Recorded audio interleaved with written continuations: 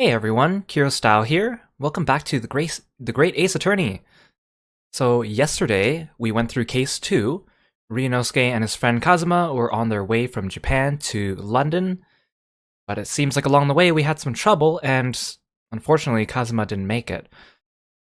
Ryunosuke decided to take up his mantle and study to become a lawyer in his place. So he had roughly a month to study how to be an attorney before they made it to Britain and hopefully plead his case that he could take over Kazuma's work where he left off. And Susato, our wonderful assistant, is going to help us out and teach Ryunosuke the ropes. So let's get going with case number 3.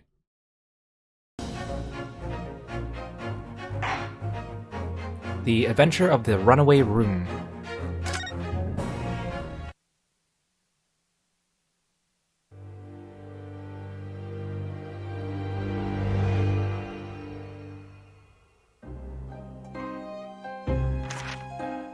Glancing over my records of the late last century, I am faced by the events of a certain bitter winter. A murder in a carriage as it sped through dense London fog in the dead of night. Though the victim and the perpetrator were the only ones inside, there were multiple witnesses to the crime itself.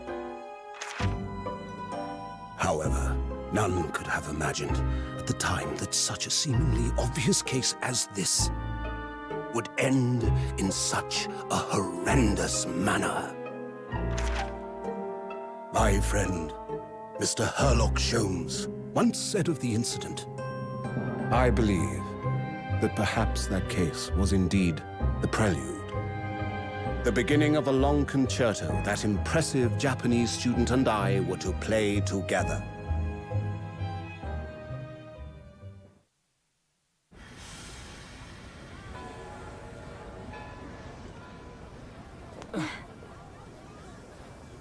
Amazing. Is this really just a railway station? Railway station or not, I've never seen such an enormous building before. And look at all the steam locomotives. This country is incredible.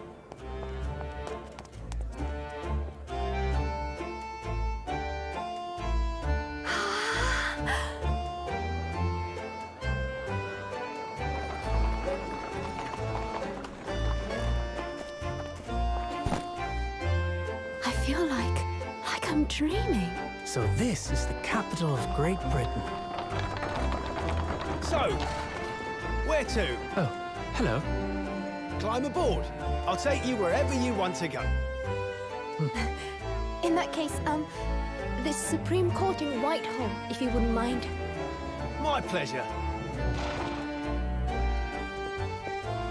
I suppose you're visiting students from abroad, eh? Yes.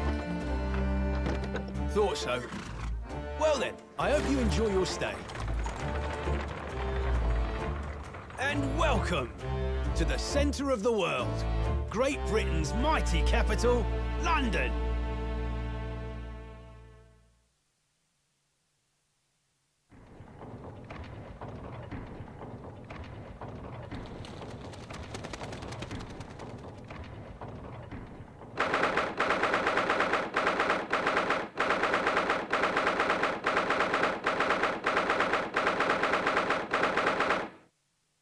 So that animated cutscene had Ryunosuke and Susato. They came out into the area called Piccadilly Circus.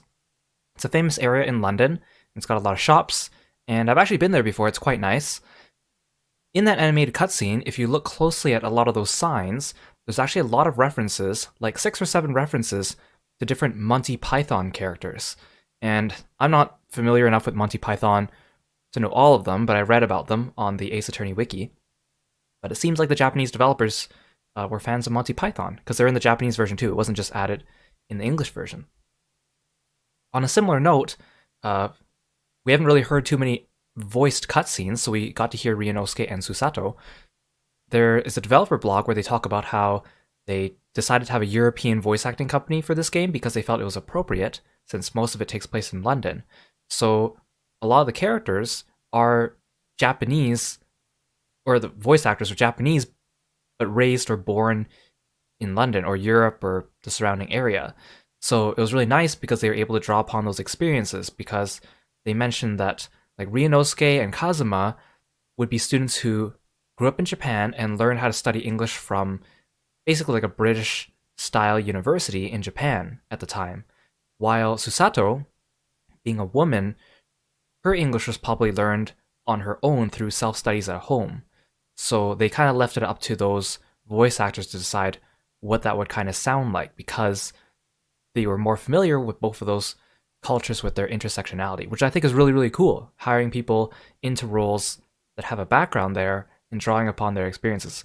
And this game doesn't have that much voice acting in it because it's only in the cutscenes and some of the like speech bubbles like objection, but it's still a really neat thing.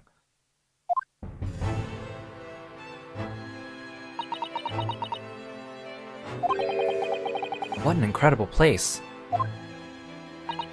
It's so imposing. It's almost suffocating. This place is breathtaking. It looks like a fortress. There are some stone buildings like this in Japan now, of course.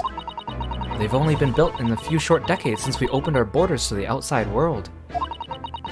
An authentic example like this has quite a different impact, wouldn't you agree? A far cry from the wood and paper most of our buildings are constructed from. It's certainly unfamiliar. I think there's more to the differences than just construction materials. What is this place again? This is the Lord Chief Justice's office, Naruhodo-san, in the Supreme Court of Great Britain. The Lord Chief Justice. We had instructions to report here at this time. If circumstances were different, we were supposed to let the Lord Chief Justice know that we had arrived from Japan. But Kazuma can't. No. So instead, we are here in a different capacity, as envoys to report the news of Kazuma-sama's death. Yes. And having delivered his or her message, an envoy's duty is done. So, we have to return to Japan.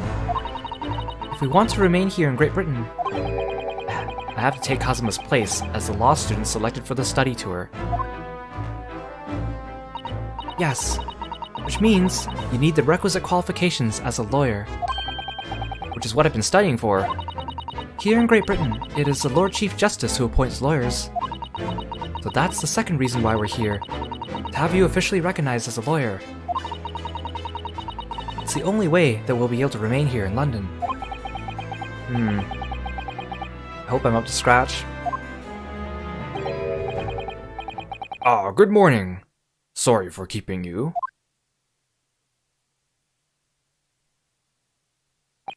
Oh. I trust you aren't too exhausted after your long voyage from Japan? Seems I'm 1 hour, 12 minutes, and 47 seconds late. My apologies. No, don't mention it. We're never happier than when we're standing around with nothing much to do. How fortunate. So, introductions. I am Mael Strongheart, Lord Chief Justice of the British Empire.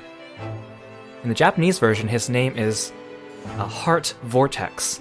So they decided to change it, but they decided to keep the same theme. So the heart is still there, but now it's part of his last name. Instead of Vortex, it's Maelstrong or Maelstorm. I feel like a little mouse under an elephant's foot. Come on, Mr. Naruhodo, don't be a mouse. It's an honor to meet you, Lord Chief Justice Strongheart. I'm Ryunosuke Naruhodo from the Empire of Japan. Well, Mr. Naruhodo, welcome to London, the capital of our glorious British Empire. Yes, thank you.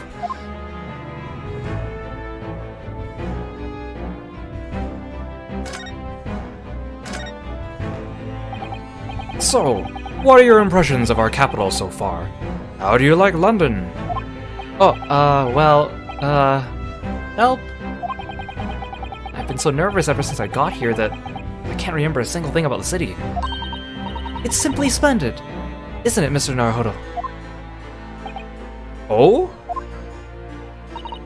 We had a wonderful view of some of London's streets from the carriage on the way here from the station. Everything is so impressive and grand. I must say, I'm almost lost for words. I'm glad to hear you like it. The city boasts tramways, piped water and gas, even cables supplying electricity. We spearhead every revolutionary new technology in the world. Every visitor to London is astounded. Oh, yes? Astounded is the word. Thanks for saving me there, Susato-san. And everyone seems so jolly and full of vigor. Yes. There's much excitement about the upcoming Great Exhibition we've been hosting here in London. Great exhibition? Cultural and technological achievements from around the globe are to be exhibited here, in our great city. It will be the greatest spectacle of its kind in history, and will make Paris's World Fair look like a toy shop. Gosh, I can hardly imagine how magnificent it's going to be. Great Britain's capital city is nothing but magnificent. London is the center of the modern world. Even if you do say so yourself. The sun will never set on our great empire. Perhaps it is fate that in these progressive times, we welcome visitors from the land of the rising sun.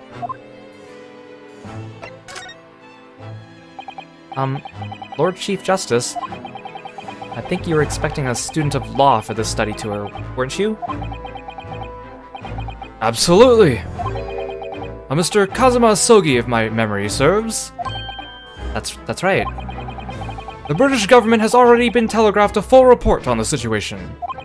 I understand the young man lost his life aboard the steamship bound for our shores. Oh, that's amazing. The news reached him before we even arrived.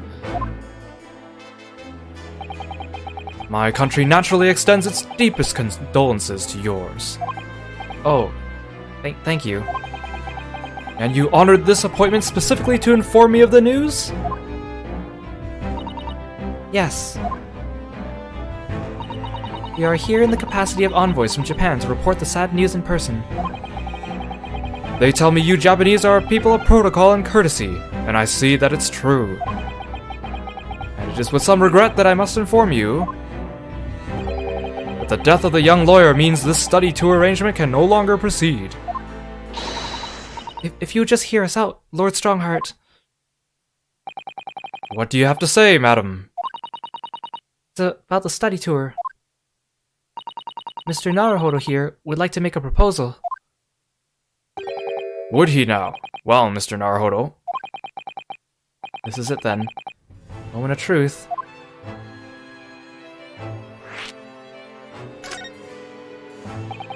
The thing is, Lord Justice, Lord Strongheart, I was wondering if perhaps you would consider allowing the study tour to go ahead? Don't misunderstand me. Britain would ideally like to see the tour go ahead. Without a lawyer from your country, there's nothing to be done. Well, in that case, what if there was someone else? Another lawyer from Japan, I mean. Is there something I don't know? Only a single lawyer was invited to Great Britain from your country. And that was Mr. Asogi, at least. That is what I've been led to understand. Well, the thing is, this really isn't going well at all. I just can't seem to find the right words to say to this man. Mr. Naruhodo, I could ruin things here if I'm not careful. What am I gonna say? If there's someone else here from Japan who could be described as a lawyer, it's... Actually, there's no one. Or it's Miss Susato. Well, obviously, it's me. It's me. I can do it. Is that so? I mean, I don't actually have any qualifications as such, but... No qualifications, you say? And yet you still claim to be a lawyer. I have acted as a lawyer in court before. Only once, as it happens. And I had Kazuma to help me. And I was the accused. But glossing over the details... I've been spending every spare moment on the journey here to Great Britain studying. I've learned all about British law and court proceedings while I was on board the SS Buria. The voyage from Japan is some 50 days, I believe. Not what you might call a full education. To become a qualified lawyer here in Britain, not only do you need a university degree in law, you must also complete several years of training. I realize it's far too short a period of time, but I can't just go back to Japan.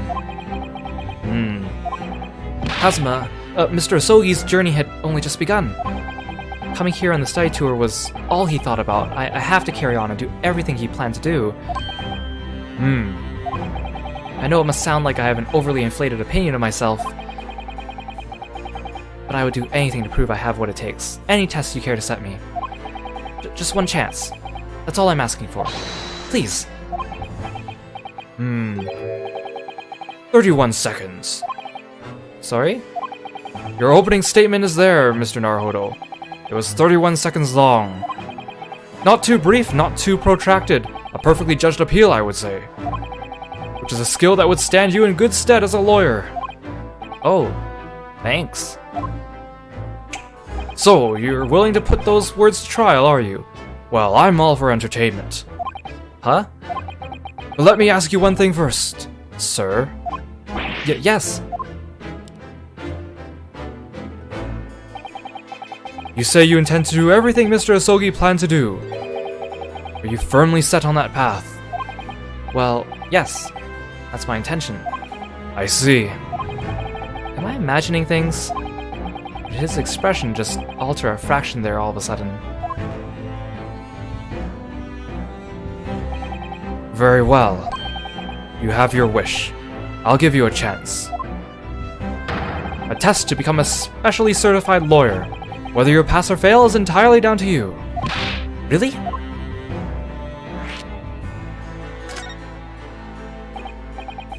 So what form will the test take exactly?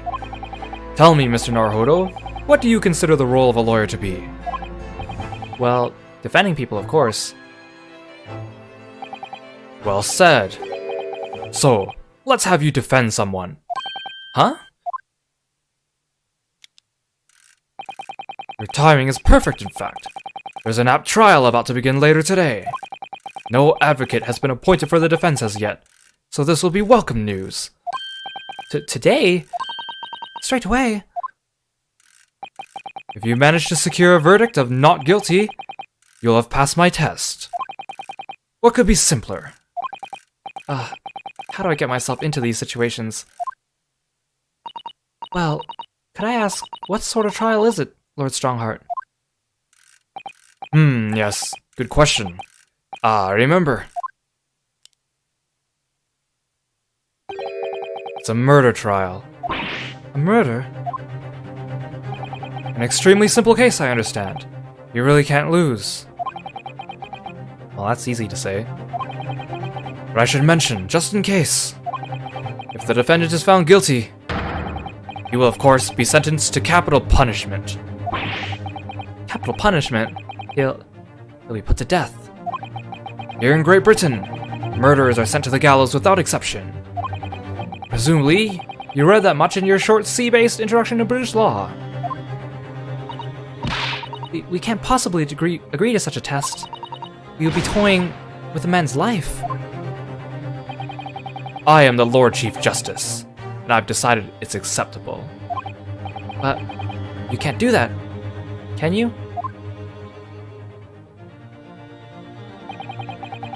There's no need to overcomplicate this. All you have to do is ensure that you don't lose. So the defendant may live or die, depending on how well I perform in court?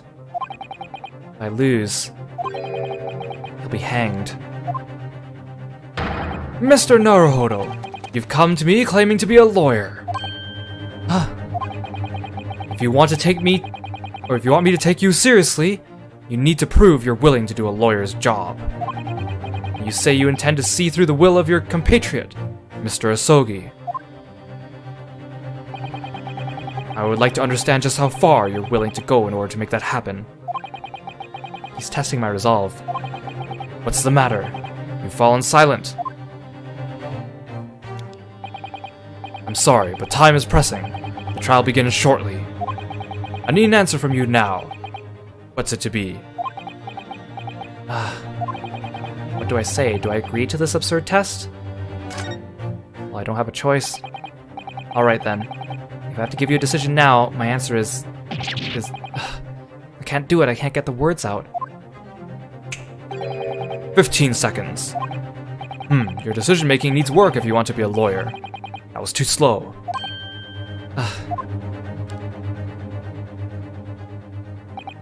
So, it's as I suspected, is it? Sorry? You have noble intentions, but lack the resolve to see them through. The test is cancelled.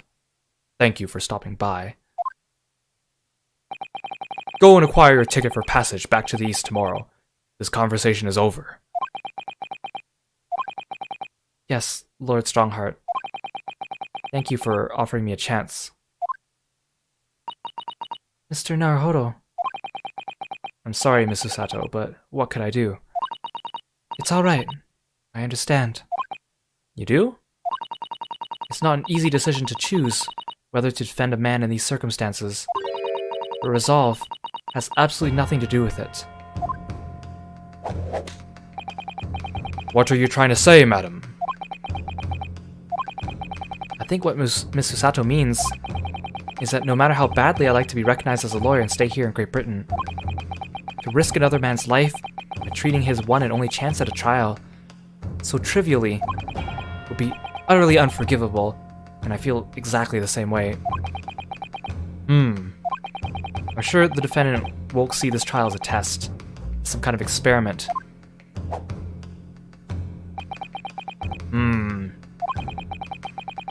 A lawyer may fight for his clients in court day after day.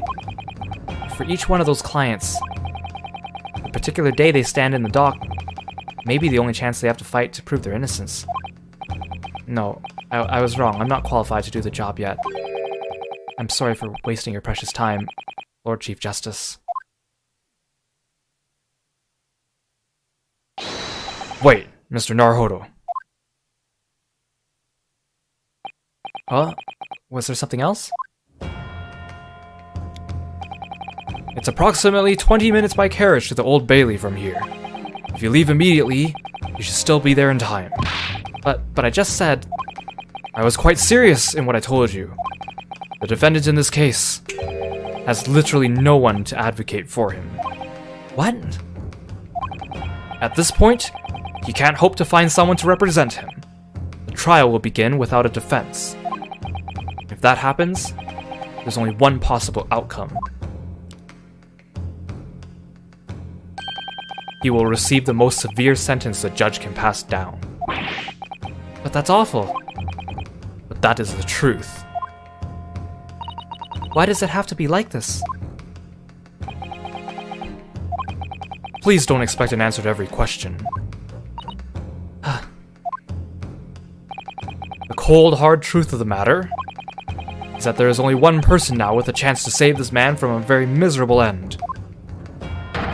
And that is you. I'm really his only hope. So, what do you say now, madam? Me? What do you mean, Lord Strongheart? You said it wasn't an easy decision to choose whether to defend a man in these circumstances, and I agree. But in my estimation, it is purely and simply a matter of resolve. Oh! Our time is up here. I have a meeting to attend. I must leave in 2 minutes and 16 seconds. So, venture into our great city and enjoy yourselves.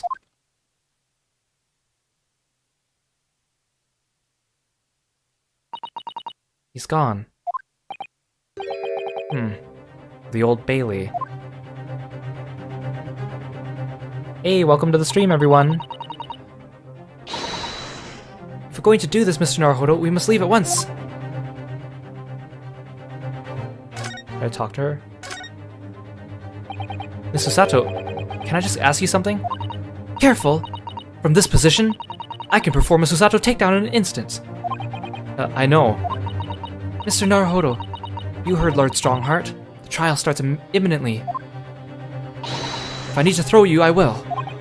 You know, you could just say, I think we should hurry to the courtroom. If you need to ask me anything, you'd better wait until we're at the Old Bailey.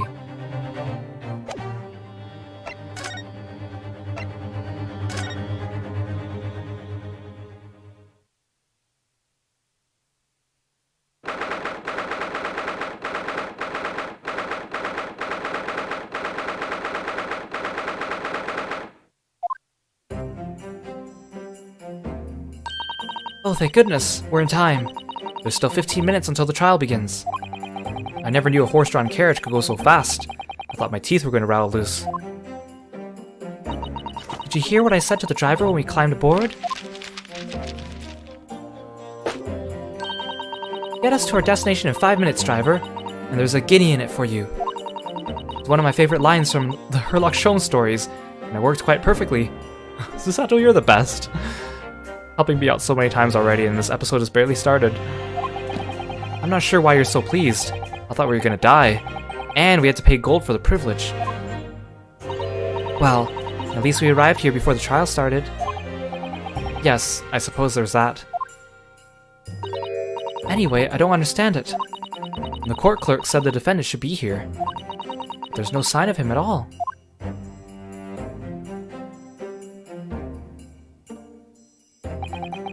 So this is the Old Bailey. Even this room for defendants is to wait in is grand. Are you alright, Mr. Naruhodo? I'm feeling tense, that's all. This place gives me the same sense of foreboding that I remember from the Supreme Court in Japan. An oppressive air. Almost as if the building itself is going to crush whoever is about to be sentenced. Feels like only yesterday that I was the one about to be crushed. Yes. Whoever the man you're to defend is, I imagine he's feeling very alone at this moment. Top of the morning to you, madam. Sir. Oh, it's you. What are yous doing following me here? Things are fair desperate, are they? Sorry? Would you look at those expressionless faces? From the east, are yous? I guess he's supposed to sound more like a... Let's see. Oh, we're from Japan, yes. Ah, Japan is it? Right. No, that doesn't fit. Ah, Japan is it? Right, say no more. So, how much do yous need? No, we're just here because... No need to explain, fella. I've been there myself, so I have. Maybe he does need like a... No need to explain, fella. I've been there myself, so I have. No place to go, nothing to eat, barely a penny to your name. All while in a strange, faraway land. Yeah, I guess the words they've chosen for him, I guess, fit that a little better. Well, actually, we haven't found a place to stay yet, no. 'Tis grand, tis grand! Let me start by giving yous 1,000 guineas. Say nothing now. 1,000 guineas? Please, Miss Susato, you ought to shout. But 1,000 guineas is enough to build an entire mansion in the most prestigious area of Tokyo. What? It is nothing to me at all. I like to ensure I have sufficient funds to weather a rainy day, you see. I have enough wealth to buy the city of London 2 or 3 times over. Did that much rain even fall in one day? Well, even so, we couldn't possibly accept such a large sum of money. Ah! That hit me in the eye! Don't get me wrong, fella. I'm not giving it to ya no strings attached. I'll be wanting you to do something for me. Oh? To be honest, it's a little embarrassing. The trial that's about to begin, you see, is for me good self here. And I'll be in the dock. Huh? So now, What I want you to do is come along with me and stand there beside me. Officially, you'd be my lawyer. That's just a little detail now. Well, the thing is, don't worry about a thing. All you gotta do is stand up there next to me, nothing more. Otherwise, you see, the trial's gonna start without me having any kind of representation at all. So it was true. Lord Chief Justice wasn't just making it all up. I'm terribly sorry to have to ask, but does that mean you're the defendant in this trial? Luster and blazes, do yous? Do yous not know who I am? Me, one of London's biggest names? No, sorry, we've only just arrived in the city, you see. I see. I suppose it ain't altogether impossible. Well, just next to Hyde Park there in the center of London is another beautiful park. Sorry? A park? What? It's called McGilded Park. Full of blossoming flowers in the spring and singing birds and whatnot. I donated it to the city, so I did. An entire park in central London. A city of smiles. That's my vision for London. There's nothing Magnus McGilded wouldn't do for the city and its square old people. That's amazing. I mean, really extraordinary. But now they've got the gall to say I'm good for nothing criminal. Me, Magnus McGilded. What is the matter with the London police, I ask you? Alright, don't pass out. Mr. Naruhodo. Perhaps now would be a good time to introduce ourselves while the gentleman catches his breath. Good idea.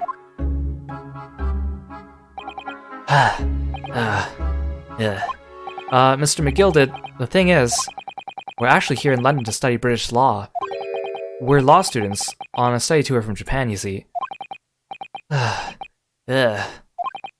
So, if you don't have a lawyer for the trial yet, and you'd be happy to put yourself in our hands, we'll do our best. What was I after saying, you daft Egypt? I've given you 1,000 guineas to stand up there next to me, haven't I? Well, yes, but I wasn't really offering to just stand there next to you. Oh, I think I see what's going on here. Sorry? I know what you're thinking. This Chancellor of a fella claims to have more money than the Queen. But if that's true, why the blazes can't he hire the finest lawyer in all of England? Because he did it! That's the only explanation. Well? No. Not at all. Although, it is a little strange to be honest. Why don't you have a lawyer, I mean? Hey, welcome to the stream. Thanks for coming. That would be the fault of the Reaper. Sorry? Did you just say Reaper? Aye. The Grim Reaper of the Bailey, Lord Baroque von Zeeks. He's the prosecutor. The prosecutor is the Grim Reaper? When Van Zeek stands for the prosecution, they call the accused his sacrificial lambs. Huh? And to this day, in every single trial in which he's been the prosecutor, the accused has been damned. What? So it's reached the desperate situation where there's no one willing to stand in defense against this fella at all. You could say he's a living legend of the Old Bailey. Goodness. Lord Baroque von Zeeks. Van Zeeks. He must be an exceptionally talented prosecutor then. Talented isn't the word you're looking for, madam. It's cursed. Cursed? What on earth? The defendant is summoned, and his counsel. Please make your way into the courtroom. The trial is about to begin. His counsel? That would be me. Oh, 'tis time. Well then, fella, don't let me down. But I don't know anything about the case. You haven't told me what happened. Until you showed your face here. I've made up my mind, so I had. Sorry? I decided I have to defend myself in there. How would that have worked? But then you came and made an appearance, a student of law, wouldn't you know? 'Tis no accident, I can assure you that. 'Tis fate. So don't get cold feet now, please.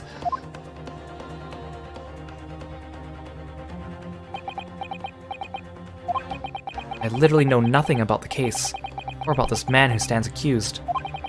In fact, the only thing I do know is I can't just turn my back on him.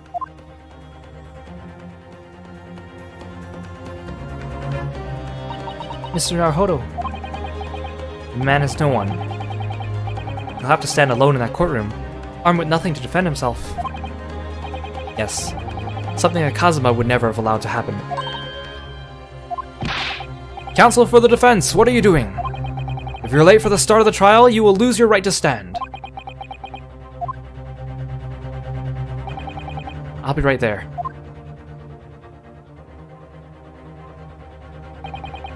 It's happening then. My first trial in a British court. Hope you're watching over me, Kazuma. Because I have no idea how I'm going to manage this.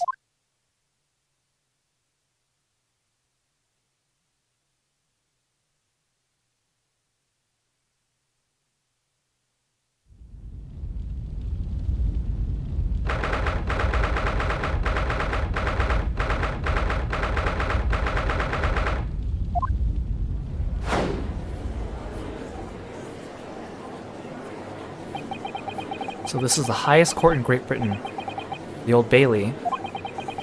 Centuries of history in this place is palpable, isn't it? It's so different to the Supreme Court in Japan. It feels both imposing and serene at the same time. The atmosphere almost makes words redundant. Whatever the country, determining a person's guilt or innocence is always a solemn affair. May I say something, Mr. Naruhodo? Oh, yes. What? Your eyes look ready to pop out of your head again. I know, but I just can't help it.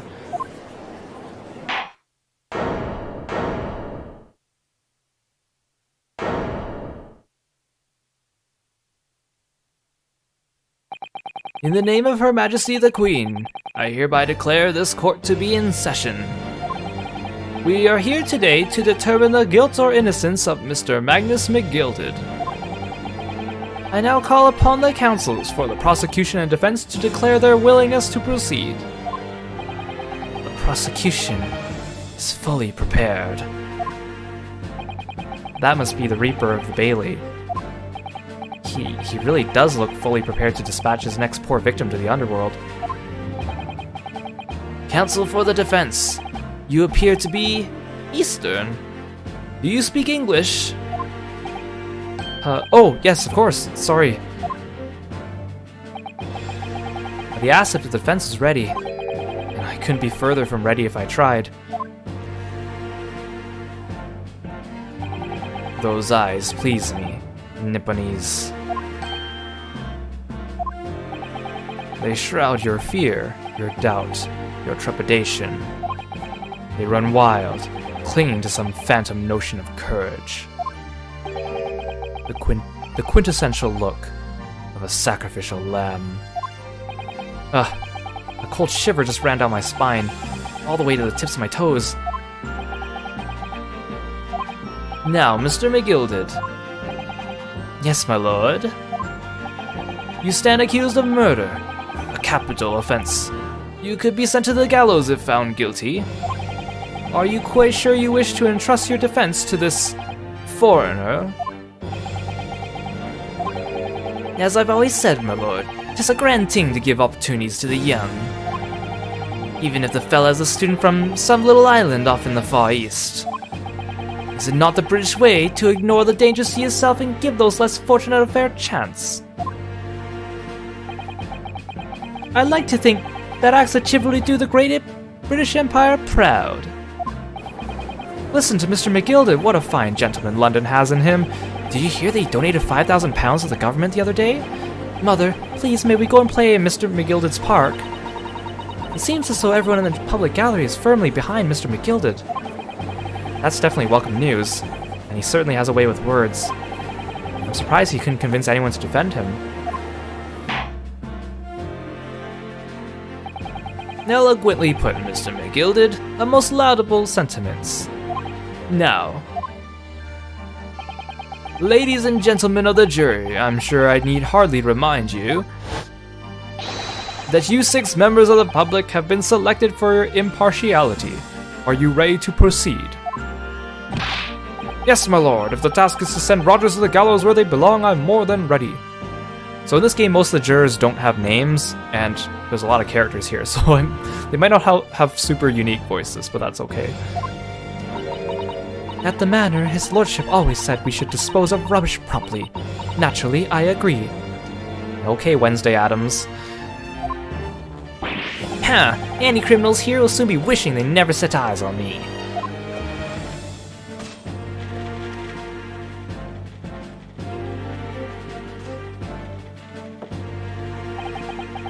I feel chill.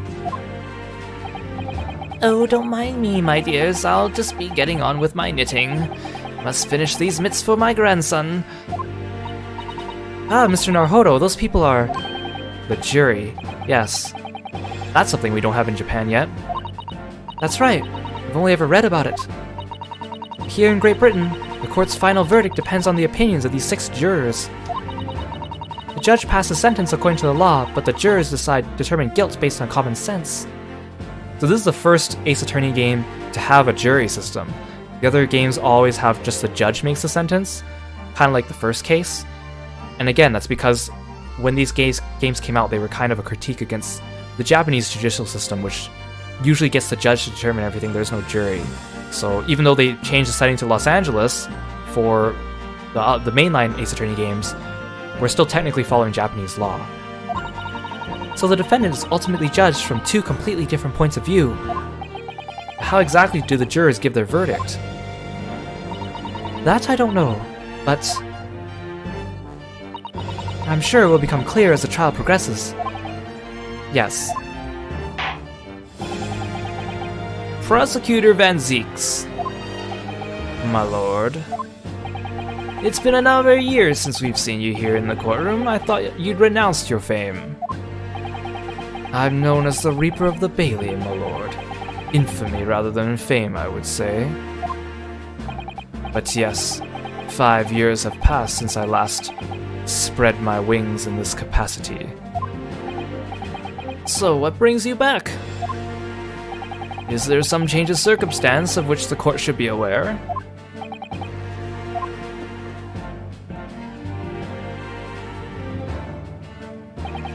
I leave that to your imagination, my lord.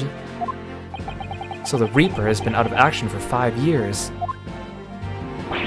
Why did he have to choose today of all days to make a comeback? Don't lose heart, Mr. Naruhodo. As you wish, sir. The court nevertheless welcomes your return. Now then, opening statements, I think. A summary of the case, if you please. Certainly, my lord. As your lordship is aware, this is a case of overwhelming simplicity.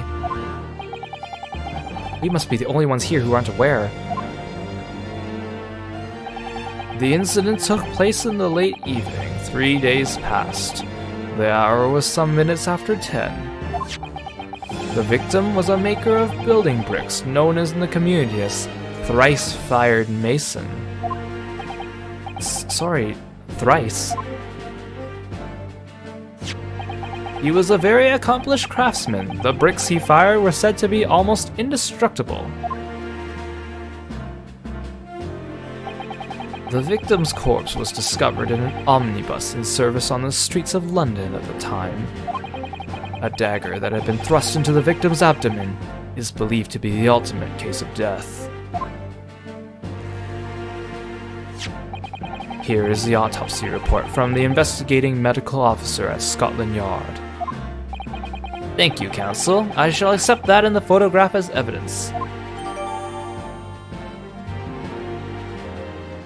A report prepared by the Scotland Yard coroner. It gives the cause of death as internal hemorrhaging as a result of a single stab wound to the abdomen. And a photograph of the crime scene. And one further item of evidence. The prosecution wishes to submit these as well. And these are? Good lord! Is that blood, counsel? Yes, my lord. Seized by a policeman who arrived at the scene. These gore-soaked gloves were taken from the hands of the accused when he was arrested. What? Mr. McGilded's gloves had blood on them. Hey, welcome back. Thanks for coming to the stream. Yes, I will accept these as evidence as well. How do I get into this? I backed into a corner before I even started. Continuing. According to the driver of the omnibus, there were only 2 passengers traveling inside his vehicle at the time. Only 2? Obviously, one of those passengers was the deceased brickmaker, Mr. Mason. The other was the accused, Magnus McGilded. Well, rather damning circumstances to say the least. Defendant, what say you? Well, of course, I have no recollection of such a thing. Mr. McGilded. To be sure, I rode the omnibus that evening. But whenever I'm in a carriage, I'm taken with a fierce tiredness and I always succumb to it. Are you claiming to have been asleep? 'Tis the motion of the carriage, my lord. Lilting, so it is. And when I opened my eyes again, 'twas a desperate sight before me. The body of a man I'd never laid eyes on before in me life. Now I ask you, what good-hearted soul wouldn't rush to help a fella bleeding from his stomach? I wasn't about to start worrying about me gloves now, was I? I reached out to give the man a hand. I don't know how well the accent they wrote into him doesn't really fit with my mental image of what he is. So the blood got onto the gloves then after the man had been killed. Unfortunately, that statement of the driver's is only the beginning. What? That's not all of it. There were multiple witnesses to the precise moment at which the brickmaker was fatally stabbed.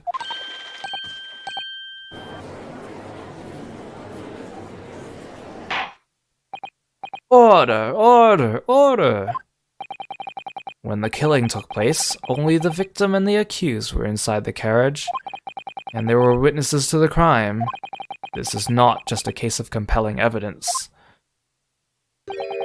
It's the nail in the coffin for the accused.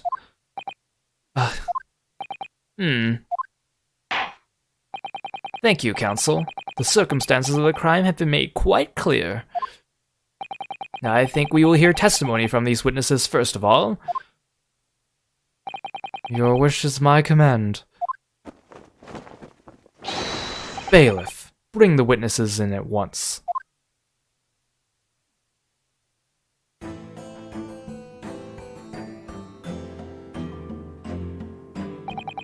Witnesses, your names and occupations. My name is, well, everyone calls me Beppo. I drive an omnibus in the East End. Bruce Fairplay. I'm a banker in the city. My name's First. Lady First. I make hats for gents. His name is a pun on ladies first, isn't it? Let us begin by confirming the facts. 3 days ago, at a short time after 10 o'clock in the evening, all of you present in the stand were in an omnibus and witness to the aforementioned incident. Is that correct? Yes, sir. Quite right. Yes, sir, that's right, sir. Very well then, let's proceed to your formal testimonies, please. Each of you will tell the court precisely what you saw.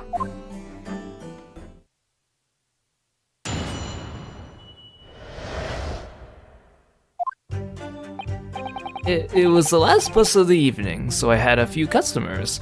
I remember it well. The victim and the man accused of killing him were sat next to each other inside the bus. Then out of the blue, the accused just reached over and plunged a knife right into his guts. That's right. He stabbed him. I screamed, I did. Couldn't help it. As soon as I heard the scream, I stopped my bus. And then I saw it too.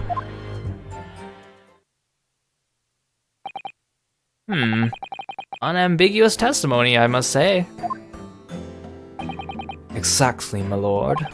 These men witnessed the incident in the omnibus with their own eyes. I'd like to ask a question, if I may. Yes, counsel. Well, this testimony makes absolutely no sense to me whatsoever. Why not? Well, the incident took place inside a moving carriage, didn't it? As has been clearly stated from the outset, yes. Well, in that case, how could those two witnesses possibly have seen what happened? There's no way they could have seen the inside of the moving carriage.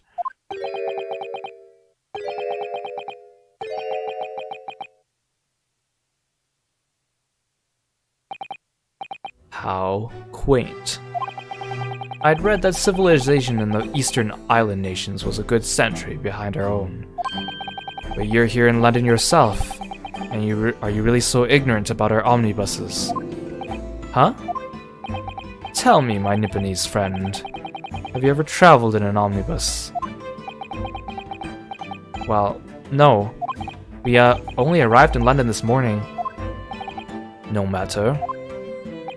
I've arranged for us all to see for ourselves. The actual scene of the crime, that is. What? What do you mean? The actual scene? How? A carriage is designed to be moved, after all. Presumably you understand that much? Yes. The omnibus in which this bloody crime took place is here today, in this very building. Here? What? The entire carriage? Bailiff. Bring forth the stricken omnibus.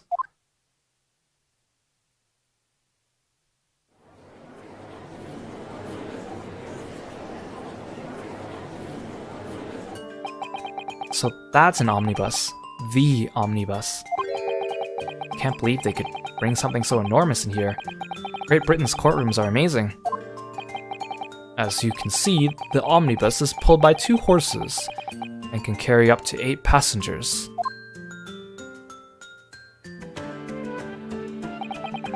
Four passengers seated inside the enclosed cabin, and another 4 on the rooftop deck above. Every Londoner knows that the best views of the city's architecture and sights are to be had from the top of an omnibus. And I should point out to our foreign guests that there is a skylight in the roof, allowing a view of the interior from the seats above. Ah, skylight. Oh! The penny drops at last, I see. These 2 gentlemen were occupying the rooftop seats on this omnibus when the murder took place. That is how they came to witness the grim incident. Through the skylight. Ah, that makes perfect sense. Well, counsel, this is a first.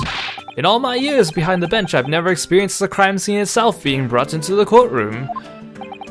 There are a number of important clues remaining inside the carriage, my lord. I would like to submit the omnibus itself as evidence. That is the prosecution's wish.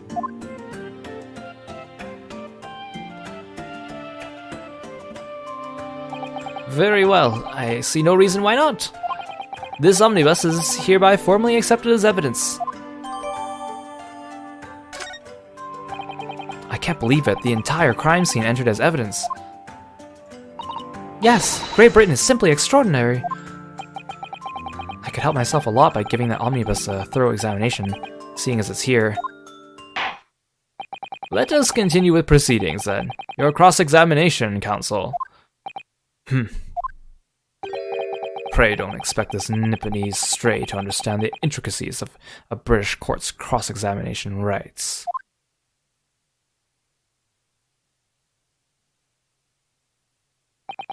Alright.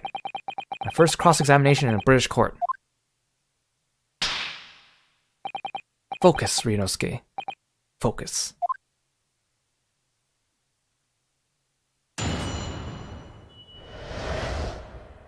Okay, let's see what they have to say again. Last bus of the evening. Okay.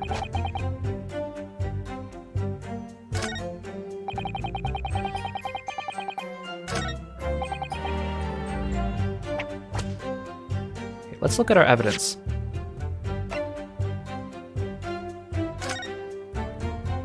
Okay, the victim stabbed once in the abdomen with a knife while journeying in an omnibus. Died due to internal hemorrhaging. They did say abdomen, right?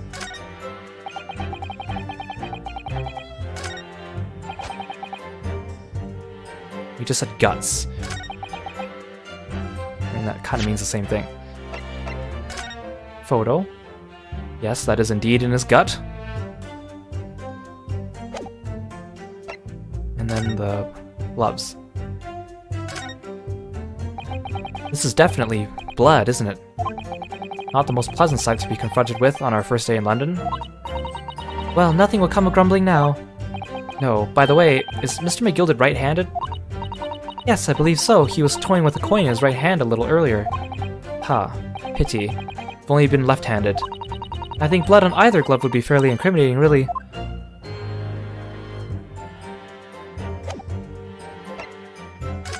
Oh my gosh.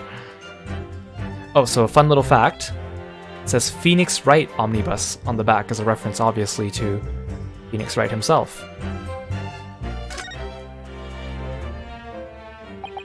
You can certainly see inside the carriage through this opening, that's for sure. Yes, and there's a lamp in the enclosed cabin, so I'm sure the witnesses would have been able to see quite clearly. That's not good for us.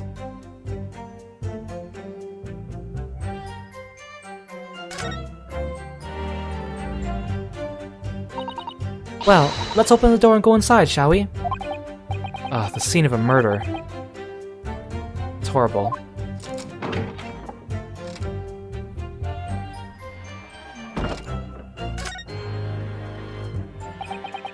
That's blood that's soaked into the seat. The victim's obviously. Yes, and the seat would be clearly visible from the roof deck. Did you really stab someone in full view of the other passengers like that, I wonder? Well, it was after dark. And there was a lamp on in here, so perhaps the culprit couldn't see anything outside through the skylight. Whichever way you look at it, it doesn't seem like it was planned attack.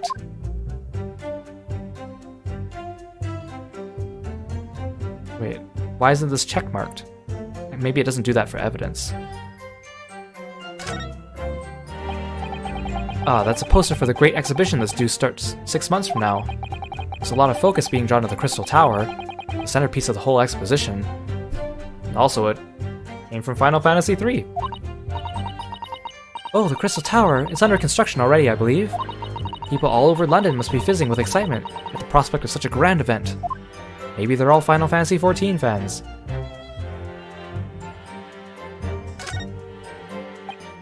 Ah, that's a poster for the Great Exhibition. Oh, that's the same dialogue. Okay.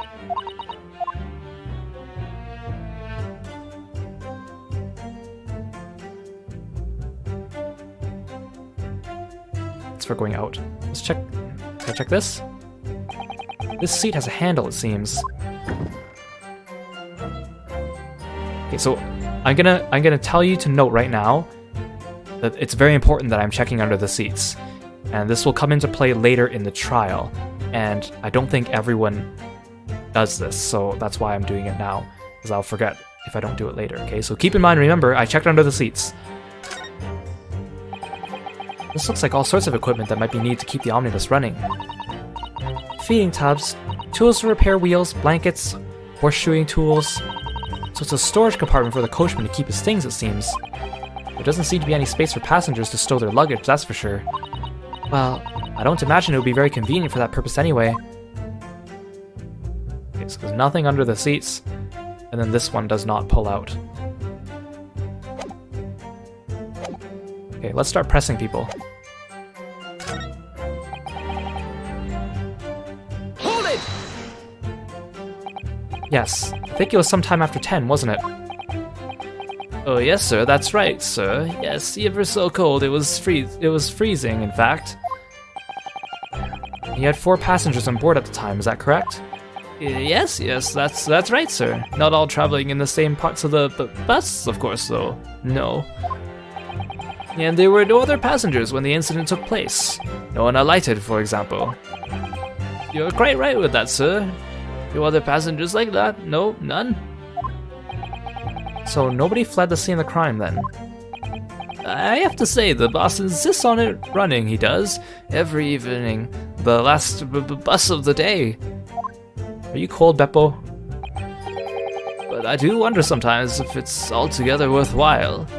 Sorry to say. What do you mean by that? Well, what with it being so cold and everything, and only making 20 pence on the run, you see. Yes, I spend that much at the pub on the way home, just trying to warm up again. Hold it! And you saw them through the skylight in the roof of the carriage. That's right. When you sit up on the top deck, the window's right there at your feet.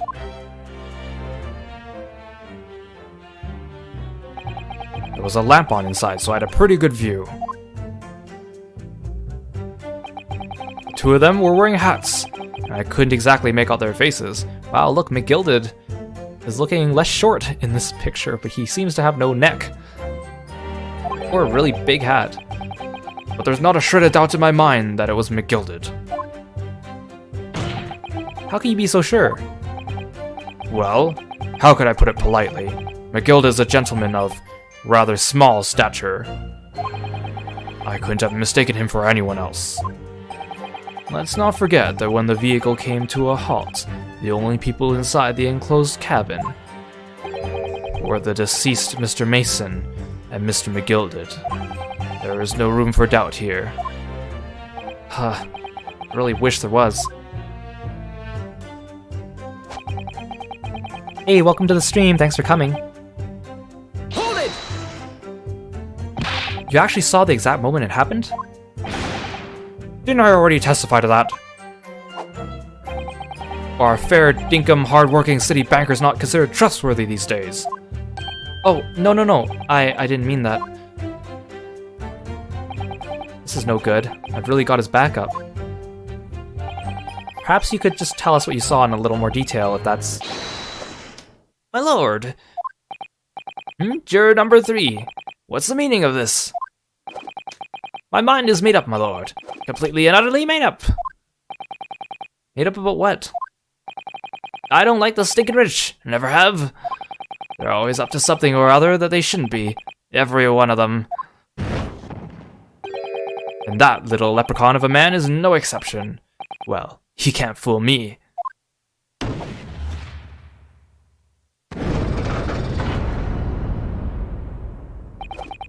There's no point wasting time listening to any more of this. That's my opinion on the matter anyway. That is precisely what I was about to say. As the foreman of the jury, it is my duty to set a good example to my fellow jurors.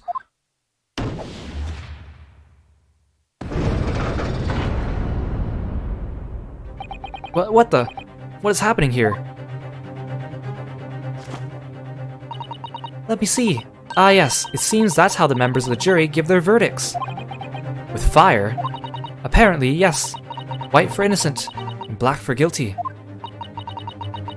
As the 6 members of the jury make their minds up about the case, one by one, they each cast a ball of fire into the great scales of justice as we saw a moment ago. So if those enormous scales fall completely to the black side, does that mean... Let's do our best to make sure that doesn't happen. I'm even more worried than I was before. Very well, the court acknowledges a change in the jury's stance. Counsel for the defense, please continue with your cross-examination. This is a nightmare.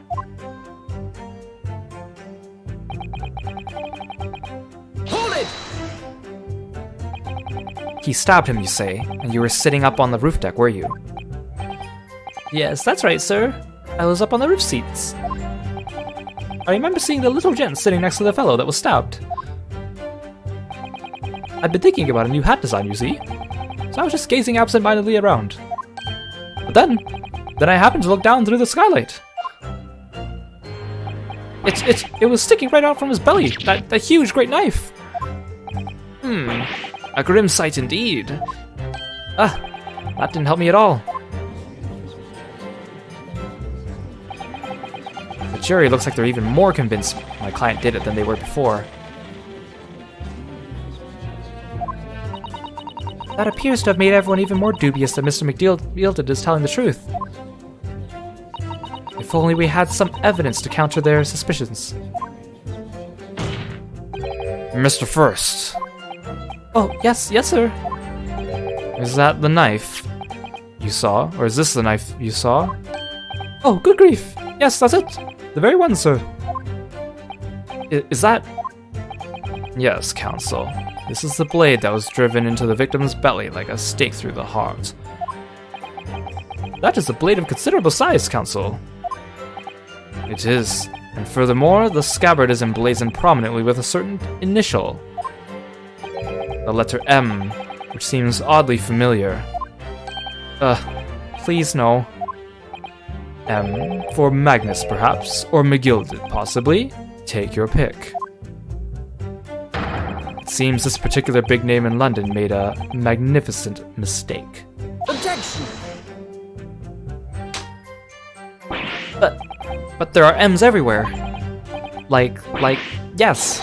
Like in Mason. Objection! This blade is far too extravagant for a poor brickmaker to have owned. Did you notice how his objection speech bubble is different? It's blue instead of red like most other people's. No, this weapon of murder almost certainly belongs to the accused. Not conclusive, but certainly not compelling, counsel. My lord, if you'll forgive this interruption. Juror number 2, go on. Mr. McGill is a pillar of society and a gentleman, and a gentleman's word should be sacrosanct. However, those of us in service know that we must accept hard truths. Wait, what are you about to do? Dispose of the rubbish!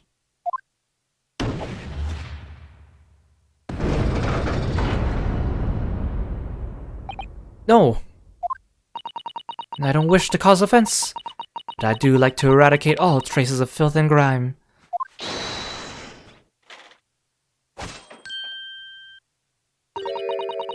I have painstakingly typed every word uttered here today and cross-referenced all the facts. So this character, juror number 4, according to the Great Ace Attorney art book, she is the quote-unquote reincarnation of a certain other Ace Attorney character. And they're specifically talking about, they don't mention it, but it's pretty obvious. There was a NPC named Primstone in Professor Layton vs. Ace Attorney who looks almost exactly like this character, except with a different outfit and maybe a few different accessories. As such, I am in a position to draw the only logical conclusion.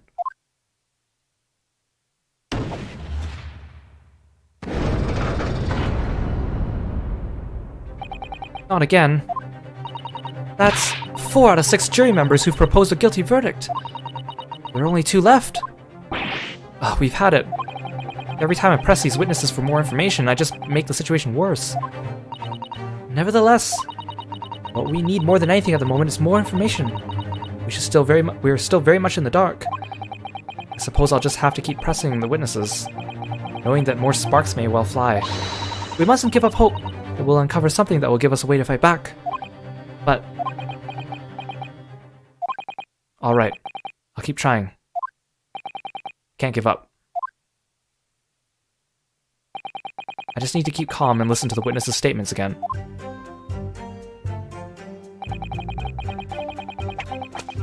Hold it! What exactly did you see? Well, sir, that would be the passenger, sir. Yes, collapsed on the floor he was. And by the passenger, obviously, you are referring to the victim, Mr. Mason, the brickmaker. And the other passenger had that knife in his hand, like this. By the other passenger, obviously, you are referring to the accused, Mr. Magnus McGilded. And then he plunged it down like this, stabbing the other passenger in the belly. What? Where'd the bus go? My lord, I wish to speak. Yes, juror number 5. Do I take it that you too? As the master of the London Guild of Coachmen, the idea of a murder being committed in one of our city carriages is utterly abhorrent to me. It wouldn't be right to make a decision before hearing all the facts, though, I said to myself. But I've heard enough now. The horse has bolted, as they say. No, please, just keep an open mind a little. Get up now, Silver Blaze. The finish is in sight.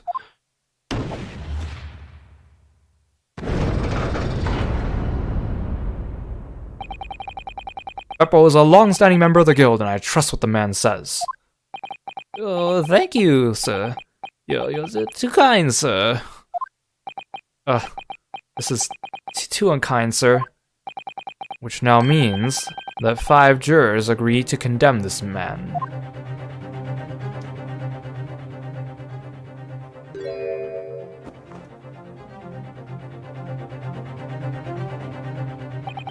Madam Juror number 6. Yes, dear. What can I do for you? You have heard the testimonies of the witnesses in the stand. Oh yes, I certainly have. Still got my hearing, you know. Then pray tell, why are you yet to pronounce your leaning?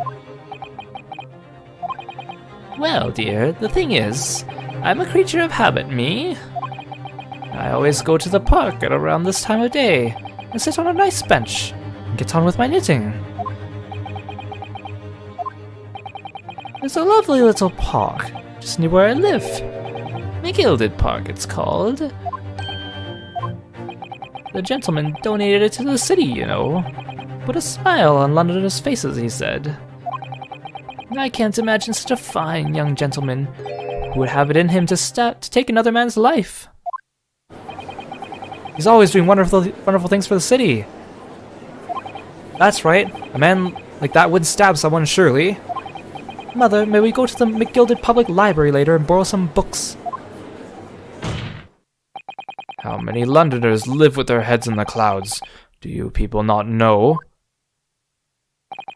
what kind of a man Magnus McGilded really is? What kind of man is he? The philanthropist, Magnus McGilded, has enough wealth to purchase the entire city he claims to value so highly. But where did all that wealth come from?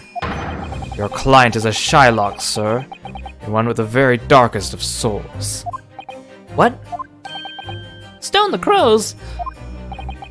McGilded lends money at extortionate rates of interest, so his victims have no hope of repaying him. When they default, he takes possession of everything they own. He is a vulture that preys on the weak. I've never heard any mention of that before. Your faculties haven't deserted you, I'm sure, madam. So has this thought not crossed your mind? Would a man wealthy enough to buy London in its entirety not have a carriage of his own?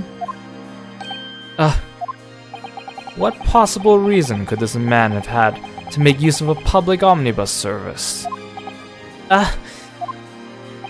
You're not saying that the victim, a poor brickmaker, had next to nothing to his name, save considerable financial liability. It would come as no surprise that his creditor was the accused, Magnus McGilded. But let it also be known that the very day Mr. Mason was killed, was the final repayment date for his debts. Good gracious! The brickmayer was destitute. He had lost his house. He had not a shilling with which to repay his debts. And in the end, this pitiful soul had the very last thing he owned taken from him, his life. By the merciless philanthropist's pretender, Magnus McGilded.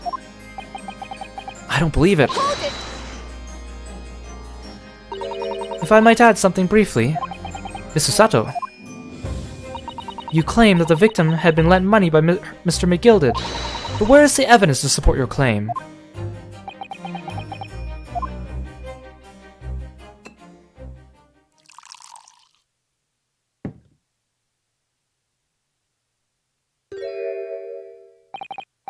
Pray forgive the discourtesy of filling my hollow chalice in a court of law.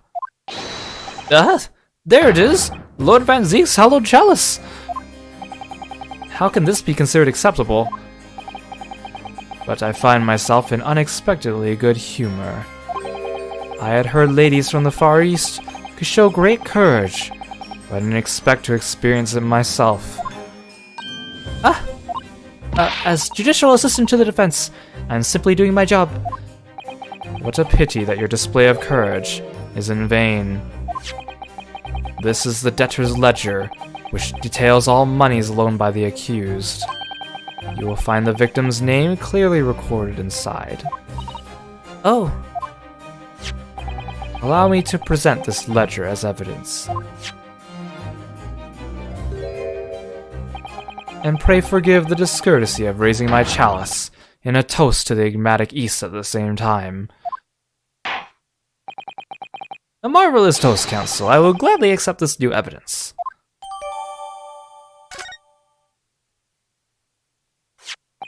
Ah, yes. 20 guineas. The victim owed a considerable sum. And the accused made quite certain he had ample recompense. Well, it would seem I've had the wool pulled over my eyes. Regrettably, madam, that is the modus operandi of the accused. That is such a pretty little part, too. What a scoundrel. Still, maybe it's all for the best. Wait a minute. Let's think about this a little more. I don't stand for nonsense.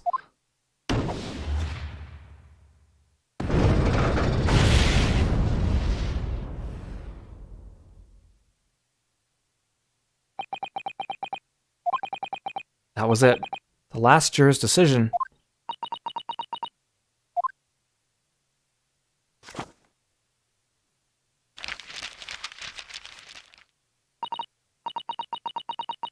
Right? Van Zieks is so extra.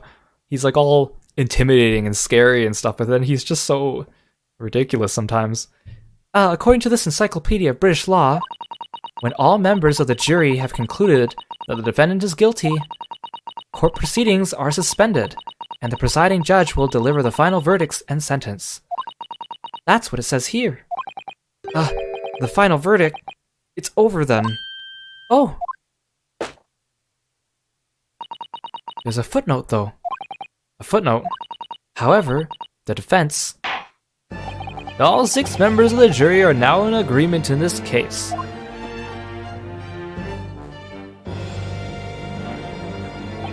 Allow me to convey my respect for your swift and righteous decision. According to the laws of this country, I will now conclude the trial by delivering my final verdict. I trust there are no objections. Mr. Sato, just tell me one thing. Oh, yes? You were in the middle of saying something before. The footnote in your Encyclopedia of British Law. However, the defense. What did it say next? Oh, yes, of course. One moment. I seem to have lost my page and must find it again.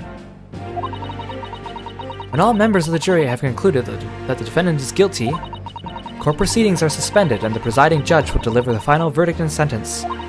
Then the footnote says, however, the defense has the right to demand a summation examination of the jurors at this point.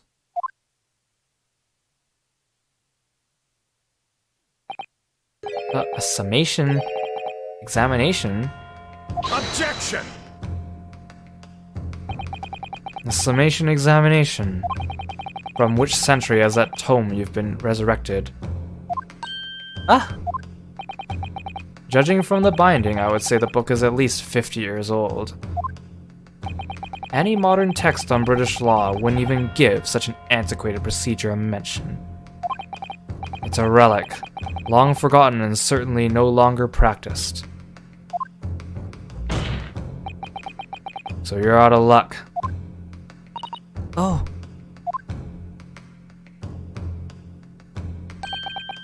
What even is it, Miss Susato? The so-called summation examination. Oh, one moment. I'll read about it.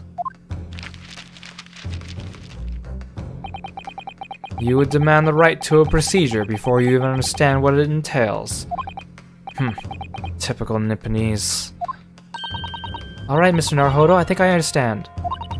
It seems that under this procedure, you'll be able to appeal to the members of the jury. To do what, exactly?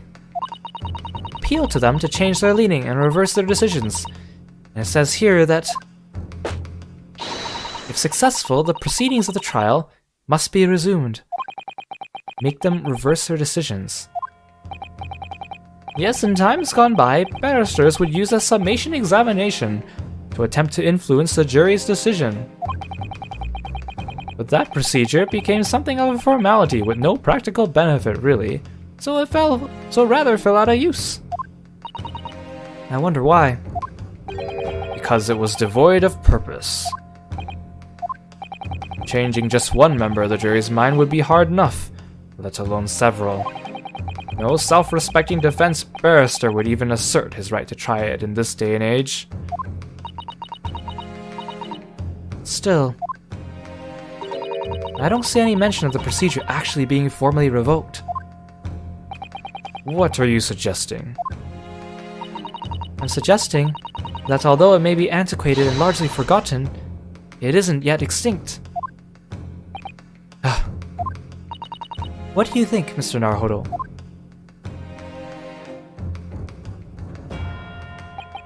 A summation examination. Our last possible option. We assert our right to carry it out or admit defeat. The defense wishes to assert its right to a summation examination, my lord. Objection! London is the capital city of the most powerful nation on earth. We have a duty to the world to exemplify the very highest standards of judicial procedure. Summation examinations are an embarrassment that should remain buried. Objection! But if it's our right, it's our right. I believe it could prove vital in this trial. The defense's petition is perfectly valid. The court will proceed with the summation examination. This is madness. Foreman, are you and the remainder of the jury ready? Well, I'm not There was no mention of this in the letter I received, you see, so... All members of the jury will be asked to explain on what grounds they reached their decision. On what grounds? You must all justify your decisions and explain why you believe the defendant to be guilty. Well, my lord, you're rather putting us on the spot. This is most irregular. No mention was made of this before. I don't really hold with all this justifying, Lark. That seems to have thrown the jurors off. It seems none of them have experienced this before. Alright then. Summation examination. A defense procedure no practicing lawyer has attempted for years, is it? Well, just maybe. It might be the opportunity we've been looking for, to turn this trial around. So be it then. Ladies and gentlemen of the jury, the court hereby calls upon you to state the grounds on which you find the defendant, Magnus McGilded, guilty of this most serious crime.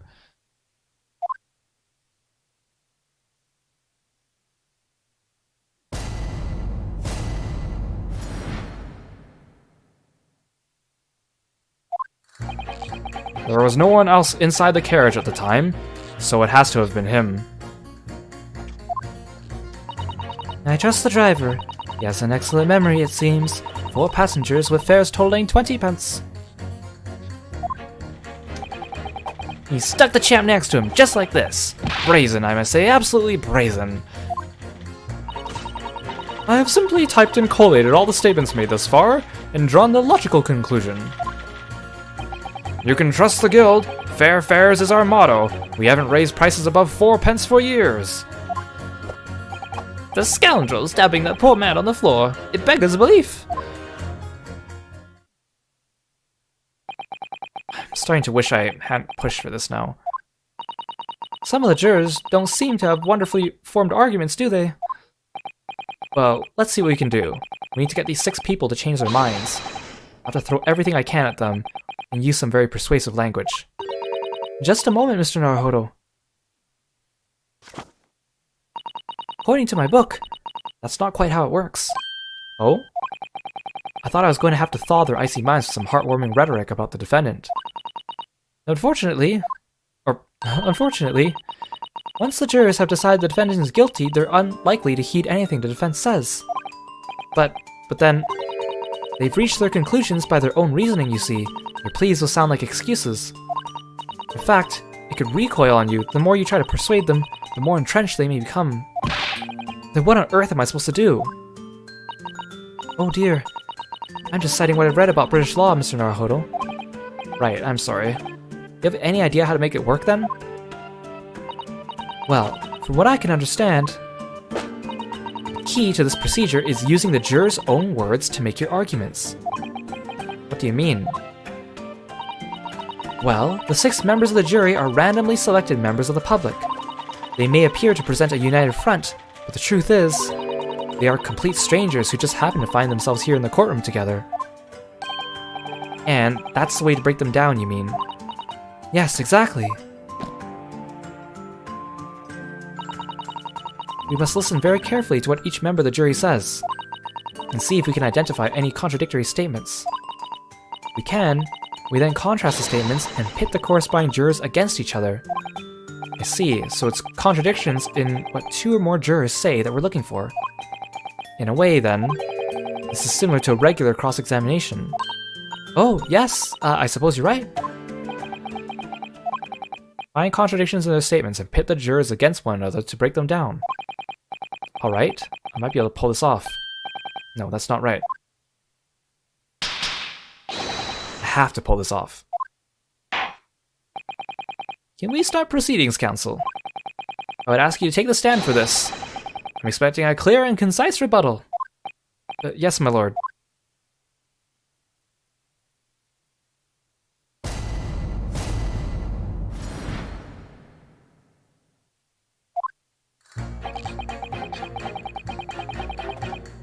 Okay, so... where is he? So this guy said he stuck the chap next to him, just like this. That is in contradiction with Granny here. The scoundrel begging the poor man, or stabbing the poor man on the floor. Objection! Those 2 statements are completely contradictory.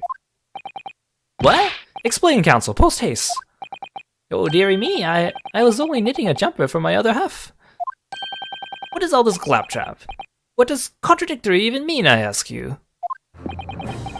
We've heard from more than one witness that they allegedly saw the actual moment when the defendant stabbed the victim.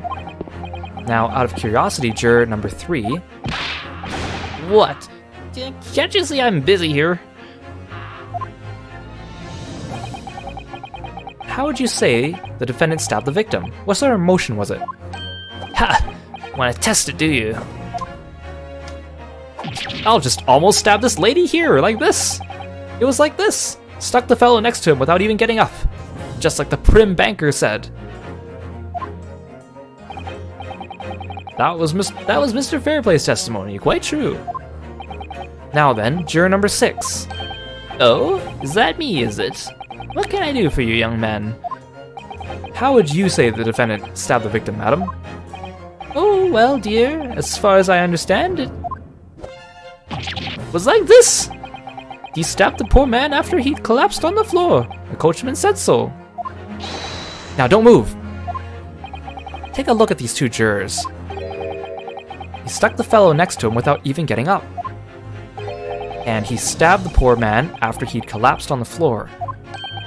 Well, I never. They're stabbing in totally different directions. What? Bless my stitches! What a muddle. What this tells us is that there's a strong possibility one of the witnesses isn't telling the truth. Oh! Well, why? Why the dickens would they lie? I don't know that yet.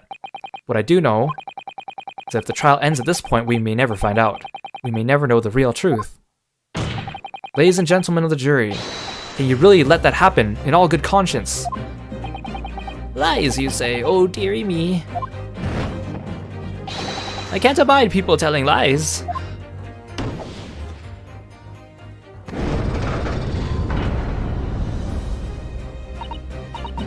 The scales.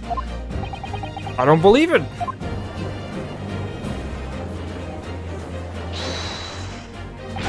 Wait.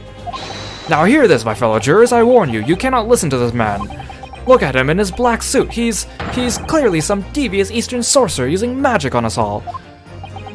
If I could use magic, do you really think I'd be putting myself through all this? Answer me this, Dark Jinx. Huh? Me? What exactly is the problem? What of it if two witnesses had slightly different recollections of events? What of it? Let's say the Shylock did stab the victim as he was sat next to him on the omnibus, and this young dandy saw him do it. And now let's say the victim collapsed on the floor, and then the Shylock stabbed him again. And this old lady saw him do it. Well, what's to say it didn't happen like that, What are you calling a dandy, sir? Why, I shall take this knife to you. What are you calling old? Why, I should take this needle to you.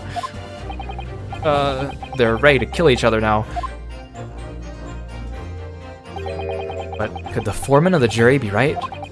Did the two witnesses see two different moments of the same crime?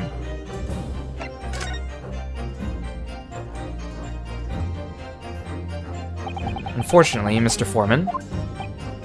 What is it, you Dark Jinx? Come on, out with it. What you're suggesting is impossible. It's out of the question. Huh? What are you talking about, man? How can you possibly say that? You do realize that I'm only doing my job. As foreman of the jury, I have a responsibility to steer everyone in the right direction. So where's your evidence, man? That's what we want to see. I say the two witnesses saw two different moments of the same crime. If you say that's out of the question, show me some proof. Looks like the only way I'm going to convince him is to present him with something he can't dismiss. Some irrefutable hard evidence. As you wish. What? I'll give you the proof. It's out of the question that the two witnesses saw two different moments of the same crime as proven by... a single stab wound to the abdomen. Take that! This is the victim's autopsy report.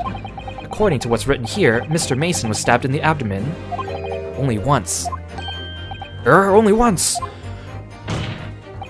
It's quite simple. The victim was stabbed precisely one time.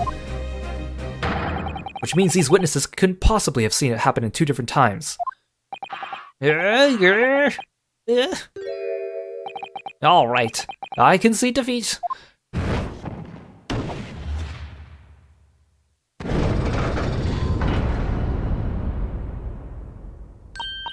Oh, well done, Mr. Naruhodo, you did it! If we can manage to change two more jurors' minds, we can force the trial to continue. Two more. Actually,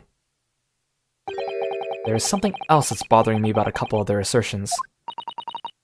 Then that's where you must strike next. I need to pit two more jurors against each other and show there's another contradiction in their assertions. Exactly, you can do it! Well, the scales of justice have shifted, but they still weigh heavily on the side of guilt. Counsel, you have the floor again. Continue with your summation examination.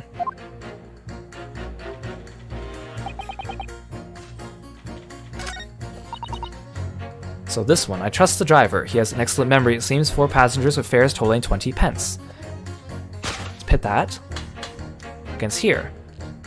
We haven't raised our prices above 4 pence for years. Objection! Those two statements are clearly contradicting each other. They do? Explain yourself, counsel. Me? Oh dear, what have I said? I swear on Silver Blaze's beta name, I haven't the first idea what you're talking about. According to the group testimony we've heard so far, there were 4 passengers on the omnibus on the night in question. And according to the coachman, Mr. Beppo, he took 20 pence in fares. Quite right, I have these precise details typed neatly here in front of me. And juror number 5 also told us the following. The fare for the omnibus is always 4 pence. That it is, a fair and convenient single price, just the way London's carriages should be operated. That doesn't add up at all. In fact, it leaves a glaring discrepancy in facts. Why, man, why? 4 passengers paying 4 pence each. If you do the multiplication, it would be 16 pence. Exactly. As I said, it doesn't add up. The figures are different. By 4 pence, in fact. Or precisely 1 person's fare. 1 person's fare? Yes, in other words, on the omnibus that night, it's distinctly possible there was another passenger we've heard nothing about. Good gracious! Oh, this can't be right! The coachmen of the guild are good, honest men, one and all. Trustworthiness is our watchword. The figures your coachman claims most certainly do not add up. Your watchword, good sir, is a fallacy. I beg your pardon. Mr. Guildmaster, I think you ought to consider that if this trial were to end now, the news would surely spread all over London. The news that one of your coachmen tried to hide the fact that he lets nefarious characters ride his omnibus. Alright then, how do I make it so this miserable trial doesn't end, Well, according to my book here, you simply launch a ball of fire into the innocent side of the scales on the set of scales. Hold your horses there, coachman. We were all in agreement. Why do you have to go and... Wait till I get my hands on you, Beppo.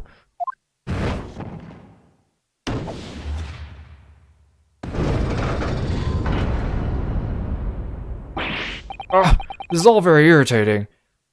You know, technically those scales shouldn't be balanced because all the people that changed their minds still shot something onto the black side, so it would still technically be weighted more heavily towards the black. If we were, being, technical about this. Although, flames don't really weigh anything, so this whole thing doesn't really make sense to begin with. Begging your pardon, sir, I'm going to do the same.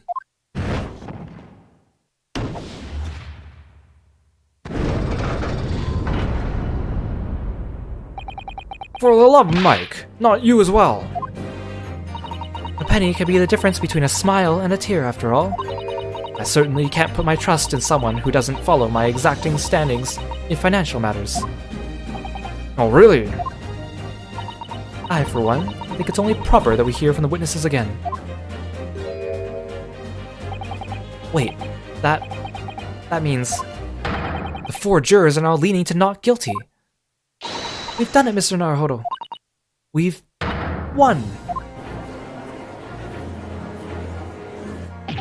What are you playing at, you dandy fool? Shut your trap, sir. No one deceives me. We have a consensus. I said shut your trap. I know a liar when I see one. And if the chap ever dares to cross the threshold of my shop, I'll take this razor-sharp blade and shave every last hair off his head. Oh, that's a little dangerous, sir. Sir. Please tell me he's a barber. Well, in a quite remarkable turn of events, the defense's summation examination has flipped the balance on the scales of justice. The jurors now stand at 2 for guilty and 2 for not guilty. Accordingly, there is no longer a large enough majority among the jury for me to adjudicate. The trial must continue.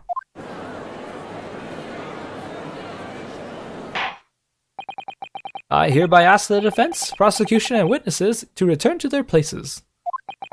And I call upon all of you to continue to pursue the truth.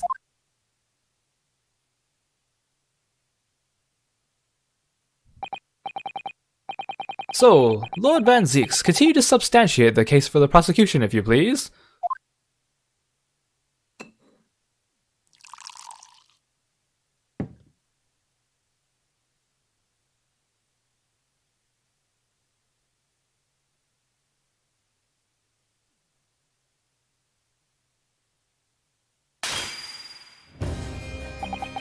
Having savored the rich aroma of the carmine contents of this hollowed chalice, it may seem crass to crush to dust. Pray forgive the discourtesy. Did you even drink from that man? How did you not get like red all over your outfit? Lord Van Zeeks? Is it cold in here, or is it just me? As your antiquated tome no doubt says, the prosecution may not speak during a summation examination. Well, that's why you weren't talking. So I honored a deathly silence and listened to the charade. It seems I overestimated the intelligence of the jury. Well, no matter. There's nothing so hard to prove as self-evident truth, it would seem. No. Why else would we grace the courtroom with our presence after all? So, let us proceed to the next round of battle.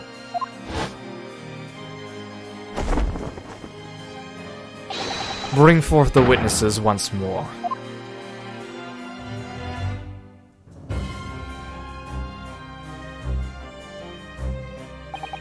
Witnesses. I trust you heard the summation examination we have just had to endure. Oh, yes, sir. That I did, sir. Of course I heard it. Oh, yes, sir, I heard it. You, sir, on the end. The coachman, I believe it's Beppo. Yes, sir. My lord, sir. If it transpires that in your previous testimony you were attempting to veil the presence of a fifth passenger on your omnibus, then you will be found guilty of perjury. You are advised to bear this in mind, sir. Oh mio Dio! Now then, witnesses, I hereby call on you to testify before the court again. You will explain the various misgivings brought to our attention by the defense's summation examination.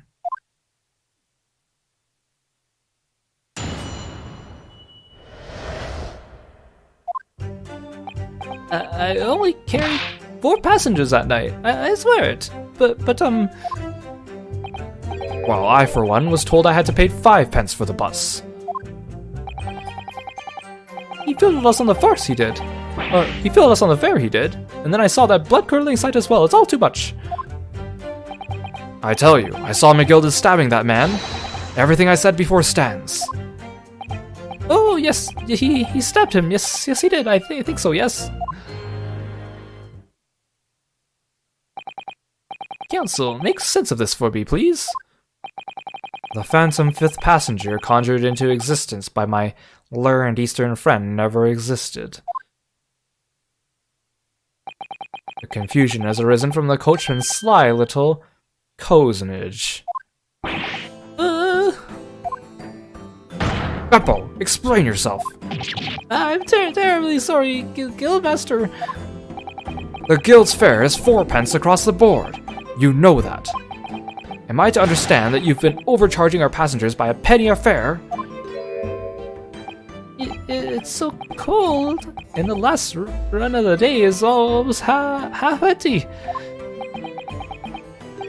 You have been dishonest, coachman. I'm sorry. You're a disgrace, Beppo, a disgrace. And your selfish actions have brought dishonor on the entire guild. If I may, sir, I had to pay 10 pence on the bus just last week. What? 4 passengers at 5 pence each is, yes, 20 pence. I've done the arithmetic 10 times already, but I just can't make the result come out differently. No, that figures. Well, then, it would appear that one of the aforementioned misgivings has already been explained. So, counsel for the defense, your cross-examination, if you please. We've already had the pleasure of a protracted summation examination today. I see you intend to continue the parlor games. Absolutely.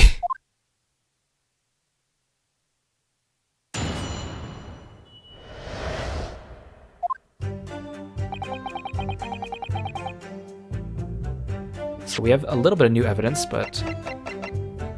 So one of them is the knife. An ornate letter M, undeniably Mr. Magnus McGilded's initial. And it's beautifully gilded too. It must be very valuable, I should think. Ah! What is it? Look at this M. You turn it upside down, it becomes a W! Like Wario, it could change everything! A W? Yes, this is one of those, you know, turnabout cases, I'm sure of it. I'm afraid I don't understand at all. What I am sure of is that this is an M. Oh, well, that idea was quickly quashed.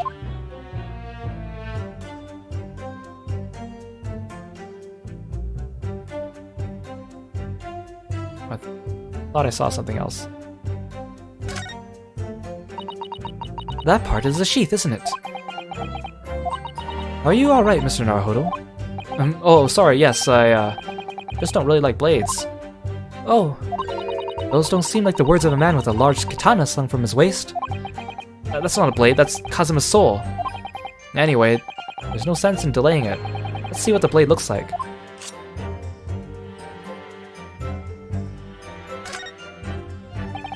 That looks a lot like blood. It surely is blood. The victim's. An Englishman's blood looks a lot like a Japanese man's blood. Did you think it wouldn't?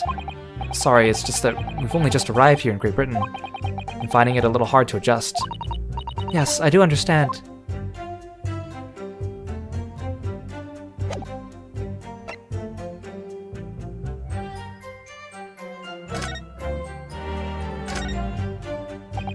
This portfolio must contain all sorts of secrets of London's gentry.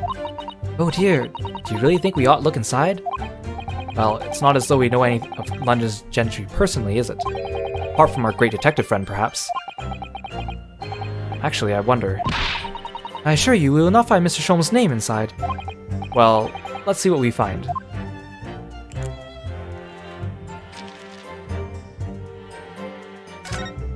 That handwriting is immaculate.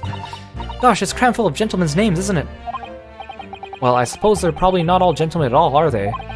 After all, not everyone in this country is well off. Ah, goodness! What is it?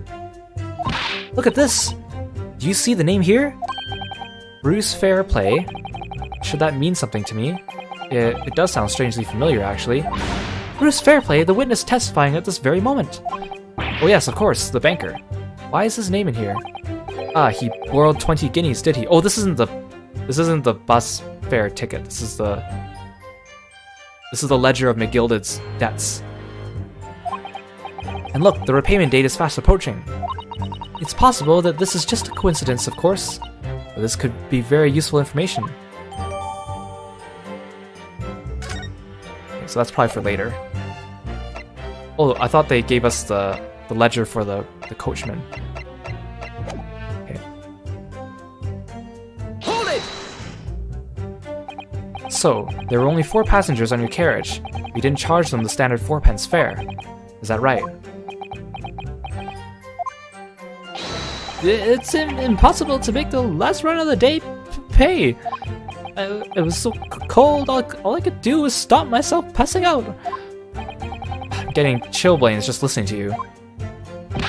It was terrible. I wanted to give myself a pat on the back for even keeping the bus running. Doesn't a dedicated coachman deserve an extra penny per passenger? You're digging a deeper hole for yourself here. If only there had been a 5th passenger on the omnibus that night. Then we would have had another suspect.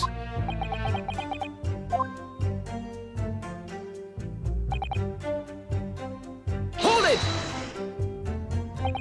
Does that mean everyone on board that night paid 5p instead of 4?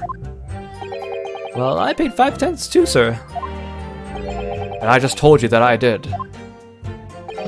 Flat fare of 5p across the board. It's not something to be proud of. The so-called discrepancy, my learned friend, identified was nothing of the sort. Much like the phantom killer you so desperately needed, it's gone. Dead and buried. I'd have been happy if it even existed in the first place. He fiddled us on the fair, did he? And I saw that blood-curdling sight as well. It's all too much. Hold it! This blood-curdling sight? You mean the murder, I presume? Yes, sir. A loathsome sight. No one should have to witness the horror in the eyes of the man the moment his life is taken. Oh, well, not exactly, sir. I mean, I didn't actually see the exact moment the gent was stabbed. Good gracious, really? We have another witness who did, however. The banker has already testified to it. But Mr. First didn't actually see the point at which the victim was killed. It may turn out to be very significant. I heard the banker gent next to me take a sharp intake of breath, you see? That's when I looked through the glass. That's when I saw the horrible blade poking out from his belly all covered in blood. Every time I see a knife now, I can't help screaming. Even when I'm eating. Hold it! So you saw the defendant, Mr. McGilded, stabbing the victim, Mr. Mason, who was sitting next to him. That's what I said, isn't it? It was bothering me before, this was. For just a brief moment, he hesitated before answering the question. Anyway, there were only 2 of them inside the carriage, wasn't there? There's been much talk of a fifth passenger, but as yet, 0 evidence. Then what are we wasting all this time for, eh? It's black and white. The man's guilty. Something about Mr. Fairplay's testimony just jars with me. I wish I could work out what it was. Hold it! Earlier, you testified you saw the moment when the defendant allegedly stabbed the victim, didn't you? Oh, yes, that's right. You said that the victim was on the floor, and described the assailant holding the knife in an ice pick grip. I suppose... I might have, yes... With the cart before the horse, maybe. What's this? Well, I'm quite sure about most of it. I was driving the horses when I heard a scream from the seats of the roof deck. Oh, I expect that was me, sir. Then, when I turned around, yes, I saw it through the skylight. The gentleman was on the floor and the knife sticking out of his midriff. That's right, yes, and the fellow holding the handle was a famous man, yes. So in short, didn't see the moment when the victim was actually stabbed at all. I really thought I did, but when I go over it again in my head, no, I suppose I didn't actually see the precise moment of the stabbing, did I? Oh, what's this? I think you have something to say. Excuse me! Do you have something to say about that, Mr. Fairplay? Now you listen to me. I know what you're thinking. He didn't really see the exact moment the fellow was stabbed. What are the chances of that? Are you asking me or telling me? He's getting flustered. Might be able to extract some new information from him if I answer him cleverly. Could he have just happened to see the exact moment the crime was committed? No chance, for some days are like that. No chance. Well, it is a little hard to believe, certainly. Unless you spend your time peeping through a skylight on the top of an omnibus, that is. Peeping? A respectable city banker, I'll have you know. And I know what I saw. I remember as clear as a Ballarat day. It was a grim scene, I don't mind telling you. Thank you, Mr. Fairplay. Oh, excuse me if I was getting a little hot under the collar there, my lord. I would ask you to supplement your testimony with a clear statement about what exactly you saw. Oh, I can do that all right. I'll tell you just how grim it was. Do you think I'd forget the sight of these blood-soaked hands after the butcher stabbed the man? Okay, so there we go. Objection! Blood-soaked hands. Well, I admit that soaked might be laying it on a little thick, but anyway, there was definitely blood all over them. Both of them were covered in it. Well, I'm very sorry to disagree, Mr. Fairplay. That's more than a little peculiar. What? Here are the gloves worn by the defendant, Mr. McGilded, on the night in question. Oh, yes, right. And there certainly does appear to be a sizable dark-colored stain there. But, as I'm sure you can clearly see, it's only on the right-hand glove.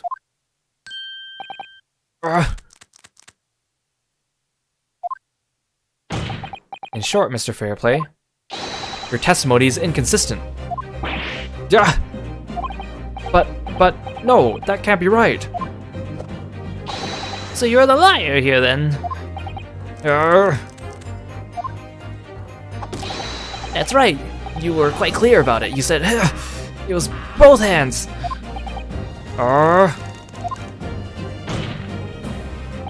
Mr. Fairplay, if your last statement was a lie, it calls your entire testimony into question. You say you saw the moment the victim was stabbed, but is that really the truth?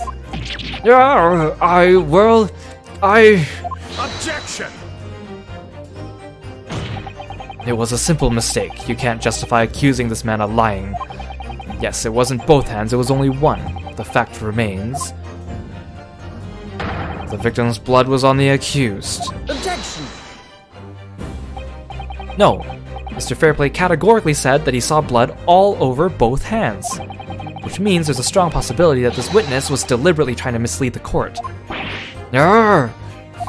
Why? I'm a city banker, for pity's sake. My words should be the gold standard. I'm a gentleman, not some gutter snipe. Upstanding members of society don't prevaricate. He's claiming to have no reason to lie. But is that really the case? Mr. Naruhodo, if we had some evidence to explain why Mr. Fairplay might be lying, it could turn the tide in this trial completely. Something to show this man has a compelling reason to lie in his testimony. I have evidence. My lord. Yes, counsel. The defense is ready to present evidence. By Jove! Are you sure? Yes, evidence that will clearly demonstrate why Mr. Fairplay had reason to lie in his testimony.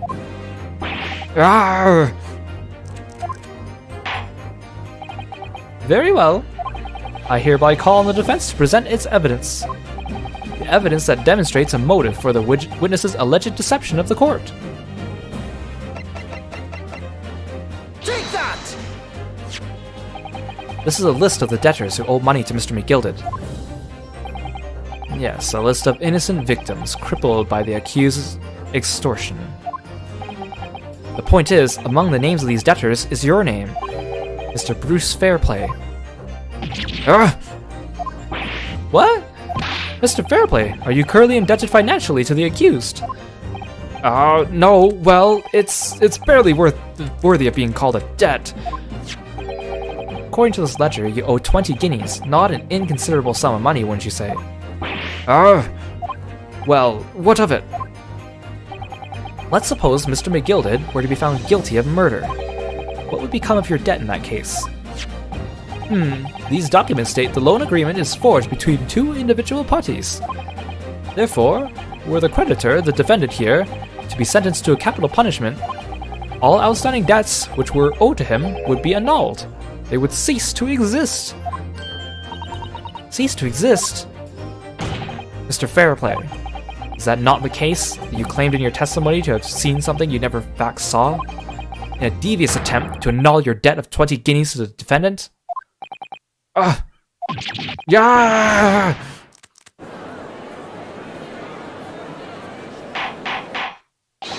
Order! Mr. Bruce Fairplay. Yes, my lord. Let me ask you again, and be aware that your answer may have most serious implications upon your future, sir. Did you or did you not see the precise moment in time at which the defendant is alleged to have thrust a knife into the victim?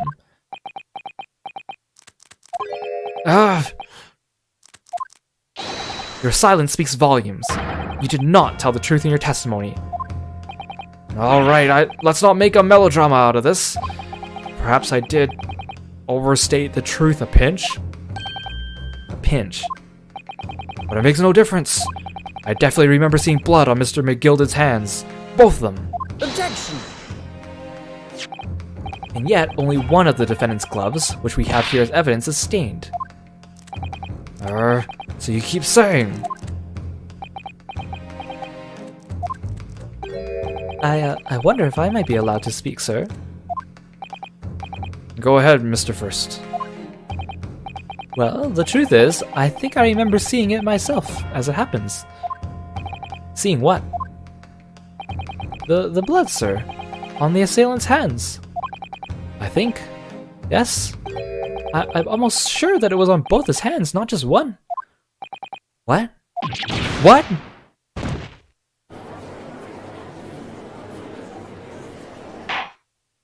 It would appear that we're going to need further testimony from all you witnesses. This time, I would like to know precisely what you did and what you did not see. Do I make myself perfectly clear? Yeah. Yes.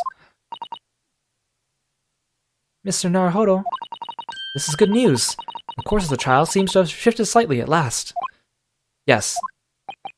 I might finally have a chance to turn things around here.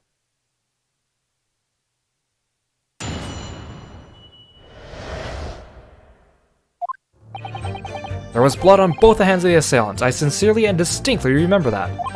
However, I suppose you might say that I didn't see the exact moment the stabbing transpired, if that matters. I remember seeing the knife, and I remember seeing both of the attacker's hands with blood on them. I didn't actually see anything myself, no, not until I heard that scream. Anyway, the fact remains. There can't have been anyone else inside that carriage, or we all would have seen.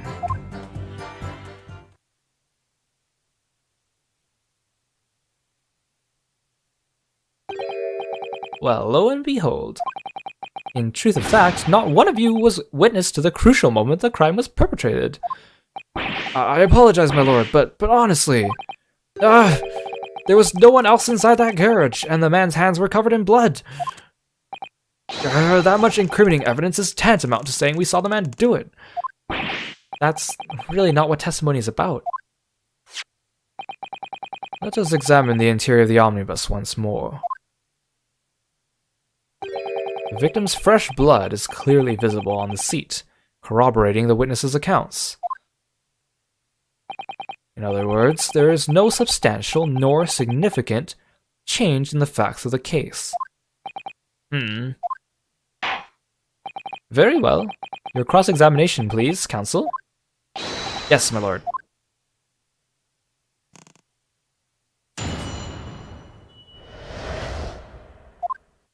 Okay, let's start by pressing everything. Hold it! No, the evidence tells us otherwise. We have the gloves the defendant was wearing on the night in question in the court record. I'm well aware of that, sir, but nevertheless... I know what I saw, and I stand by it. The man had blood on both his hands. He's defiant even in the face of hard evidence. He's steadfastly refusing to admit he might be mistaken about what he saw, but why? Your reasoning is dire. Huh? One hand or two, the salient point remains unchanged. Minutes after the grim crime, the victim's blood dripped guiltily from the accused's fingers.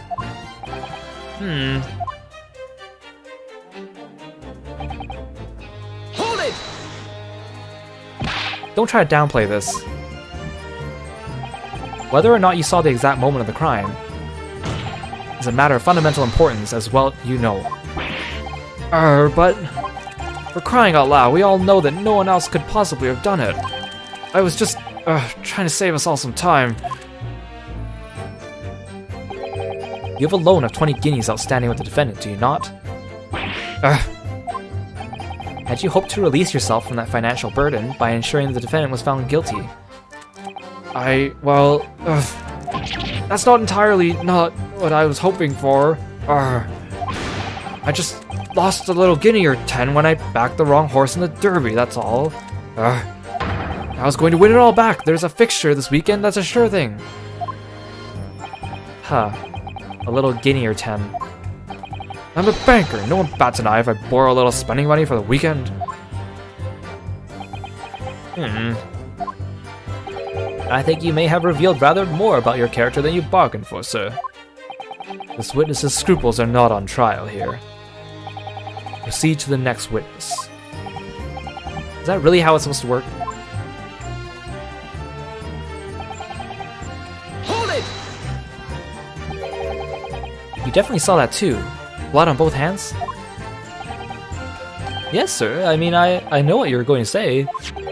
Only one of Mr. McGilden's gloves has any sign of blood on it. That's right. The thing is, as far as I remember, sir, when I looked down and saw Mr. McGilden sitting beside the other fellow, I don't believe he was wearing any gloves, sir. He wasn't wearing these gloves. That's correct, sir. And I saw the blood on both his bare hands quite clearly. It's true that the dark colored stain on the dark leather gloves wouldn't have been easy to see. I should point out that the police officer who apprehended the accused on the night in question reported that there was no trace of blood on Mr. McGilden's gloved hands. There wasn't blood on his hands. This is puzzling indeed. This must be significant somehow, I'm sure of it. I didn't actually see anything myself. No, not until I heard that scream. Hold it! You didn't see anything? Oh, yes, sir. That is to say, no, sir, I didn't. Very sorry about what I said before, sir. Yes, sorry, Vess, yes. It was very wrong of me to make up stories and say I saw him stab the man. Wouldn't you agree, sir? I know what you're insinuating, but certainly I wasn't making up stories. Still, to say you saw nothing isn't right either, is it? No, sir, I saw nothing at all. Mr. Beppo, you were driving your horses. At the very least, you must have enjoyed a good view of London's streets, no?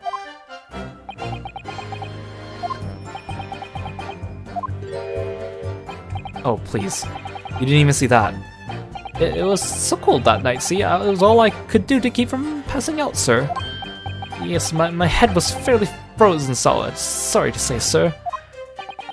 It would have seemed prudent to avoid travel on the last omnibus service of London's cold winter nights. Beppo! Huh? Poor Beppo. Hold it! And everything you saw of the incident was through the skylight on the roof of the omnibus. That's right. It was fiercely cold that night, but the glass wasn't frosted over. Oh yes, I remember I was shivering, it was so bitter. Which rather begs the question of why the pair of you were sitting on the roof deck in the first place. Well, I don't know about this young fellow, but I couldn't enter the cabin. Oh, why not? It was locked from the inside. I tried knocking, but no one opened the door. It was locked. That's right, and it's a public bus service for pity's sake. That's not what I call fair play. Yes, I had exactly the same experience. I tried knocking, but the gent inside just gestured at me to clear off. So I had no choice but to climb up to the roof deck and look down longingly to the warm cabin below.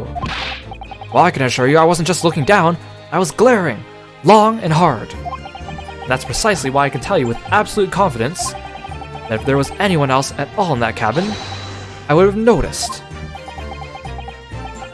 Unequivocal, you say, I would say.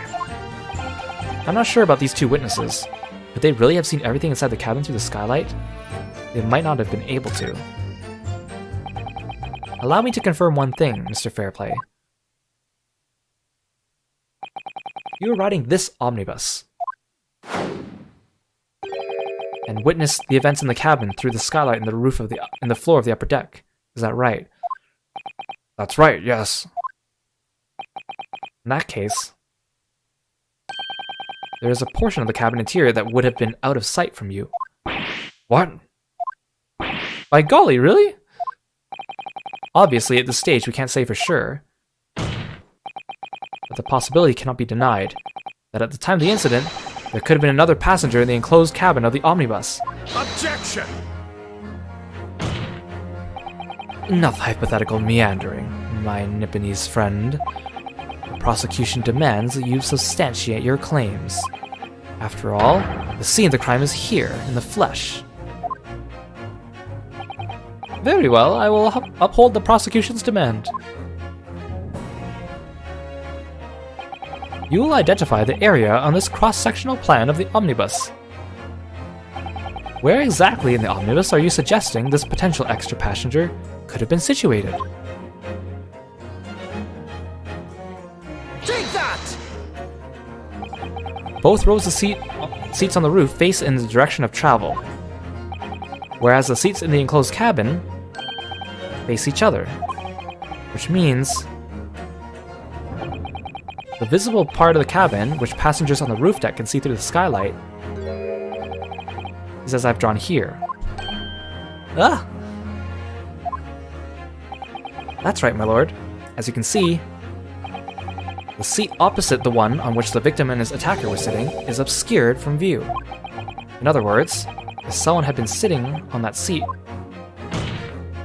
it's quite possible that these witnesses would have been completely unaware of it. Ah! Objection! It's quite possible some phantom was sitting there.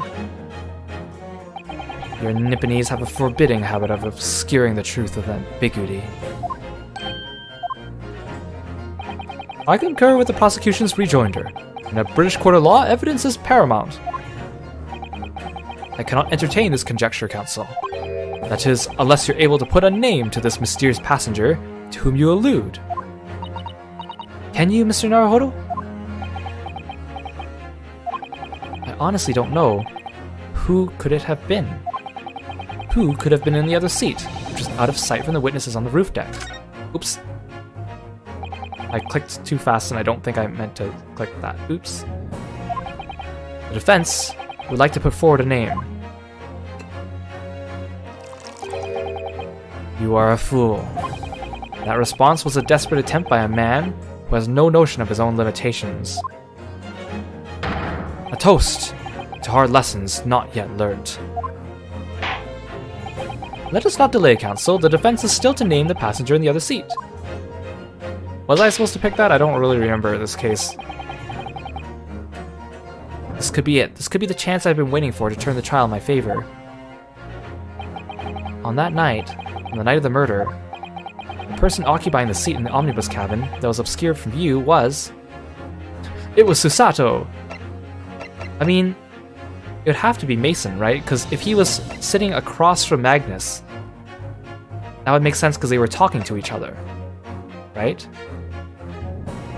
Or the answer could be Magnus himself, because Mason is clearly seen, but Magnus, his hat is covering his face.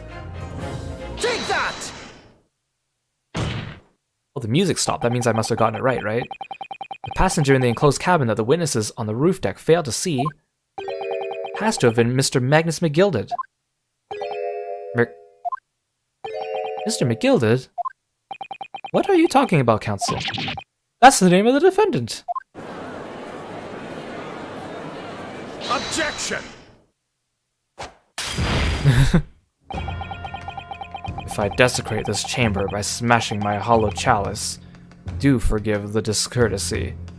So fun fact, the animation they chose for him throwing the chalice into the fire is actually inspired by Castlevania.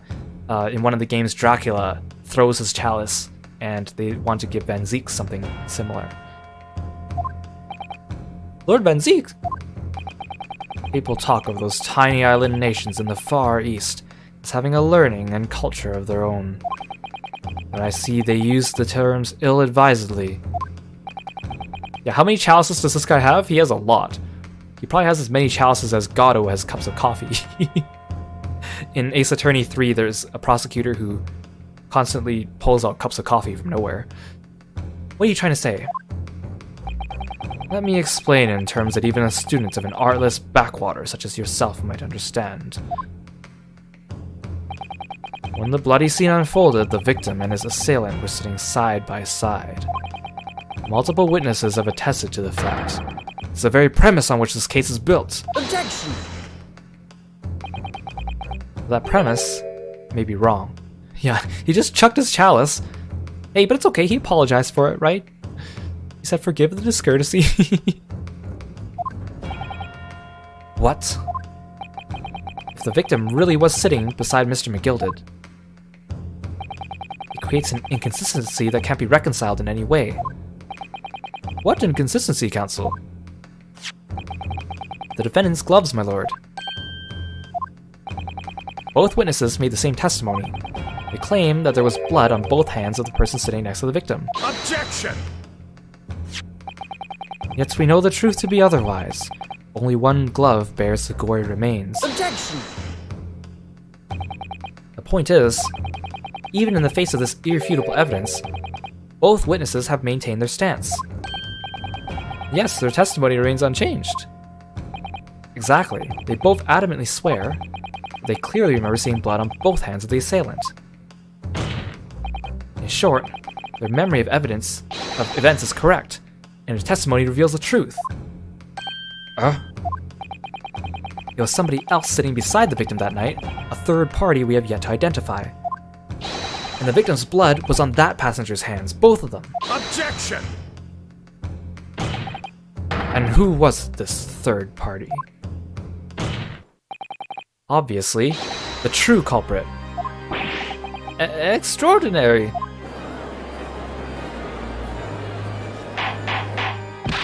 Order, order, order. What exactly are you postulating? Objection! The defense's postulation is just that, nothing more than conjecture. The witnesses have clearly stated that they saw the accused. Objection! When elaborating on his testimony, Mr. Fairplay said the two of them were wearing hats, and I couldn't exactly make out their faces. Yes. The tops of their faces were obscured by the roof. I could see the rest of them, though. Yes, that's right. Both gents were most certainly hatted. Hatters do tend to notice such things, sir. And what particular styles of hat did the two gentlemen sport, Mr. First? I'm afraid I don't remember. And you call yourself a hatter. The style of hat makes no difference. There was no third passenger in that cabin.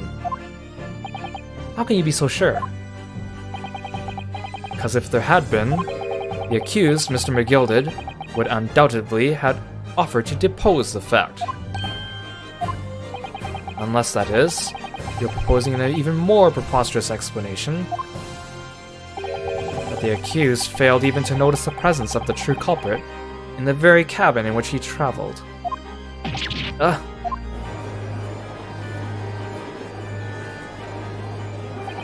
He's right.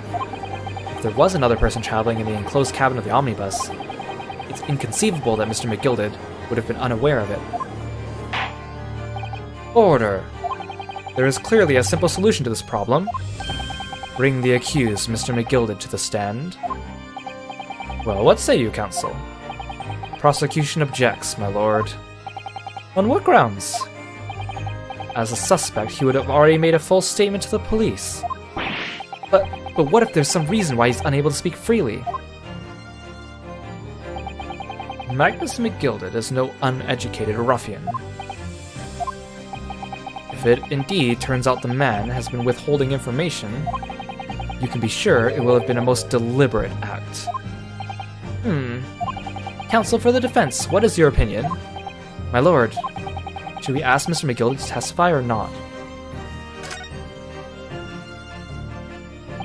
Yes, we need to hear what he has to say in order to find out the truth. The defense would like to call Mr. McGilded to the stand. In that case, I would like to hear the opinion of the jury. Yes, sir. I need a little time to consider this. If you ask me, I think we should hear what Mr. McGilded has to say. Get the man out here, I say. It would be utterly illogical not to hear his testimony. When something needs doing, get it done. That's how I run things at the guild. Hearing what the patron of my favorite little park has to say? Oh yes, that would be lovely. Yes, the jury says the man must be heard. Very well, the court will now hear the defendant's testimony. Bailiff, show the defendant to the stand at once.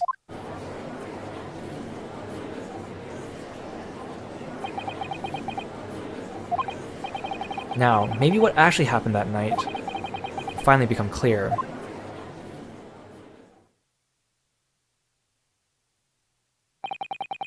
Let proceedings be resumed. Mr. McGilded, have you been listening to the discourse of the day? Gosh, I hardly remember your voice. Yeah, to be sure I have, my lord. There are now two matters on which the court desires to hear from you.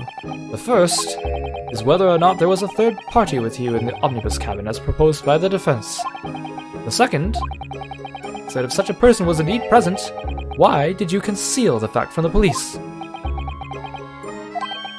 Egad, no! It is not in my nature to hide anything at all. Just answer the questions, please. The truth of the matter is, I've been desperate about this all along. Do I tell you all, or keep my mouth shut? Or keep my mouth shut? Tell us what, Mr. McGilded? The fine fella representing me is absolutely right. In the carriage on the night with meself and the other man, there was another passenger. Is it true? It's true? Aye. It was me who helped the little urchin get away after it all happened. You... What?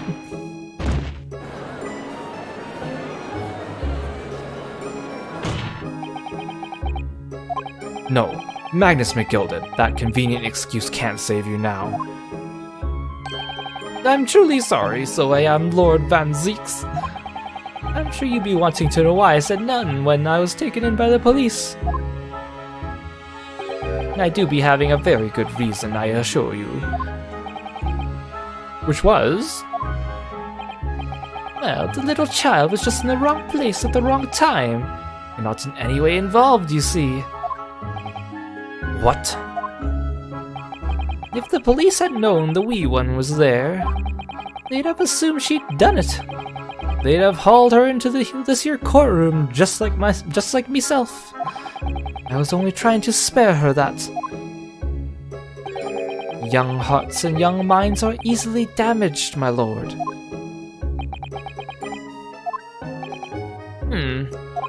And who was this young child of whom you speak? That's... I do not know. I don't know. You don't know? Aye, well, the wee thing just happened to be in the carriage that night. I never saw her before or since. Objection! We have absolutely no reason to believe this man. The prosecution calls for the witness's statements to be disregarded by the court. You know, I wouldn't be surprised if the urchin isn't here in this courtroom as we speak, listening to the proceedings. What? Ah, smoke! Ah, fire! There's a fire! Look, someone's trying to get away! After them, it's no use! I can't see anything through all the smoke! What is going on? Be careful, Mr. Naruhodo, cover your face! Bailiff, don't let the accused escape. Secure the omnibus. I hereby call an emergency recess! Bailiff, ensure the defendant is in custody and clear the courtroom!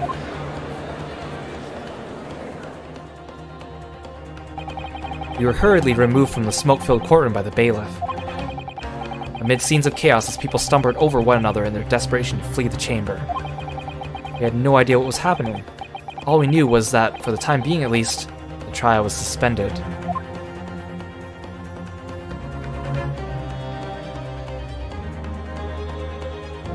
That was a long first section of the court trial here.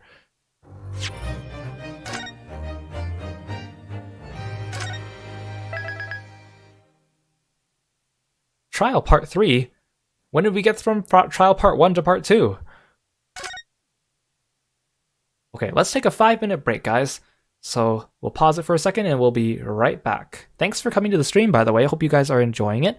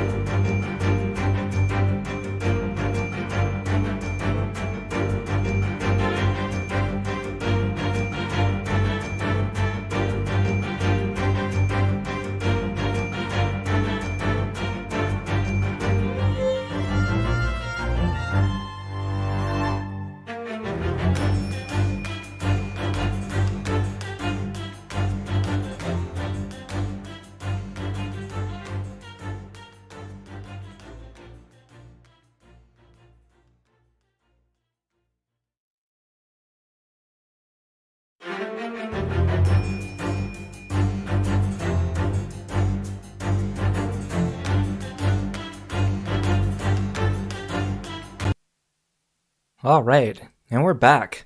Thanks again for joining me on this live stream. Hope you guys are enjoying the game.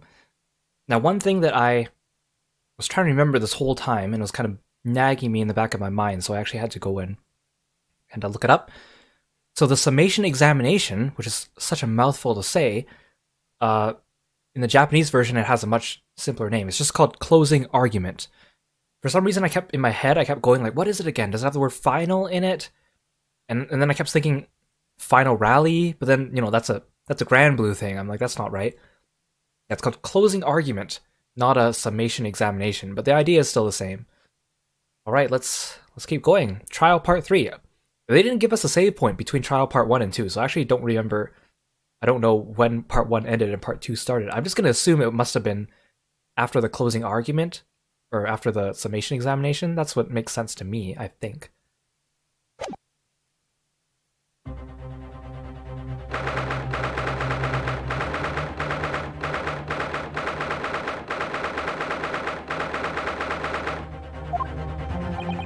What on earth just happened in there? Mr. Naruhodo, I managed to find out what happened. Miss Susato. I was told it was an advanced form of smoke grenade, a type of exploding device that releases smoke. A smoke grenade? It sounds like the sort of thing ninjas use. They're just making sure everything is safe now. I think the trial will start again before long. But who would have done something like that? The police managed to catch someone who was trying to flee the courtroom, apparently. Flee the courtroom? Why? Well, it's a young girl of around 15, I hear. A young girl? Then could it be? The other passenger that Mr. McGilded was just talking about. My thoughts exactly. So he wasn't lying. Oh, what's become of Mr. McGilded, actually? There are so many things I need to ask him about, but he's not here. I think he was summoned to the prosecutor's antechamber to answer some questions. Along with a young girl. Who is she, I wonder? What was she even doing here at the trial? He was taking a huge risk. And for what possible benefit to herself? There's another matter that's troubling me. What's that? The 20 piece. The 20 pence. Oh, according to the coachman, Mr. Beppo, he took 4 passengers that night at a fare of 5 pence each. That comes to a total of 20 pence exactly. And now it seems there are in fact 5 passengers. Which means the figures don't seem to add up again. She's right. That is strange. Counsel for the defense, kindly proceed into the courtroom. The trial will recommence in 5 minutes. Oh, thank you, officer. We'll go in straight away. Well, whoever she is, I imagine this young girl will be asked to take the stand and testify now. And I really can't imagine what she's going to say, but it could alter the whole direction of the trial. We'll know soon enough, Miss Susato. Yes.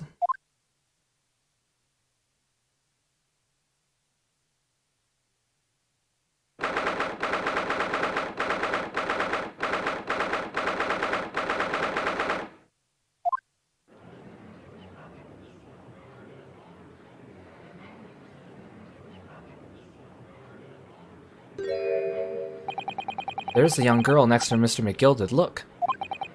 She must have been the one who caused the disturbance before. Well, after that rather eventful recess, the court will now resume the trial of Mr. Magnus McGilded. Now then, Lord Van Zeeks. My lord. I believe you established the cause of the smoke which veiled proceedings earlier. It seems to have been an advanced form of smoke grenade of the sort typically employed by the army. Good gracious, the army! What in the devil's name? It was an elaborate attempt by a young girl to cloak her escape from the public gallery, but she was caught. Now occupies the stand. Your name, girl? Are you responsible for the smoke grenade which induced such pandemonium here in my courtroom? What is the meaning of this deplorable behavior? Ahem, if I may, my lord. Yes, Mr. McGilded. I think perhaps I ought to explain here. Why is it that this wee lass were here in the first place, and why she tried to bolt like that? It is all tied with the events of that night, so it is. Very well, Mr. McGilded, give your testimony. You will explain to the court exactly how this young woman is involved in the case. Just what did happen that night? It's not like a defense lawyer needs that information or anything.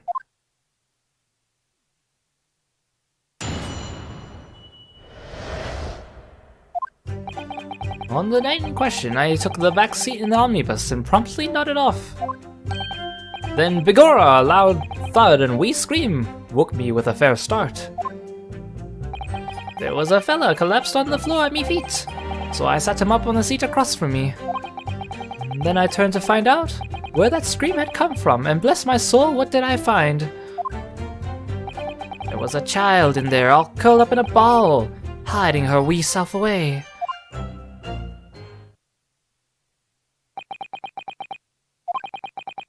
remain somewhat baffled, I confess. But from what I gather on the night in question, this young girl was indeed riding in the omnibus, is that correct? It is exactly as the defense counsel said.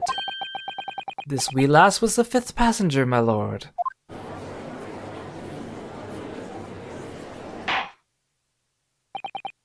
Very well. The defense may now cross-examine the witnesses. Are you ready, counsel? Yes, my lord. Or rather, no, I have no idea where to start.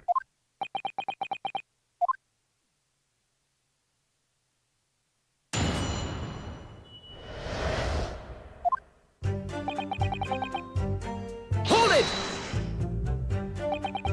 When you first got onto the omnibus, were there any other passengers already on board? There were not. The cabin was empty, and there was no one in the roof deck either. You were the first passenger, as it were, I see. Aye, and that's why I took the back seat side as I did.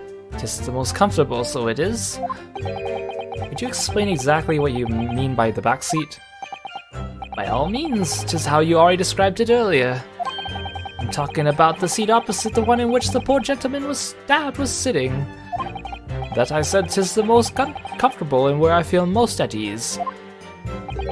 And of course, I enjoy gazing through the skylight from time to time as well. And my accent keeps changing because we can't decide on your voice.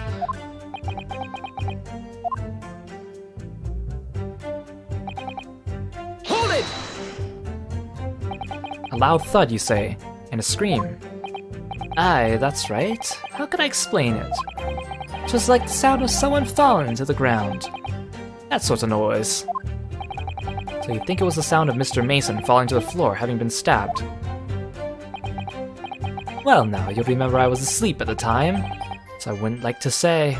And when the sound woke me and I opened my eyes, there wasn't a soul to be seen in the carriage but the fella on the floor. You didn't see anyone. At the same moment, you did hear a scream. Ah, from the seats above you on the roof deck, I presume. Not above me, no, my lord. It was from inside the cabin. But I wasn't altogether thinking about the scream. No, I was too stunned by the desperate sight before me eyes. It was a fella collapsed on the floor at me feet, so I sat him up on the seat across from me.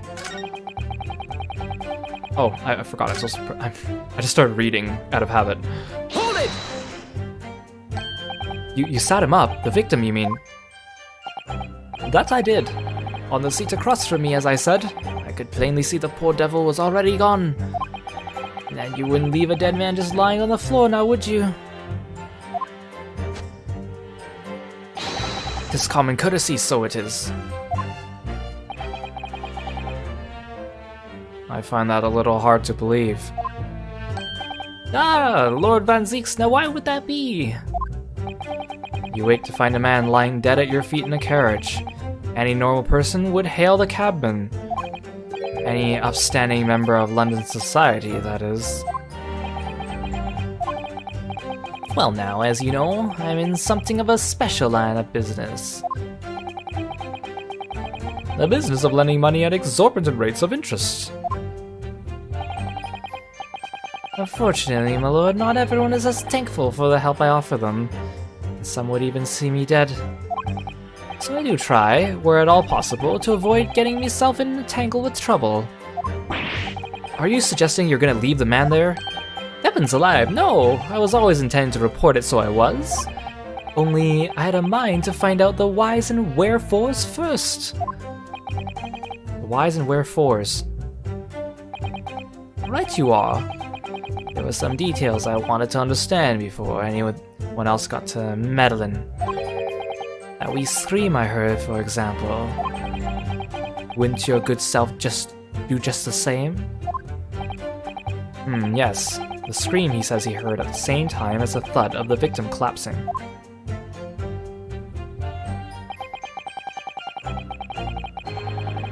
Hold it! I'm afraid I don't understand. I'm sure you told the court that there was no one else in the carriage except yourself and the victim. So I did, sir, so I did. As far as I can see, that is. What do you mean by that?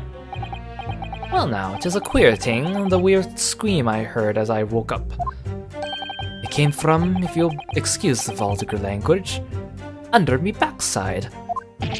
Good gracious! Under your backside? When I lifted the seat on which I'd been sitting, I found there was a wee cubbyhole there for storage. Mr. Naruhodo, we can examine the omnibus ourselves, remember? Yes, of course. The whole bus was submitted as evidence. This would be a very good time to have a thorough look around inside. And that's when I found her. There was a child in there all curled up in a ball and hiding her wee self away. Hold it! You say she was hiding herself. Aye, that's right. It was hard to see in the dim lamplight, but she was all curled up in a wee ball when our eyes met. My heart nearly stopped beating in me chest. Ugh, you're really overacting this. Still and all, I pulled her out from underneath there and sat her on the seat opposite so I could have a wee chin wag with her. The seat opposite? That's right, just next to the dead gentleman there. You saw this young girl next to a corpse, sir. Well, as I'm sure I mentioned, a gentleman in my position can all too often find himself in mortal danger. So I needed to find out just who this urchin was, you see. And while I was in the middle of talking with her, I heard another scream. A fella's voice this time. Presumably, that scream was Mr. First, who was sitting on the roof deck seats. Right you are again, I would say, sir. Looking down through the skylight, he must have seen this young girl and the gentleman with a knife in his belly. In other words, the previous witnesses did not, in fact, see you at all, Mr. McGilded. What they believed to be yourself and the victim was, in fact, this girl and the late Mr. Mason. Aye, my lord. I was, as I think everyone understands now, sat at the back of the carriage out of sight.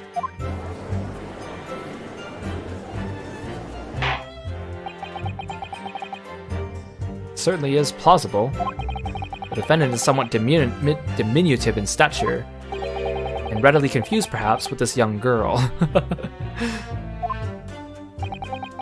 After that, of course, the scream from the gentleman over us, the driver realized something was wrong and pulled up the horses. Thank you, I've heard enough. The events as explained are clear in my mind. However, at least one conundrum remains. Who is the girl? Her name is Gina Lestrade, my lord. So the last name Lestrade is a character from the Sherlock Holmes novels. There's an Inspector Lestrade who works for Scotland Yard, but he's a man and he's an inspector. So Gina Lestrade here is just her last name that she shares. She's a chancer, earns her crust among large crowds, relieving people of their purses. What's commonly called a pickpocket. What? This girl herself? A petty thief?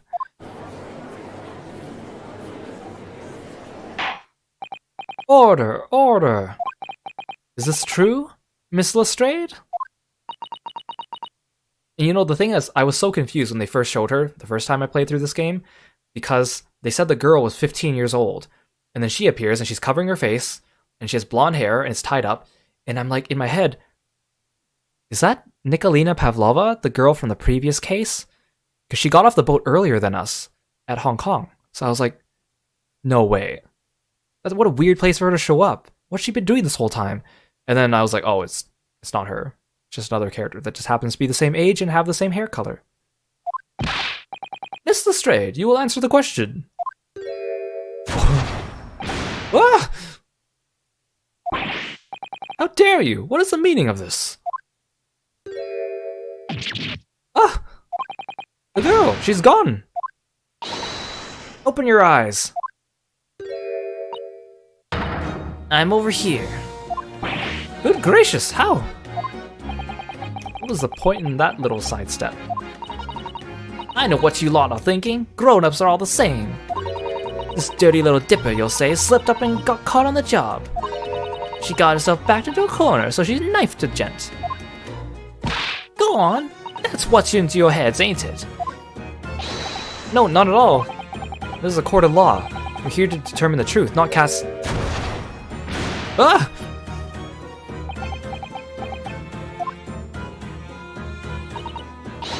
Look, knives are for cowards. Only thugs use weapons like that. All I need for your art is these fingers. I'm a professional, alright? Maybe not in your eyes, but I got pride in what I do. Let me guess. You don't count smoke guns among weapons for thugs.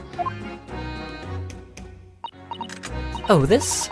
Yes, this was in a bag I lifted the other day, down where they keep the four-wheel drags. It's nice in it. I like the pink best. Ah! Don't wave that thing in my direction again! So, you admit that you were riding the omnibus on the night in question.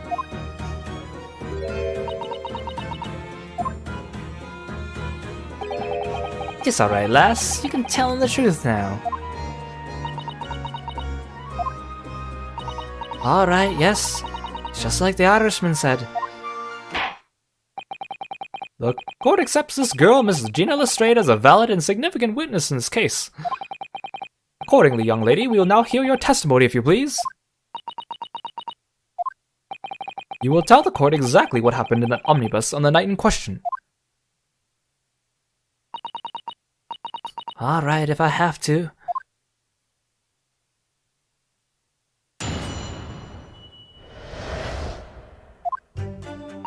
So I snuck inside the carriage before they hooked up the horses, just like always.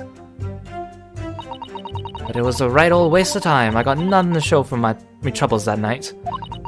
I tell ya, you can't see a blind thing in that hiding place. It's pitch in there. Then, after a while, I hear this loud bang. Nearly jumped out of me skin, I did. And the scream just came out. It's because of that this swell found me. He did help me get away, mind. Yes, he let you go. I fail to understand why you would let the street urchin go, Mr. McGilded. Oh, just simplicity itself, my lord. You see, she couldn't possibly have killed the other passenger. I knew that for a fact. How? As I'm sure I said before, sir.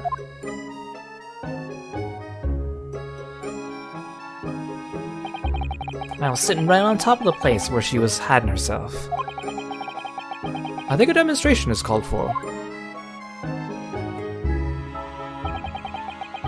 This is where I sat that night. And the cubbyhole of which you have spoken is underneath the seat, I presume.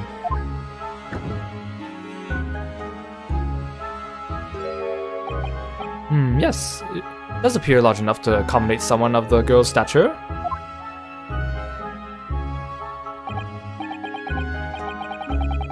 Ah, but of course, the wee lass was stuck in there. Because I'd parked myself on the seat for the duration. Ah! So you see, that's why I let the lass bolt. I knew that if the police found her in there, they'd automatically assume she'd done it. But I couldn't live with myself if the young life was ruined when all the time I knew she was innocent. Even though you must have realized your action would result in your own innocence being called into question.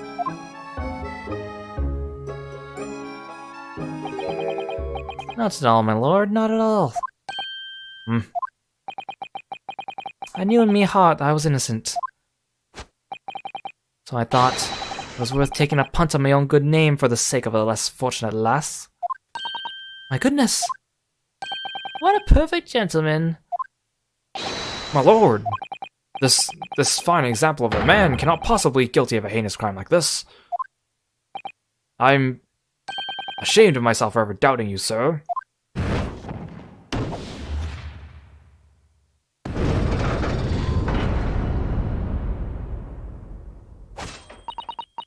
With calm, calculated reasoning, one arrives clearly at the truth every time.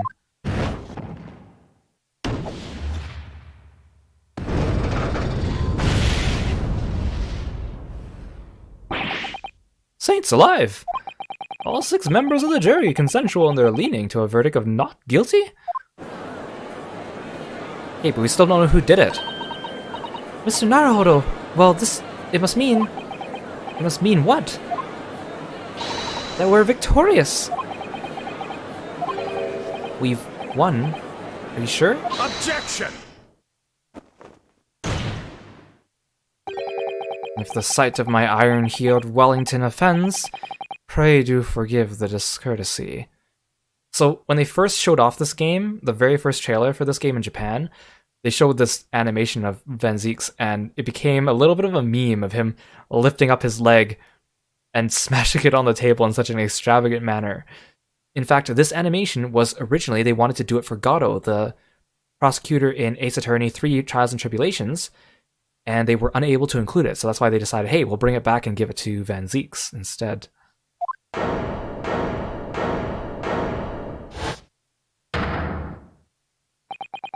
This really is a consummate example of the one monumental flaw in British judicial practices, where evidence and reasoning should be paramount. Emotion rules the day. Emotion? The witness's latest statement gives us a clear insight into his true nature. What do you mean, his true nature? Do you really think Scotland Yard would have made such a glaring omission? After the incident, the omnibus was comprehensively searched by officers of the police. Obviously, the interior of the cubbyhole, as the witness put it, was included in their investigation. The compartment under the posterior seat was full of the coachman's belongings. It's noted in black and white here in the police report. Good lord! The evidence has been tampered with. In order to corroborate Mr. McGilded's story, someone has unlawfully removed everything from under the seat. What?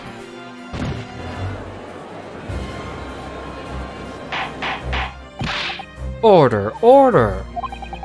How could such a devious contrivance possibly have been effected, counsel? Naturally, we must acknowledge the deficiencies of the constabulary in allowing this to have happened. However, I assure you, when the omnibus was wheeled into the courtroom this morning, the compartment under the seat was not empty. Well, my Nipponese friend... Huh? Me? When the carriage was submitted as evidence, doubtless you examined it in fine detail, as would any self-respecting practitioner of the law. Pray, what did you find the condition of the underseat compartment to be? Huh? Oh, to be sure, the young gentleman will be able to clear this up in a jiffy. Sorry? Go ahead. You tell the court now, fella. How, this is all an elaborate excuse by the desperate Lord Van Zieks. Well, counsel, do you have something to say on this matter? How am I supposed to answer that? What can I say about the state of that little compartment under the seat in the omnibus? Okay, so this is why I told you earlier when I first examined that omnibus. Pay careful note to the fact that I checked under the compartment. So the game kind of wants to skew you into saying I didn't look. Most people probably would not have checked under the seat of that omnibus until after the intermission, when they said we should check it over and that Gina was hiding underneath the seat. A lot of people might not have checked it ahead of time, and most of the Let's Plays I watched or followed, they didn't. So here they were forced to say I didn't look, which in other words, we don't know. If it was empty, that helps our case. If it was full, that helps Lord Van Zieks. On the other hand, we want our client to be found not guilty. But we also can't lie. So most people put, I didn't look, because they didn't. In this case, I was curious, what happens if I did look under, or is it possible to look under? So that's why this time I played through it, I made very careful to make sure I checked it immediately. So it was not empty. So I haven't actually seen anyone pick this choice, or at least on the videos that I followed, so let's do it. It was not empty. There were things in there when we checked it earlier. But now it's empty. Something happened. I really don't know if giving this answer is helping my case as counsel for the defense. But as far as I remember, at least, when I first examined the compartment, I'm fairly certain there were a number of articles inside it, yes. Are you sure, counsel? Bewist! What are you saying now, you daft daw? I thought you were on my side here.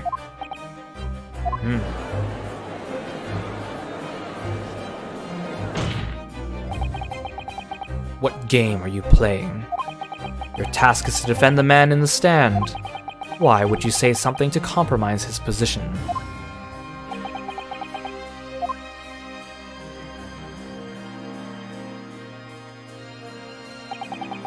As the advocate for the defense in this trial, I confess I'm still not entirely sure where I stand, but it seems to me that I should state what facts I do know as clearly and honestly as possible. Interesting. "'Tis not altogether pleasing, fella. I'm simply telling the truth, Mr. McGilded. Well, don't forget that you're supposed to be representing my best interests here, lad. Now then. A fella's memory is a curious thing and not altogether reliable. No, the court must consider the facts. That there cubbyhole under the seat is as empty as the devil's heart, so it is. Do you think perhaps it would be in your best interest now to admit that you might have been mistaken? Why? Why do I feel like something's not right here? I should like the jury to weigh in on this matter, I think. That compartment is designed to house equipment used to maintain the smooth running of the carriage. The Guild's rules state that omnibuses should be properly and fully equipped at all times, so it certainly wouldn't have been empty on the night in question. Beppo isn't that irresponsible. That money-lending fleecer and the pickpurse are lying.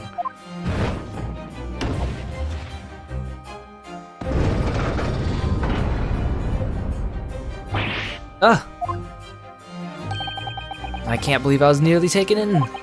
The stinking rich are always stinkers, nothing but cowards, a lot of them. What? Oh no. It's a trick, of course it's a trick.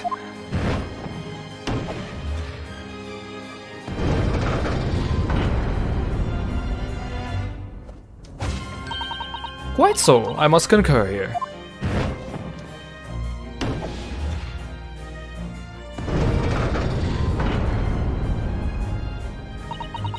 With calm, calculated reasoning, one arrives clearly at the truth every time. Yes, but every time a different truth, it seems.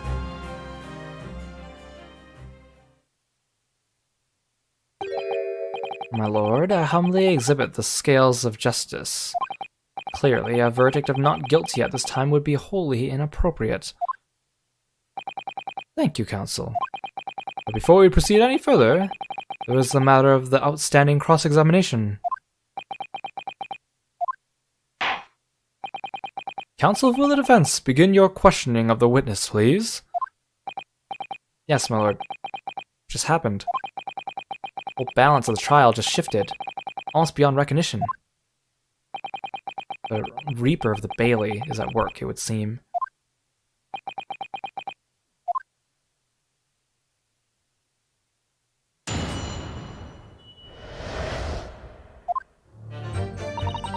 So I snuck inside the carriage before they hooked up the horses, just like always. Oh right, I already read this.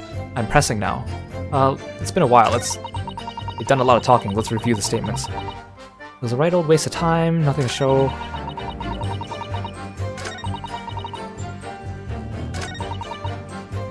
Okay, so she doesn't really present any I can retort, so let's press her. Hold it! So, you were already in the omnibus before it even set off on its run. Well, yeah, I mean, what's the point of spending a joey to make a few bob, eh?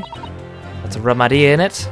I suppose she means there's no point in spending money to make money. It actually makes sense. Counsel, may I remind you that this girl is a petty thief. Kindly refrain from entertaining her tenants. Well, that does clear up a little mystery of the fares and all. 4 paying passengers at 5 pence apiece, making a 20 to which the cabman testified. 1 little scapegrace riding for free. The red conch of driver always goes for some grub before his last run to sea.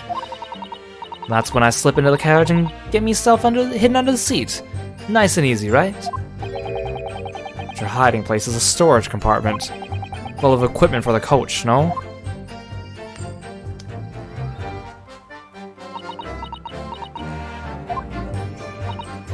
Yeah, there's brushes and buckets and whatnot in there, sure.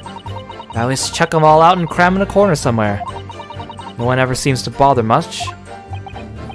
And yet, according to the report filed by the police officer who first arrived at the scene, the compartment was full of such paraphernalia.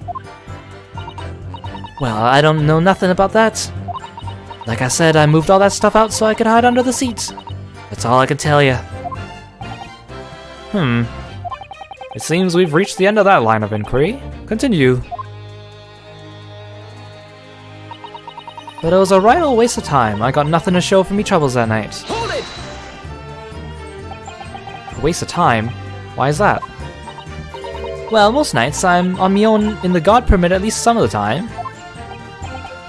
I beg your pardon, did you say God permit?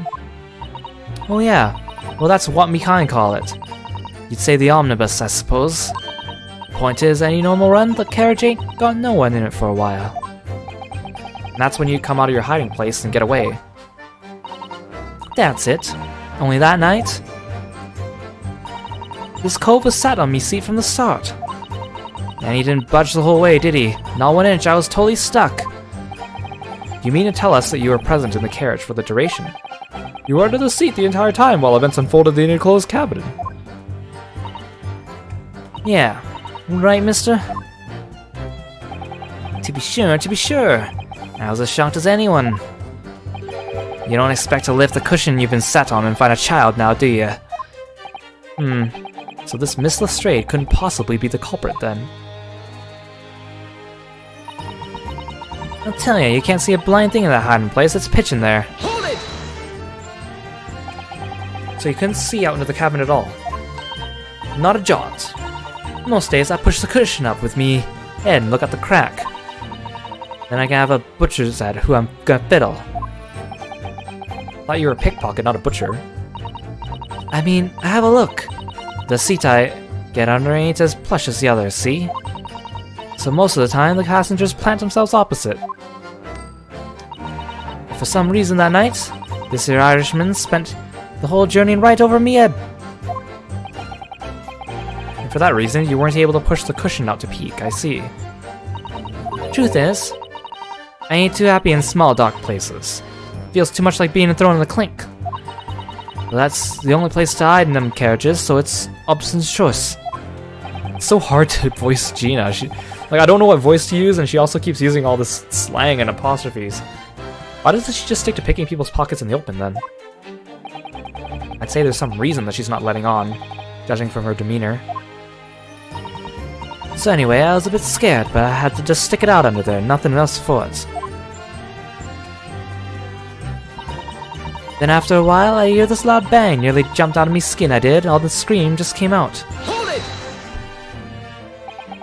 When you say a loud bang, do you mean the noise of someone falling to the floor?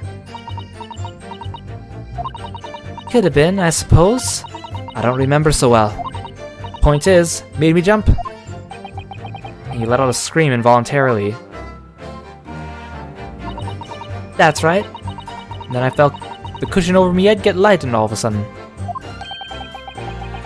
Presumably when the defendant got up in order to help the victim, yes.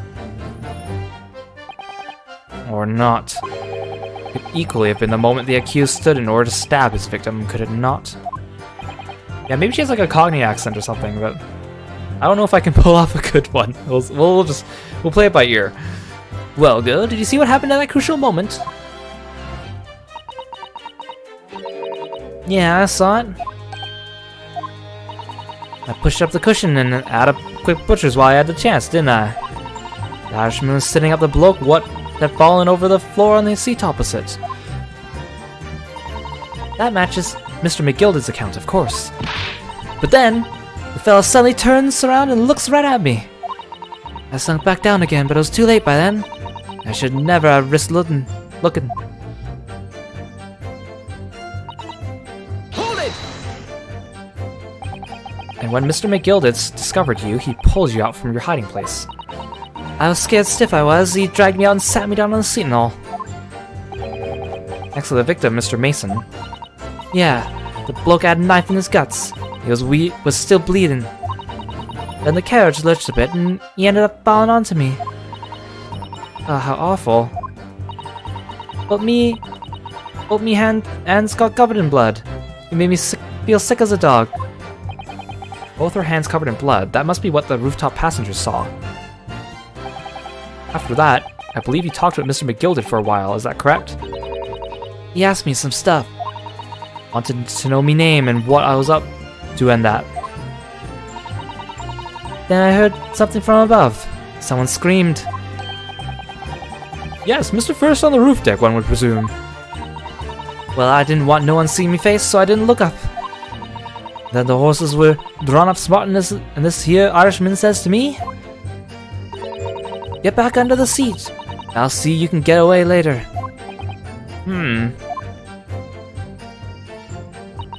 All 6 members of the jury had decided the defendant was innocent. For one brief shining moment, yes. It's clear that they are all still very unsure. If we could just find some conclusive piece of evidence among this new testimony, I'm sure we would clinch the verdict we want. Yes, I think you're right. And I have this niggling feeling something's bothering me. I can't quite put my finger on it. Okay. What do I have again?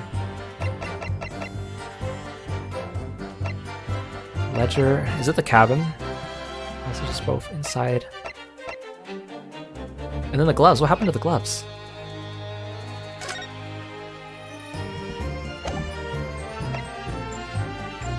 Again, I know the outcome of the case, I just don't remember all the steps to get there. So, she's stuck inside the cabin. Okay, nothing wrong with that. She got nothing to show for her troubles. Can't see a blind thing in that hiding place. It's dark in there.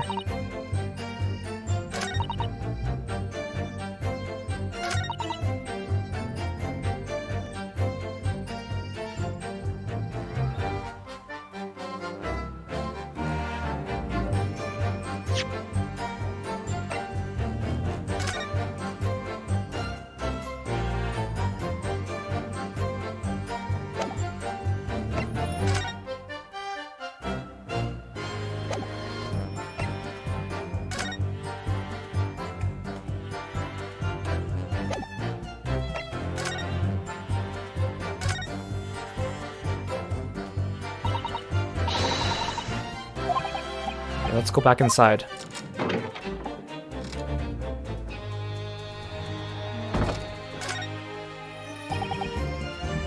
Seat has a handle, it seems. See, now it's empty.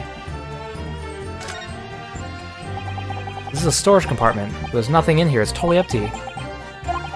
Something doesn't seem right here, but I can't put my finger on what it is.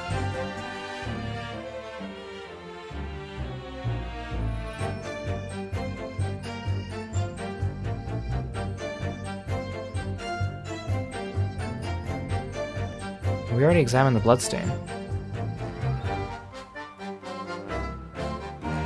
Oh, that wasn't there before.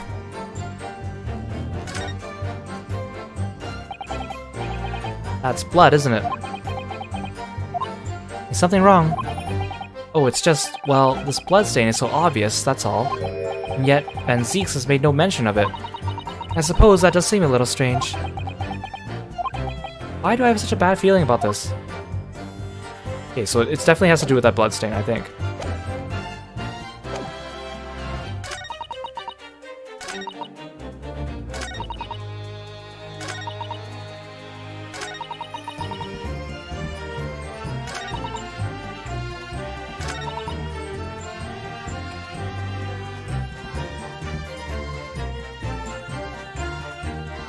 What do I present it on? That can't be right.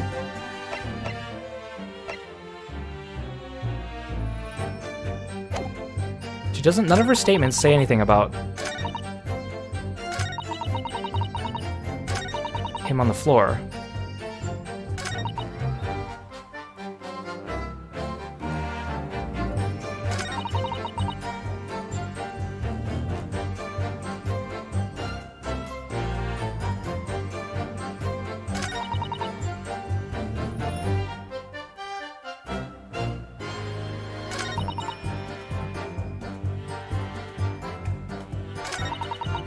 I'm pretty sure I have to present the carriage, I just don't know which statement it is, so let's try a few things. Objection! Oh, that wasn't right.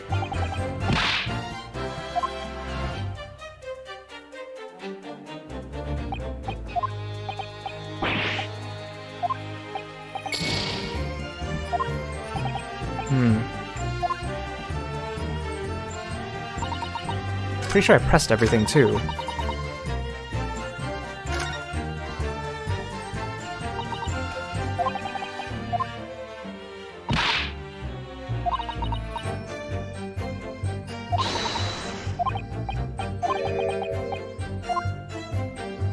Did I miss pressing her on one of the statements? Hold it! I'm pretty sure I didn't. Sorry, chat. I didn't expect to find a part where I actually get stuck because I knew it was coming.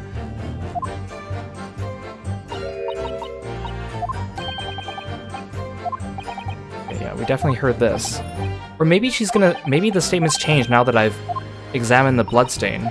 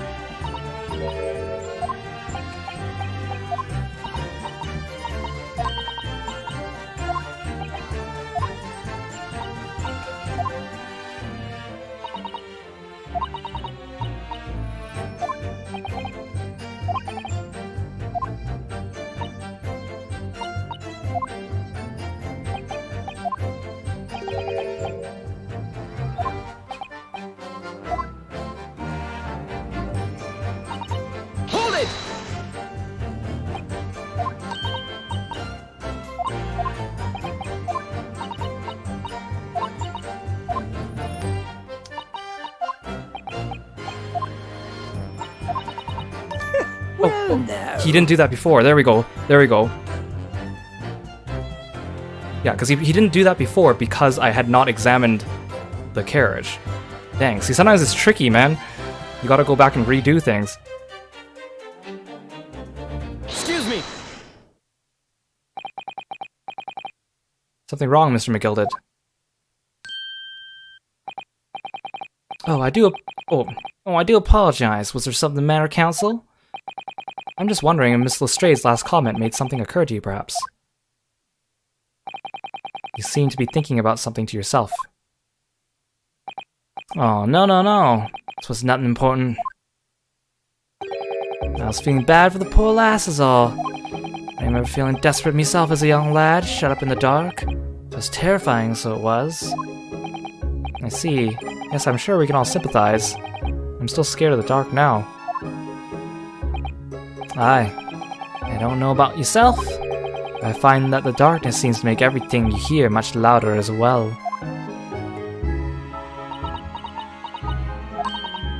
Yeah. I suppose it does, maybe.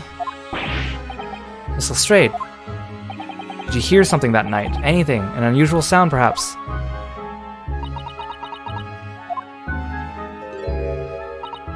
Nah, not really.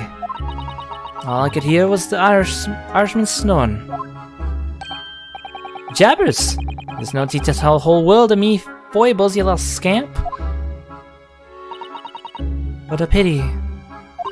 If only Miss Lestrade had heard something, might have given us a vital new clue. Yes. What should we make of that last statement of hers? It's important. My lord, I believe the statement just made by the witness is profoundly important. Profoundly important? But all she said... was that she heard nothing. Yes, which is the profoundly important point. I'm almost sure of it. I'm almost sure I don't understand the inner workings of your Eastern Mind Council. Nevertheless, Miss Gina Lestrade, you will supplement your formal testimony by repeating that last statement, please. What? Supplement? What you on about? Don't give me all your fancy talk, I know you're trying to do it. Well, it won't work on me. That's right, insult the judge. Always a good move. Okay, so now she has a new statement. There we go. Hold it! Press her on this. So you were strained to hear what was happening the entire time, since the moment you hid yourself. Not exactly, no. Sorry? Well, there was no one in the cabin to start with. I could just push the cushion up and have a butcher's to see what was what. But then, when I saw the swell going on, it got me head down so I didn't see me. And Mr. McGillis sat on the seat under which you were hiding, correct? Yeah. Would you Adam and Eve it, eh? What a mug. So then all I could do was listen. I was waiting to jump out of there as soon as I heard him leave, see? But would he? Not likely. Even though he stopped here and there, I never heard the door open. So I just had to stay and listen to him driving his pigs to the market. Snoring like an old dog he was. Are there any conclusions we can draw from that, I wonder? It doesn't add up. Miss Lestrade, what have you just told the court? It's clearly at odds with the facts. Ah? At odds? Are you sure, man? Absolutely. It seems my learned Nipponese friend is not as dull-witted as I feared. So Van Zeeks realized it too.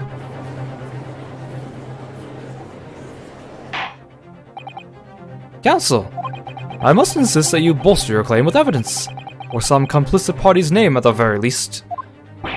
Yes, my lord. I feel like I changed the judge's voice halfway through this episode. I think he was supposed to be older.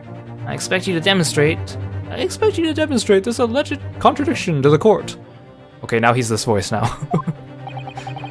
According to Miss Lestrade, while she was hiding in the omnibus that night, she heard nothing but the sound of Mr. McGillis snoring. But think, Ryunosuke, think. There's something else she should have heard.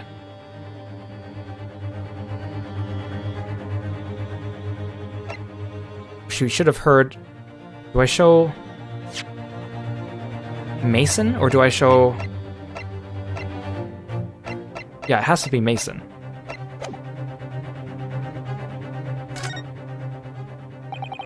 Very well, my lord, allow me to elaborate. On a particular sound that Miss Lestrade could not have failed to hear on that night in question. A sound very clearly explained by the presence of the following person. Take that! Thrice-fired Mason. Yes, my lord. The sound that Miss Lestrade cannot have failed to hear is that of the victim, Mr. Mason, boarding the omnibus.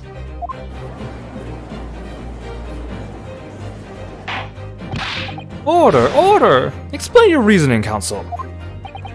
Miss Lestrade, allow me to confirm something. You claimed earlier that you were the first person on board the omnibus. Is that correct? Yeah, of course I was. I got on while the driver was in the pub, didn't I? And the next person aboard the omnibus was Mr. McGilded. That it was! Not a soul in the cabin when I climbed aboard. At least not in plain sight. So you were, to all intents and purposes, alone in the enclosed cabin of the omnibus at the time. Did I not just say as much? I wasn't traveling with anyone else, if that's what you mean. Yeah, I saw him get on, remember? Through the crack under the seat cushion. He was on his own for sure. From what we've heard, the carriage made a number of stops after that on its onward journey. During which time, did you not hear the door opening or closing at all? Yeah, I never heard it. That's exactly what I was listening for, wasn't it? Waiting for the swell to leave. In which case, when and how did the victim end up in the carriage? We know that the victim collapsed inside the enclosed cabin of the omnibus. Therefore, Miss Lestrange's statement about what she did or did not hear is at odds with the facts.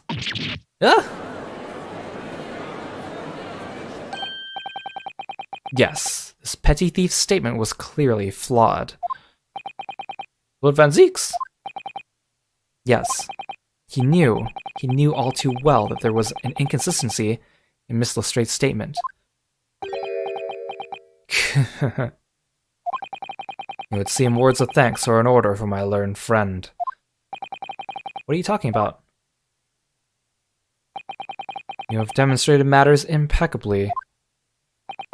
This witness and her colorful statements are entirely unreliable. Her words are convenient untruths, nothing more.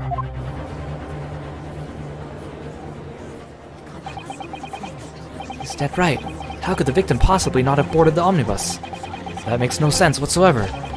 And this girl is a pickpocket. Let's not forget that. Granny, no!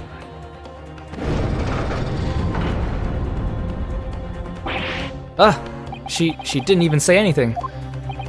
I didn't want to judge the dear little mite just because she has some rather naughty ways, but I must say, I can't abide liars. And neither can I. Mr. Foreman, I didn't want to judge the girl just because she has some less than salubrious ways, but I must say, I cannot abide liars.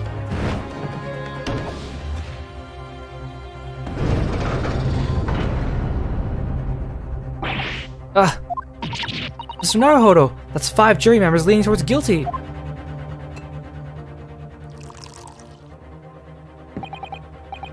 Well, your consideration for others is refreshing, my dear Nipponese friend. To the considerable troubles you have spared me.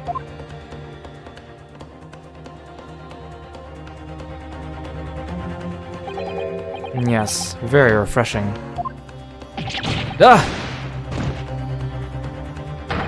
Yeah, what are you playing at? Have you forgotten who you're working for, you useless Eastern Amaden? This is carnage, it's perfect. Juror number 2 is the only one left. Mr. Naruhodo, the way this is going... I know, if we can't find some new way to convince everyone of Mr. McGilde's innocence, the judge will rule and we'll have lost. I very much wanted to believe the words of one of London's most respected gentlemen, but those of us in service know we must accept hard truths. Hold it!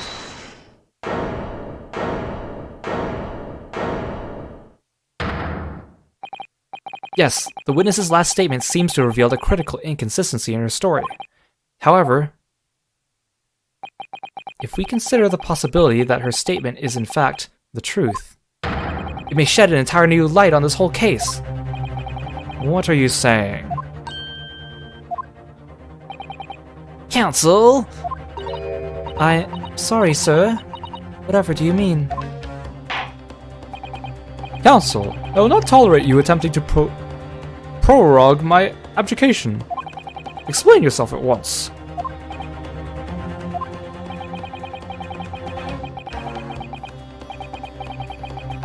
When the accused boarded the omnibus on the night in question, the victim was nowhere to be seen. Subsequently, the carriage door was not heard opening a single time, as testified by the witness on the stand. And yet the victim's body was found inside the carriage.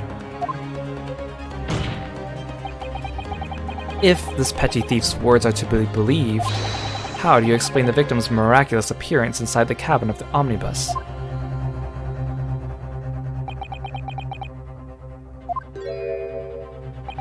There's only one way to explain how the victim came to be inside the carriage.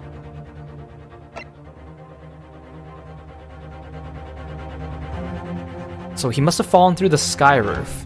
So either I say there's another entrance, or he was put there after he died. I think it makes more sense for me to say this. The door wasn't open even once. The only explanation is that the victim entered the enclosed cabin some other way. Objection! I wondered what new fantasy you would come up with in your blind panic. But behold, the omnibus is here for all to see. Only one side of the enclosed cabin is furnished with a door. The other only has windows. Fixed windows which cannot possibly open. In short, there is no entrance to the cabin other than the door. Objection! But there could be. There's one possibility you haven't considered. Oh, really? Yes, one other way inside that isn't the door. Another opening, the use of which allowed the victim to appear inside the enclosed cabin. All right, counsel. The defense will identify the location for the court. Here is the omnibus on which the incident occurred. Where on earth is this entrance by which you propose the victim entered the cabin? Take that! The answer is obvious. It could only have been the skylight. I say, the skylight. Objection! Your ludicrous proposal almost has me lost for words. However, Objection! the skylight may very well be large enough for someone to pass through. Objection! So you claim. But do you have a shred of evidence to support your addle-brain theory? Both Mr. McGilded and Miss Lestrade said the same in their testimonies. They each claimed to have heard a loud thud, such as the noise made by someone falling to the floor. Yes, which has already been explained as the sound of the victim falling from his seat, having been assaulted with a dagger. Yes, it has, but would a man slipping from the seat onto the floor really have made such a loud noise as the witnesses described? A noise loud enough to cause Miss Lestrade to let out an involuntary cry, in fact. Good gracious! Perhaps, in fact, that was the moment that the victim made his entrance into the cabin. No, let me rephrase that. The victim didn't enter the cabin as such. He fell into it. Objection! You're now suggesting that the victim fell from the skylight into the cabin. That's simply impossible. How can you be so sure? Because if the victim had fallen inside through the skylight, as you say, passengers on the roof deck would have seen it happen. And yet, not one person made mention of such events in their testimony. Well, yes, that's true, but...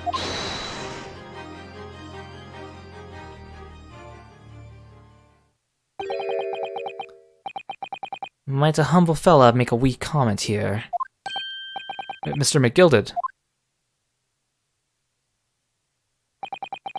To be sure now, the two fellas who were sat on the roof that testified afore said nothing of the victim falling through the skylight.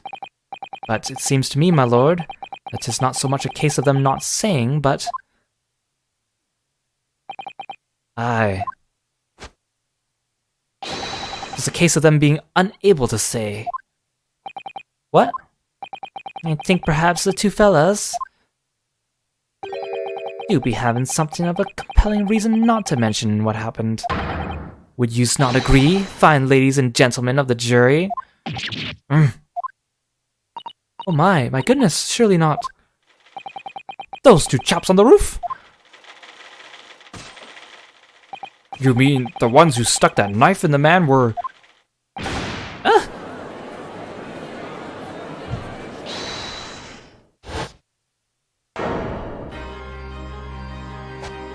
Just what exactly are you insinuating here, you blitherer? You rotter, he said, you rotter. What are you insinuating? This is a flaming outrage. I've got a good mind to give you a blinker in a minute. He'll give you a shiner in a minute, he said, and so will I. Mr. Fairplay, you're effectively accusing me, a city gentleman and well-respected banker, and me, a very angry hatter, suggesting that someone like me could have stabbed that man in the guts. It's a disgrace. It's scandalous. I protest in the strongest possible terms. That's right, I protest too. And you rotten scoundrel.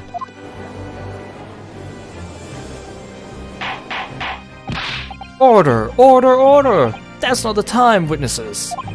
I will not permit this wanton invasion of the stand. Return to the anteroom at once. But this is beyond reason, my lord. It's outrageous.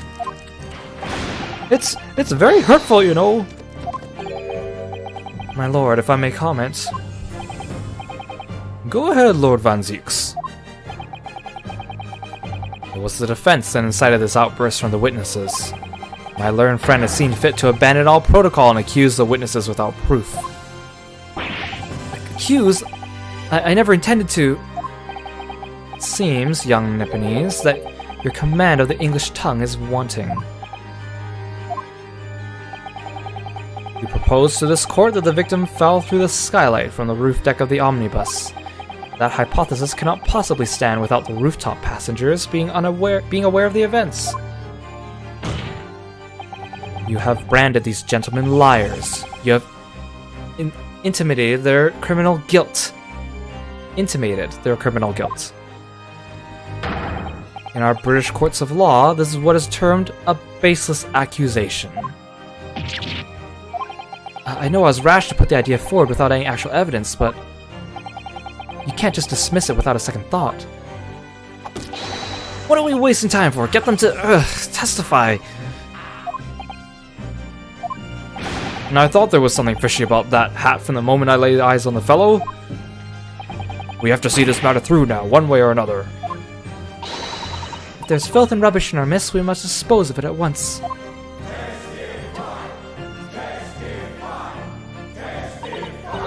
What's happening, Mr. Naruhodo? The spectators in the public gallery they're in a complete frenzy. Mr. Fairplay, Mr. Verst. My lord. You will take the stand again and make another formal testimony in reference to the indictment brought by the defense. Yes, my lord. I didn't come here for this. There's no time to think this through. All I can do is keeping pushing forward. Is that a typo? Keeping pushing forward? We were the only two people up on that roof deck. Dead or alive, I can swear to that. If anything happened while we were sitting, don't you think one or the other would have noticed? In any case, neither of us know the first thing about the victim. We have no reason to kill the man. The skylight was shut the entire time, I tell you. We couldn't possibly have opened it. If you're so sure the victim fell through the skylight, where's your proof?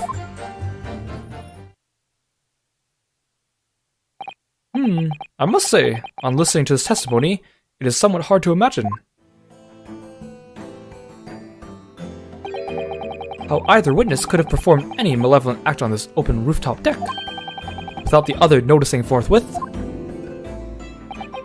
That's right, you see? We're innocent, I tell you. Although logically, of course, the argument falls down if the two of you were in collusion with one another. What? Eh? According to investigations by Scotland Yard, the two witnesses share no common dealings. Ha! Well, I don't trust coppers any more than I trust Stick and Rich. Something doesn't feel right here. The trial is going in our favor, really. So why do I feel so uneasy? Counsel for the defense, over to you. Your cross-examination, please. Oh, yes, my lord.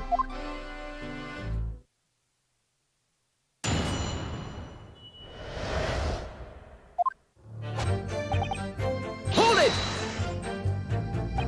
So at no time did the victim, Mr. Mason, climb up to join you on the roof deck? Absolutely not, Dickon. No question about it, he said. Not at all. Oh, but yes, of course. Now I remember seeing them both. I saw the victim inside the enclosed cabin, talking with this man here. Is that true, Mr. McGillid? Hear me, my lord, at the risk of repeating himself. I boarded the omnibus alone and nodded off inside almost immediately. That's an outright lie. Without doubt you were engaged in... Let me stop you there, fella, and ask, do you have any evidence at all?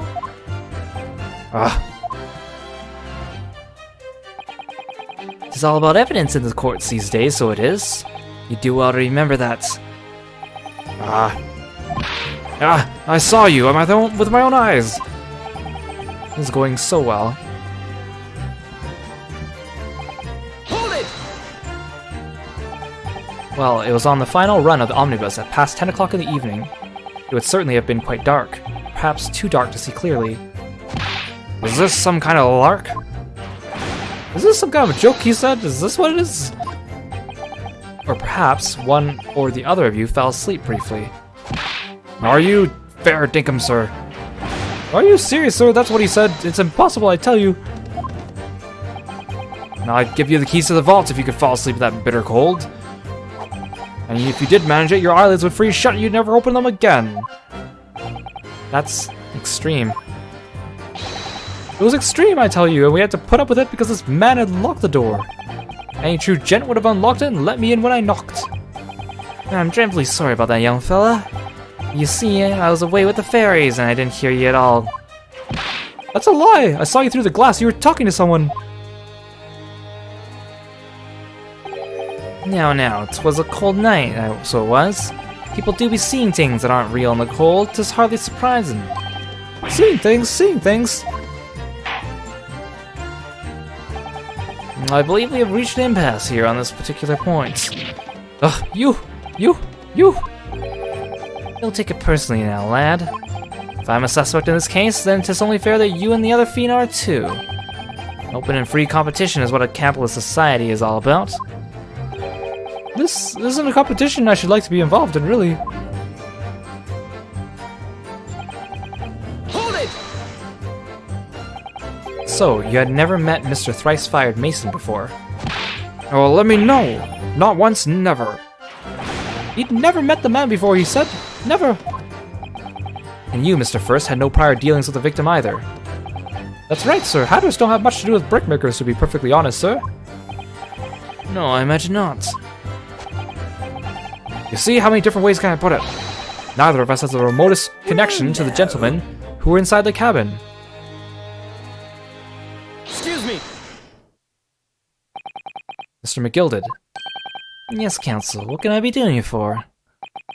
Did the witness's last statement give you pause for some thought somehow? Not the remotest connection. Is that right now? I wonder. What are you insinuating now? Mr. Fairplay, it's been too long, so it has. Huh? If I'm not very much mistaken, I believe 'tis fast approaching, is it not? Your repayment date. I beg your pardon. You borrowed 20 guineas from me, sir. At an incalculable rate of interest. You tricked me. It's extortion. Well now, is that a touch begrudgery, is it?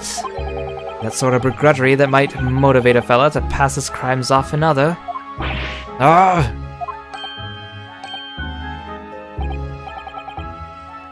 And young Mr. First.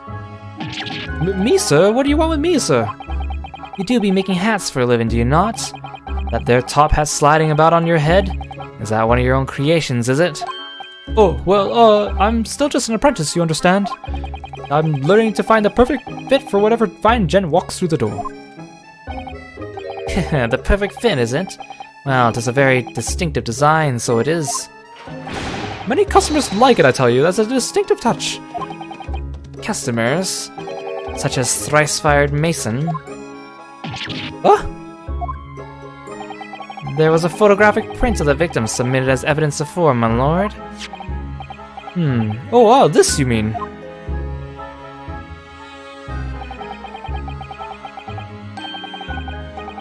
I can't help thinking that poor fella's hat looks distinctly familiar, wouldn't you say? Oh! That's one of my hats! Aye, that it is, so it would seem the brickmaker was a customer of yours. The sort of customer, I'd wager, you could have had a wee quarrel over distinctiveness of the goods. Oh no, sir, absolutely not, sir. Well then, there's really nothing more to add. If it wouldn't be right to say that the two you fellas here haven't the remotest connection to the victim, you see. I rest my case.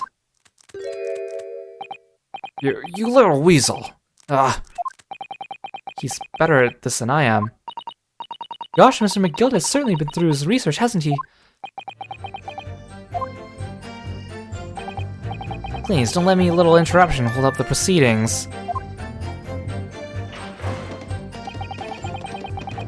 the skylight was shut the entire time, I tell you. We couldn't have possibly opened it. Are you quite certain about that? The skylight was shut the entire time. I'm going to lose my block with you in a minute. He's going to lose his rag with you in a minute, that's what he said. Take a look for yourself, go on. You see, it's shut fast now, just like it was on that night. So it is, of course, a fellow the size of Mr. Mason could likely break right through it still and all. What? Just looking at the size of the thing, you understand? Oh, now you hold there a minute, sir. The size of the ting means nothing. Not on its own. Let's consider the bigger picture here, shall we? Let's stop biting our cane, shall we? I was riding the omnibus on another occasion when, well, I broke wind loudly. I shocked myself with it as it happens. The judge is so mortified. This is an unexpected confession, Mr. Faust. Oh, I just meant to say, well, the point is I tried to open the skylight, you see. But just my luck, I couldn't make it budge. The stench was terrible. Everyone was looking daggers at me, so I went as red as rouge, I did. Are you expecting me to sentence you? No, oh no, sir, the point is, the skylight can't be opened. I tried and tried when I was inside that cabin of shame. That ain't. Oh, Gina actually had a voice there. Well, that ain't... Excuse me. You have something to say about that, Miss Lestrade. Miss Lestrade.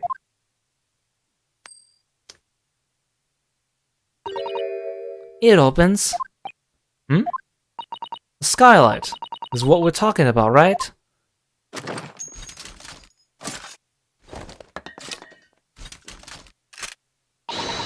All them skylights open dead easy. More easily than you can load that weapon. That's a lie, I tell you. Otherwise, when I broke wind, You can't do it from inside, you mug. Oh! Look, a few weeks ago I was up on the roof deck of one of them drags. And I had a great haul, I had purses coming out of me ears. Miss Lestrade, this is not the forum to be eulogizing on the subject of your criminal activities. Well, anyway, I had a bit of a scare.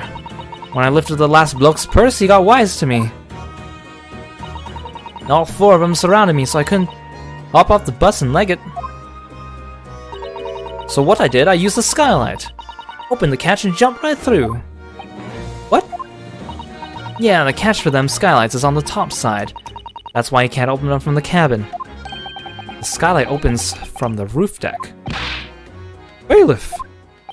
Climb up onto the roof of the omnibus at once and verify the witness's claims.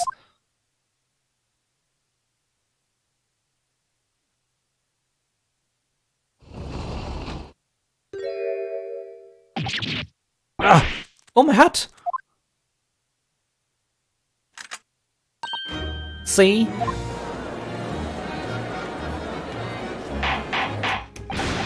Order, order, order! So, it appears the street girl's statement is quite true. I don't believe it. The skylight opens. From the roof deck.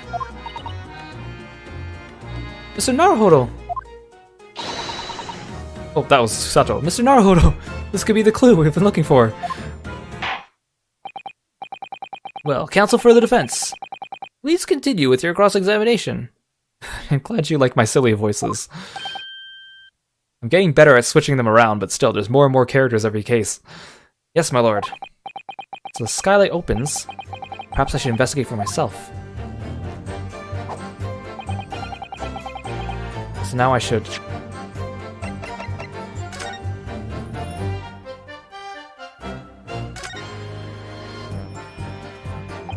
The skylight was fastened shut before. But now this catch has been undone, we should be able to open it.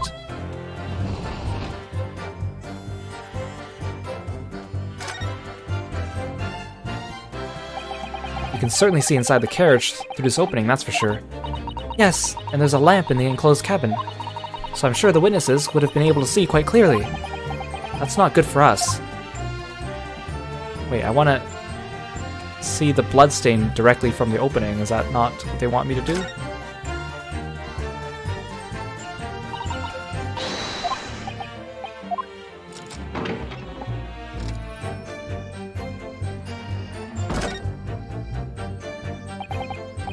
That's blood, isn't it? Did I read this already? Is something wrong? Well, it's just, well, this bloodstain is so obvious, that's all. Oh yeah, I did read this. Can I see the skylight from here? Oh, I can. Okay, fine then. Oh wait, no, I needed that.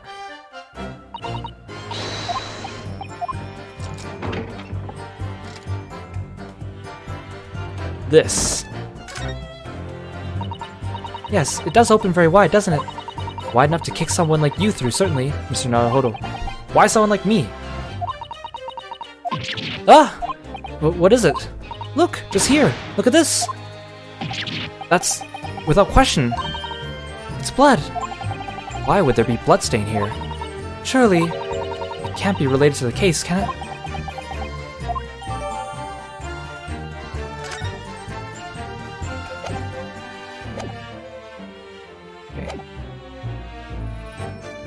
So you're so sure the victim fell through the skylight, where's your proof?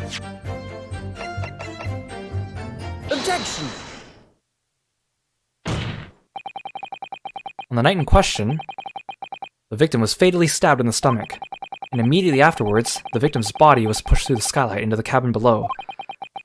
Those are the facts, and the irrefutable proof. It remains clearly visible in the omnibus which stands before us today in this very courtroom. What? That's utter humbug. You can't possibly have any evidence. No, you can't. I mean, we didn't do it, I tell you. It's impossible. Irrefutable proof here in this courtroom. Counsel. My lord, I believe everyone would appreciate a little clarification here, Where exactly within the omnibus is this evidence to which you allude?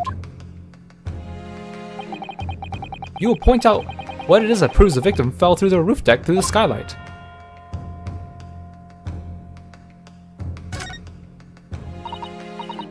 Oh no, I didn't mean to examine it, I want to present it.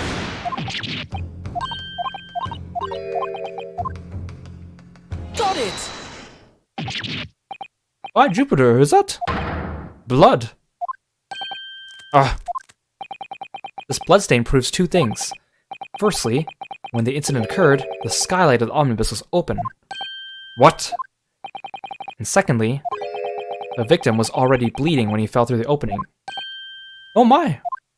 And so it follows that Mr. McGilded, who was inside the enclosed cabin himself at the time, could not possibly be guilty of this crime.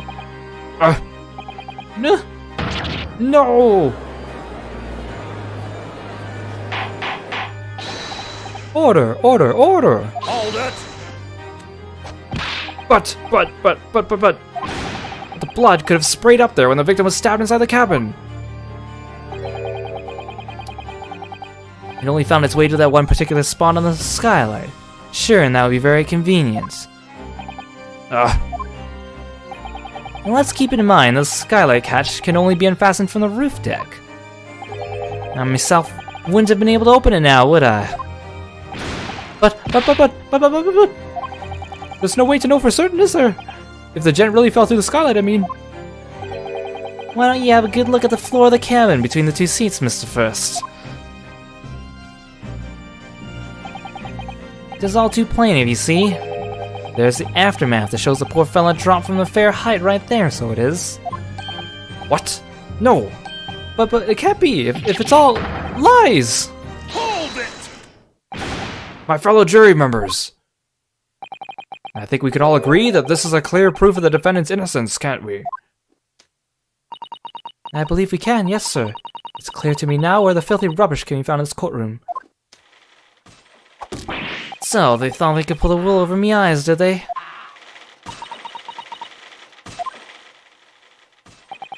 I won't tolerate any of the guild's carriages being sullied with blood. I won't tolerate it. Oh, I always knew that nice gentleman who gave us that delightful park couldn't have done such a thing. On 3 then, everyone. 1, 2, 3. Objection!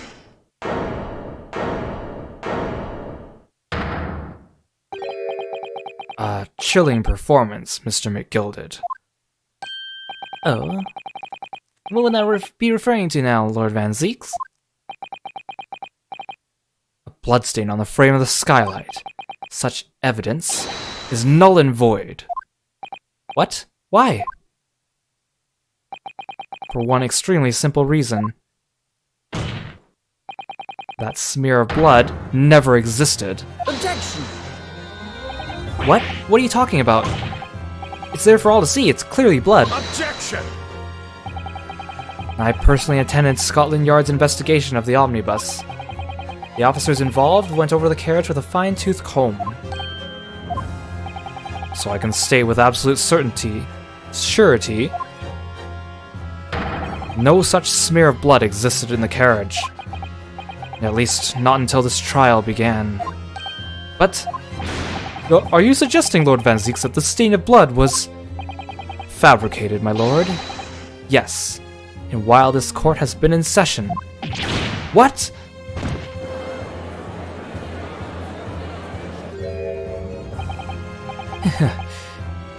What a palaver. I must say I didn't expect such crude reasoning from a prosecutor your stand-in, Lord Van Zeeks. But I'm Magnus McGilded, a fella known all over the capital for fine contributions to public life. I don't take kindly to slander, and I'll fight it to the bitter end. Even if it's rolling off the tongue of the Reaper or the Bailey. Mr. McGilded, I realize that this is your first appearance in court as the accused. However, I am well aware of your involvement behind the scenes in a great many affairs of dubious nature. You're very adept when it comes to avoiding getting your own hands dirty. And each time it happens that a case you're involved in is investigated, you adapt the facts. Adapt the facts? What does that even mean? When you wield a fortune on the side of Mr. McGilded's, however ill-gotten it may be, nothing is impossible. Tampering with evidence, manipulating the scene of a crime, bribing witnesses.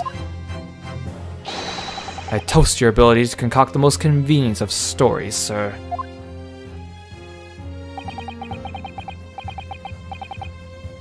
Tut-tut, Lord Van Zeeks. This will not do, to be sure. Will it now, counsel? Oh, no! I think it's fair to say this does all sound like a rather far-fetched excuse by a desperate man. The blood on the skylight didn't exist, you say.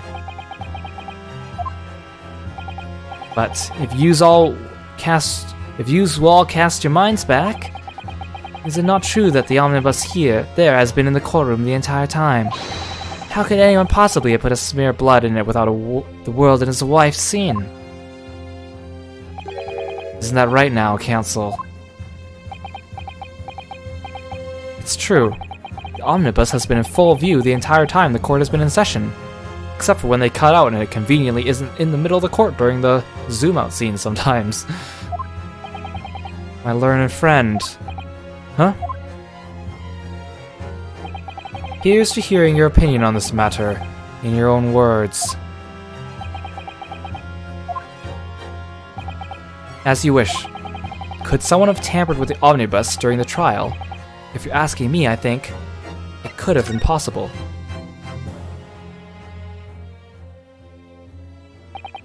As a defense lawyer, it's my job to advocate for the defendant as best as I can. But still, I feel as though there's something even more important at stake here. there is no evidence to suggest that the defendant did as my learned friend suggests. However, in terms of having the opportunity to carry out the alleged tampering, there is one possibility. Oh! Good gracious! Explain yourself, counsel.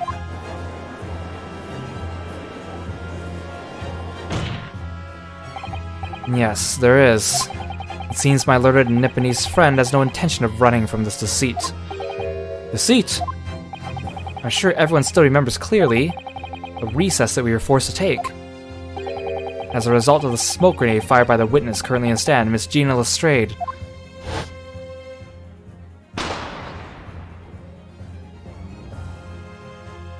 See, the omnibus isn't there in that cutscene.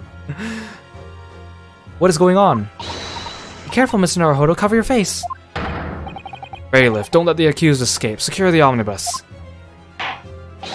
I hereby call an emergency recess. Bailiff, ensure the defendant is in custody and clear the courtroom. The courtroom was filled with smoke, and everyone was thrown into confusion. All of us were made to leave this chamber. In that brief interval, under the veil of smoke and in all the chaos, it could have been possible to steal inside the omnibus.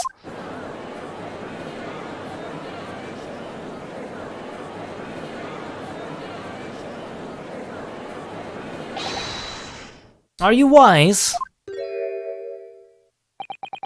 What are you trying to pull, you rotten, feckless gouger? Feckless? Gouger? You're supposed to be defending me. There's a wicked plot. There's a plot to undermine me, so it is. Objection! Whatever you think this is, it changes nothing. The facts are the same. Ugh. After this courtroom was evacuated earlier as a result of the smoke grenade, a number of inconsistencies materialized in relation to the omnibus. Inconsistencies such as... To start with, the storage compartment underneath the rear passenger seat. When the police investigated the omnibus, this compartment was full of the driver's items. Secondly, we have the smear of blood on the edge of the skylight. As I have said, that was not present at the start of the trial this morning. Unfortunately, Lord Van Zieks, no one is able to corroborate your claims. That's true. When the omnibus was first wheeled out, both the storage compartment and the skylight were shut. Accordingly, I'm afraid to say, we cannot establish with any certainty if this evidence is the result of tampering or not. Indeed, my lord, no doubt there was not a single person who saw fit to verify such things. What do you think? Sorry? About the omnibus. Is there anything else unusual about the omnibus? My lord. Yes, counsel. There is one further inconsistency. A mark that surely could not have been present at the start of the trial. What? What in the devil's name are you gonna say now? If you dare betray me, you little maggot, you better start watching your back. Objection!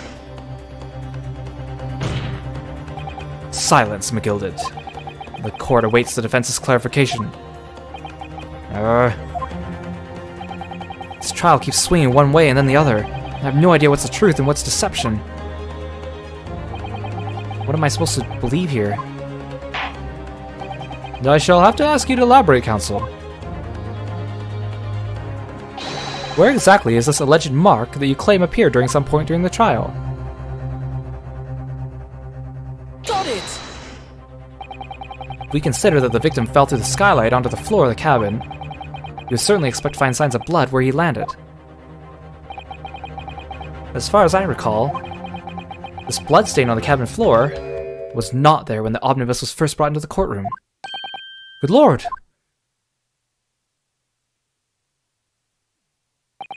Yes, I do believe you're correct, counsel. Well said. Although, as advocate for the defense, one might say that was a very careless slip of the tongue.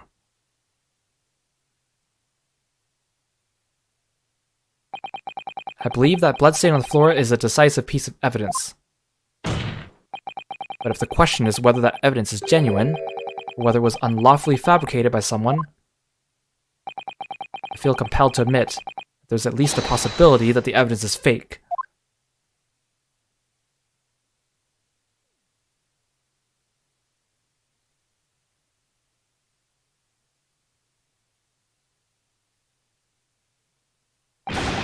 Ah! This trial is over.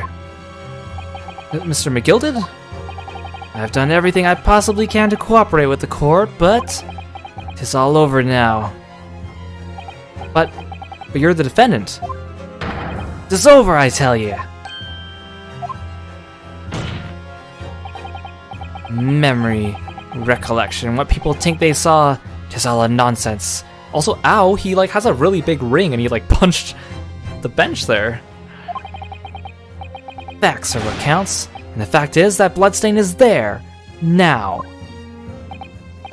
Well, and over the course of this desperate trial, long and extremely drawn out as it has been, that good-for-nothing Reaper, the Bailey, has failed to present any decisive evidence at all. I'm scandalized, so I am. I thought better of Lord Van Zeeks. Well, my lord? I must concur with the defendant. The unaffirmed recollections of an individual cannot stand as evidence. At this moment in time, the particular bloodstain in question is very much in existence. And in the absence of any credible method by which to prove its alleged previous non-existence, I regret to say that it would have been improper for this trial to continue. Your lordship can't be serious. Lord Van Zeeks, what is your position? The prosecution, my lord, has no further witnesses or evidence to present. Very well. In that case, as I believe we have explored every possible avenue in this matter, I shall proceed to my adjudication. As a formality, I am of course obliged to confirm with the defense first. What formality? As things stand at the moment, it would seem that Mr. McGilded will be found not guilty. Yes. Which would mean we've won. Is that really the right outcome here? Is it really alright for the trial to come to an end now? With all these unexplained inconsistencies? Counsel for the defense. Your closing statement, please.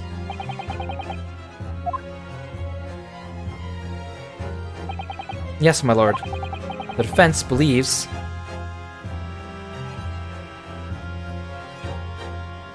the defendant could still be guilty, but I want him to be innocent. I don't think it matters what I choose here.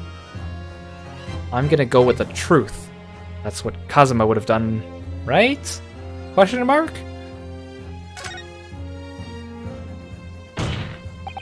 I am here in this courtroom today to advocate for the defense of my client, Mr. McGilded. However, at this moment in time, I cannot in all good conscience attest fully to the defendant's innocence. What are you saying, man?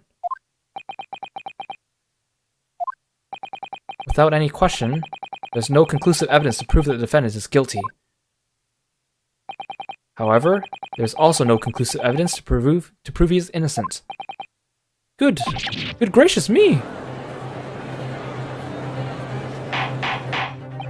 Order! This is unprecedented behavior, counsel. A defense lawyer calling the accused's innocence into question. Are you of sound mind?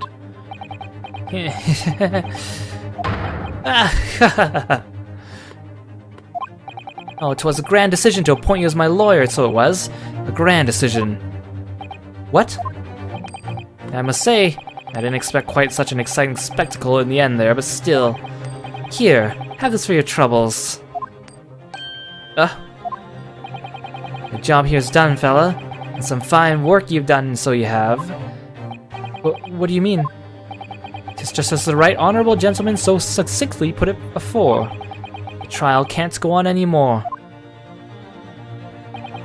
And your closing statement there was, how did he put it now? Nothing more than a formality.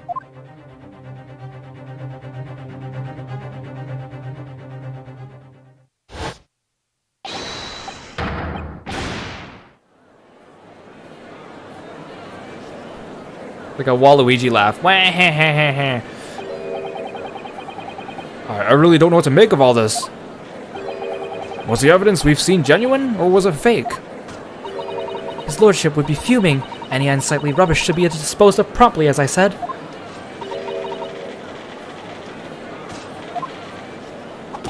The stinking rich are always guilty of something, you mark my words. I feel terribly ashamed in that I ever doubted that lovely man who gave us the lovely park. Now that proceedings have unfolded in this way, I am compelled to declare a premature end to this trial. Furthermore, the court must accept the defendant's plea.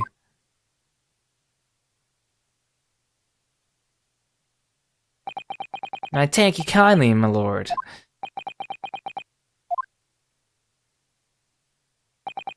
Hereby pronounce the verdict of this court. Objection! But we still haven't determined if the bloodstain in Omnibus is genuine or not.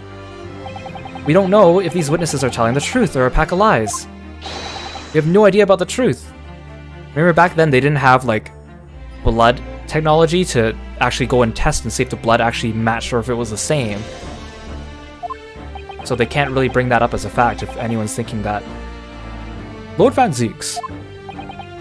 My lord. The case made by the prosecution was flawed. Plain and simple. If indeed the omnibus presented as evidence was tampered with, the prosecution is at fault for allowing such a disgraceful perversion of justice to take place. My sincerest apologies, my lord. Objection!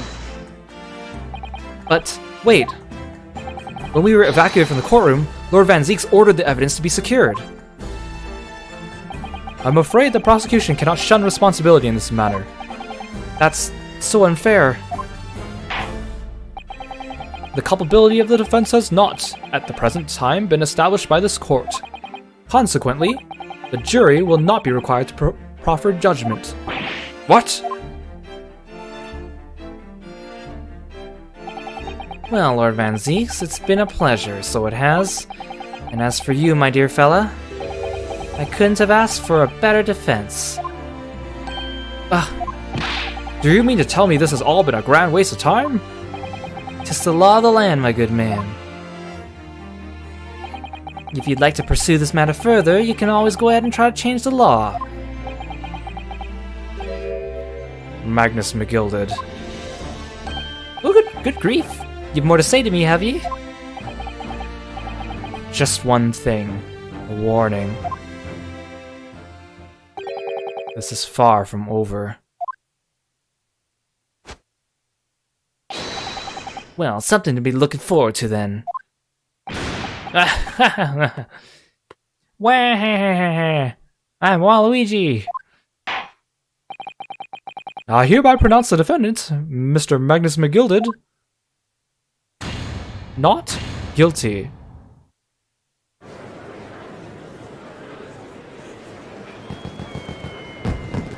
Fireworks indoors? That seems a little dangerous. Probably wouldn't even be able to see them because of all the light. I can't believe it! This is an outrage! They should have examined the evidence more. What are you talking about? The man's been cleared! He's innocent!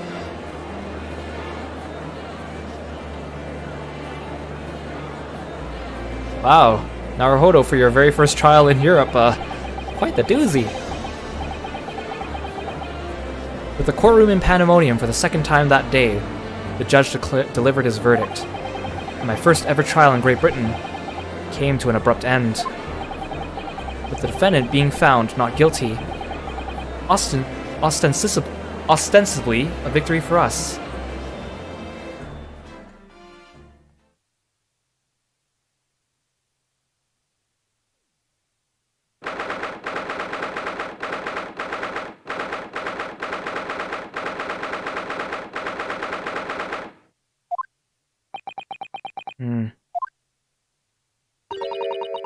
That certainly was a long trial.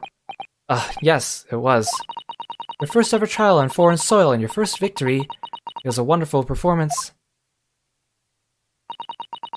My heartfelt congratulations. And to you, Mr. Susato. Thank you for your assistance. I suppose we should be happy. The trouble is, we're still completely in dark about what actually happened. Well, we didn't have enough time. But isn't it wrong? I mean, who is actually responsible for Mr. Mason's death? We don't even know that. The sole aim of the defense is to obtain a verdict that exonerates the defendant. You carried out your duty to perfection. Who's this? I thought you did. Oh, you. Mr. McGill did. Ah, and that girl's with him too. Well, it seems the stories are true. Oh, what stories? About the 6 enormous fireworks they do be letting off when there's a verdict not guilty. I'm sure yous must have seen them now. Spectacular, wouldn't you say? Yes, definitely. I had heard it was a sight to behold, and to be sure it was. And I have you to thank, I suppose, for having an opportunity to see it. Ah! Oh, I don't know about that. I'm not sure I really did anything. What on earth you saying, fella? How did I walk there a free man, then? I don't think it was so much thanks to me as down to your planning. You're a straight-talking fella, aren't you? I must say, you had me astray in the head there once or twice. But you're young and headstrong. Ah, just water under the bridge. Congratulations, Mr. McGilded, having your name cleared. But nothing's resolved. There's only one thing that matters to me. Oh? Aye. They've all seen that I didn't do that odious and absonant deed. 'Tis grand, is it not? I suppose it is.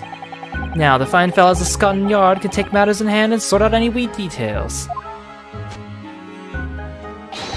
They'll see, for what it is, they'll get to the truth. I have absolutely faith in them, so I have, after all.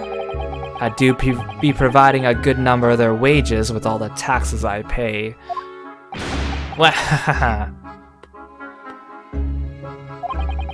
It's not that funny. So then, as we agreed aforehand, 1,000 guineas for your troubles, fella. Oh no, I couldn't possibly accept that much. Ah, bewis, you're a humble people, are ye, from the east? Well, if you insist. But have this, still in all, you deserve a reward. Mr. Magnus McGilded. Everything is ready, sir, if you'd like to follow me into the courtroom. Into the courtroom? What's this, officer? 'Tis sooner than I was led to believe. I hope it's not inconvenient, sir. There were some changes to the schedule. Well, I must be making tracks now. 'Tis time for the inspection. Sorry, what inspection? They're going to examine the omnibus again, so I'm told. I asked if I could be present for it myself. They're going to examine it again? Naturally, I'm under no obligation to take part in any more of this matter now. But as an upstanding member of London society, I do be doing my best to help where I can. 'Tis a gentleman's duty, so it is. So then, fare thee well. 'Twas an absolute pleasure meeting yous. I hope you have a whale of time while you're studying here in Great Britain. There he goes, a free man. Oh, I forgot she was here too.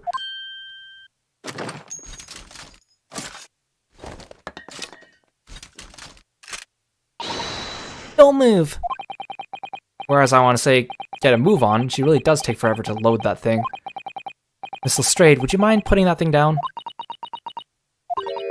You're a grown-up. Sorry? And I hate grown-ups. Ah! There you are! Naughty, naughty, running off like that. Is this some kind of picnic? Who's this little girl now? And taking that with you as well. I was looking forward to the trial run out of my experimental smoke grenade launcher. Ha! Oh, do you want to play? You won't beat me. Oh my gosh, he's packing even more heat. Arr. Excuse me, but who are you? Oh, good day to you. I'm the inventor, I suppose, of that machine. The inventor? Well, normal smoke grenades are so dull, don't you agree? White, white, and more white. If you have to be shrouded in smoke, it could at least be a pretty color, I thought to myself. Do we have to be shrouded in smoke, though? At all? I just took my eyes off it for a moment whilst I was changing into a different omnibus and she pinched it. Luckily, I fitted it with a telegraphic beacon. What's it what? I have no idea what this girl is talking about. Anyway, you're coming with me now. Back to my laboratory. What? What for? To apologize, of course, silly, to my technician. What? You mean me? Say sorry. You must say sorry when you've done something wrong. Surely an adult has told you that before. An adult? I don't listen to no adults. Come along then, follow me. I got a bigger gun than you. Fine, have it your way. Oh good, you see? I knew you want to do the right thing in the end. I'm fairly sure that's what she wants, is not to get shot by that massive gun of yours.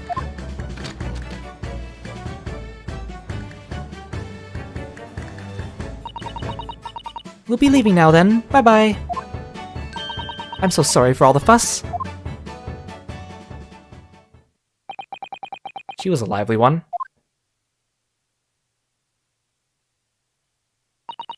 Well, do you think perhaps we ought to be on our way now too? Yes, you're right, but where to? Oh, We haven't had time to find a place to stay. No sooner than we arrived in London, we had to rush here. All our traveling cases are still with the bailiff. I was originally planning to spend today in search of lodgings. At this late hour in the day, I'm afraid we might be out of luck. Don't worry though, I have a plan. If the worst comes to worst, I've heard of a lovely park where we spend the night. Please tell me you're not thinking of McGilded Park.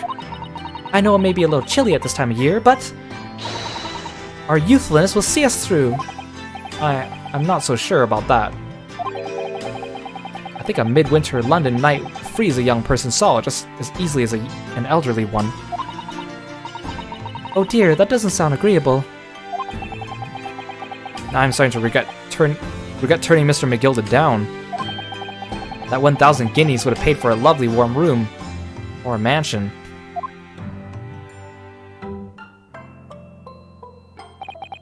And so, the trial to determine my worthiness for the study tour was over by the end of our first day in London. However, as we were soon to learn, there were more trying times ahead. Just as the Reaper of the Bailey had warned, the case was far from over.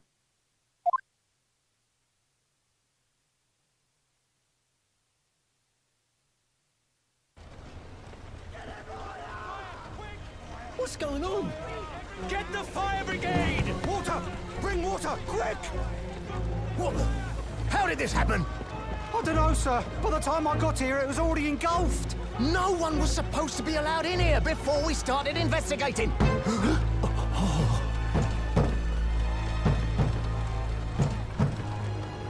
No. Oh, good God. There's someone in there.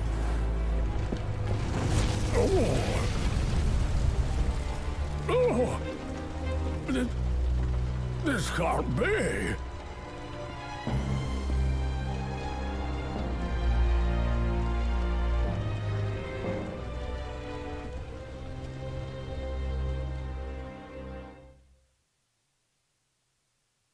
Oh, we heard the judge's voice now. Oh, and there's the end sign right behind my head there again.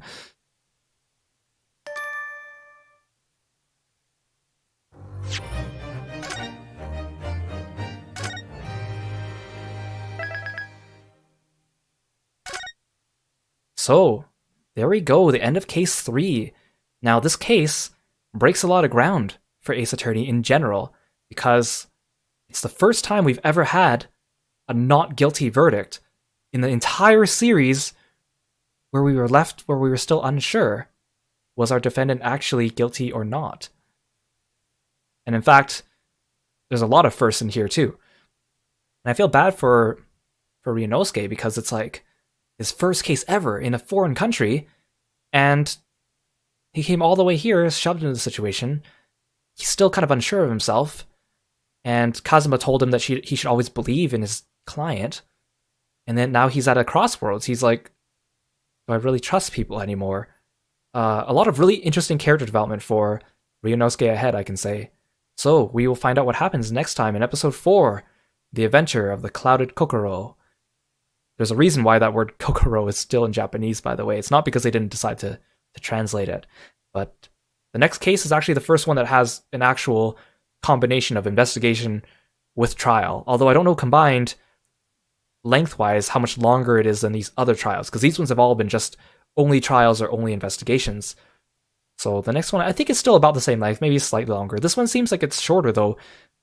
This live stream was only 4.5 hours. Usually the other ones have been over 5 hours. So again, I warn you not to look up any of this stuff online. Don't look at the Ace Attorney wiki because you will get spoiled for things that happen later. 100% sure of that. So if you want to find out what happens, then join us next time. Tomorrow, 7 p.m. Pacific, I'll be streaming the next case. And again, if you miss any of these, they are all going to be archived on YouTube, so you can check them out at your own leisure. Thanks so much for joining me, guys. It was really fun. I really appreciate you guys coming and showing your support. Very nice of you guys. It's really fun to play with an audience. It's much more fun than playing by myself. And with that, have a good night, guys, and I'll see you tomorrow. Bye-bye.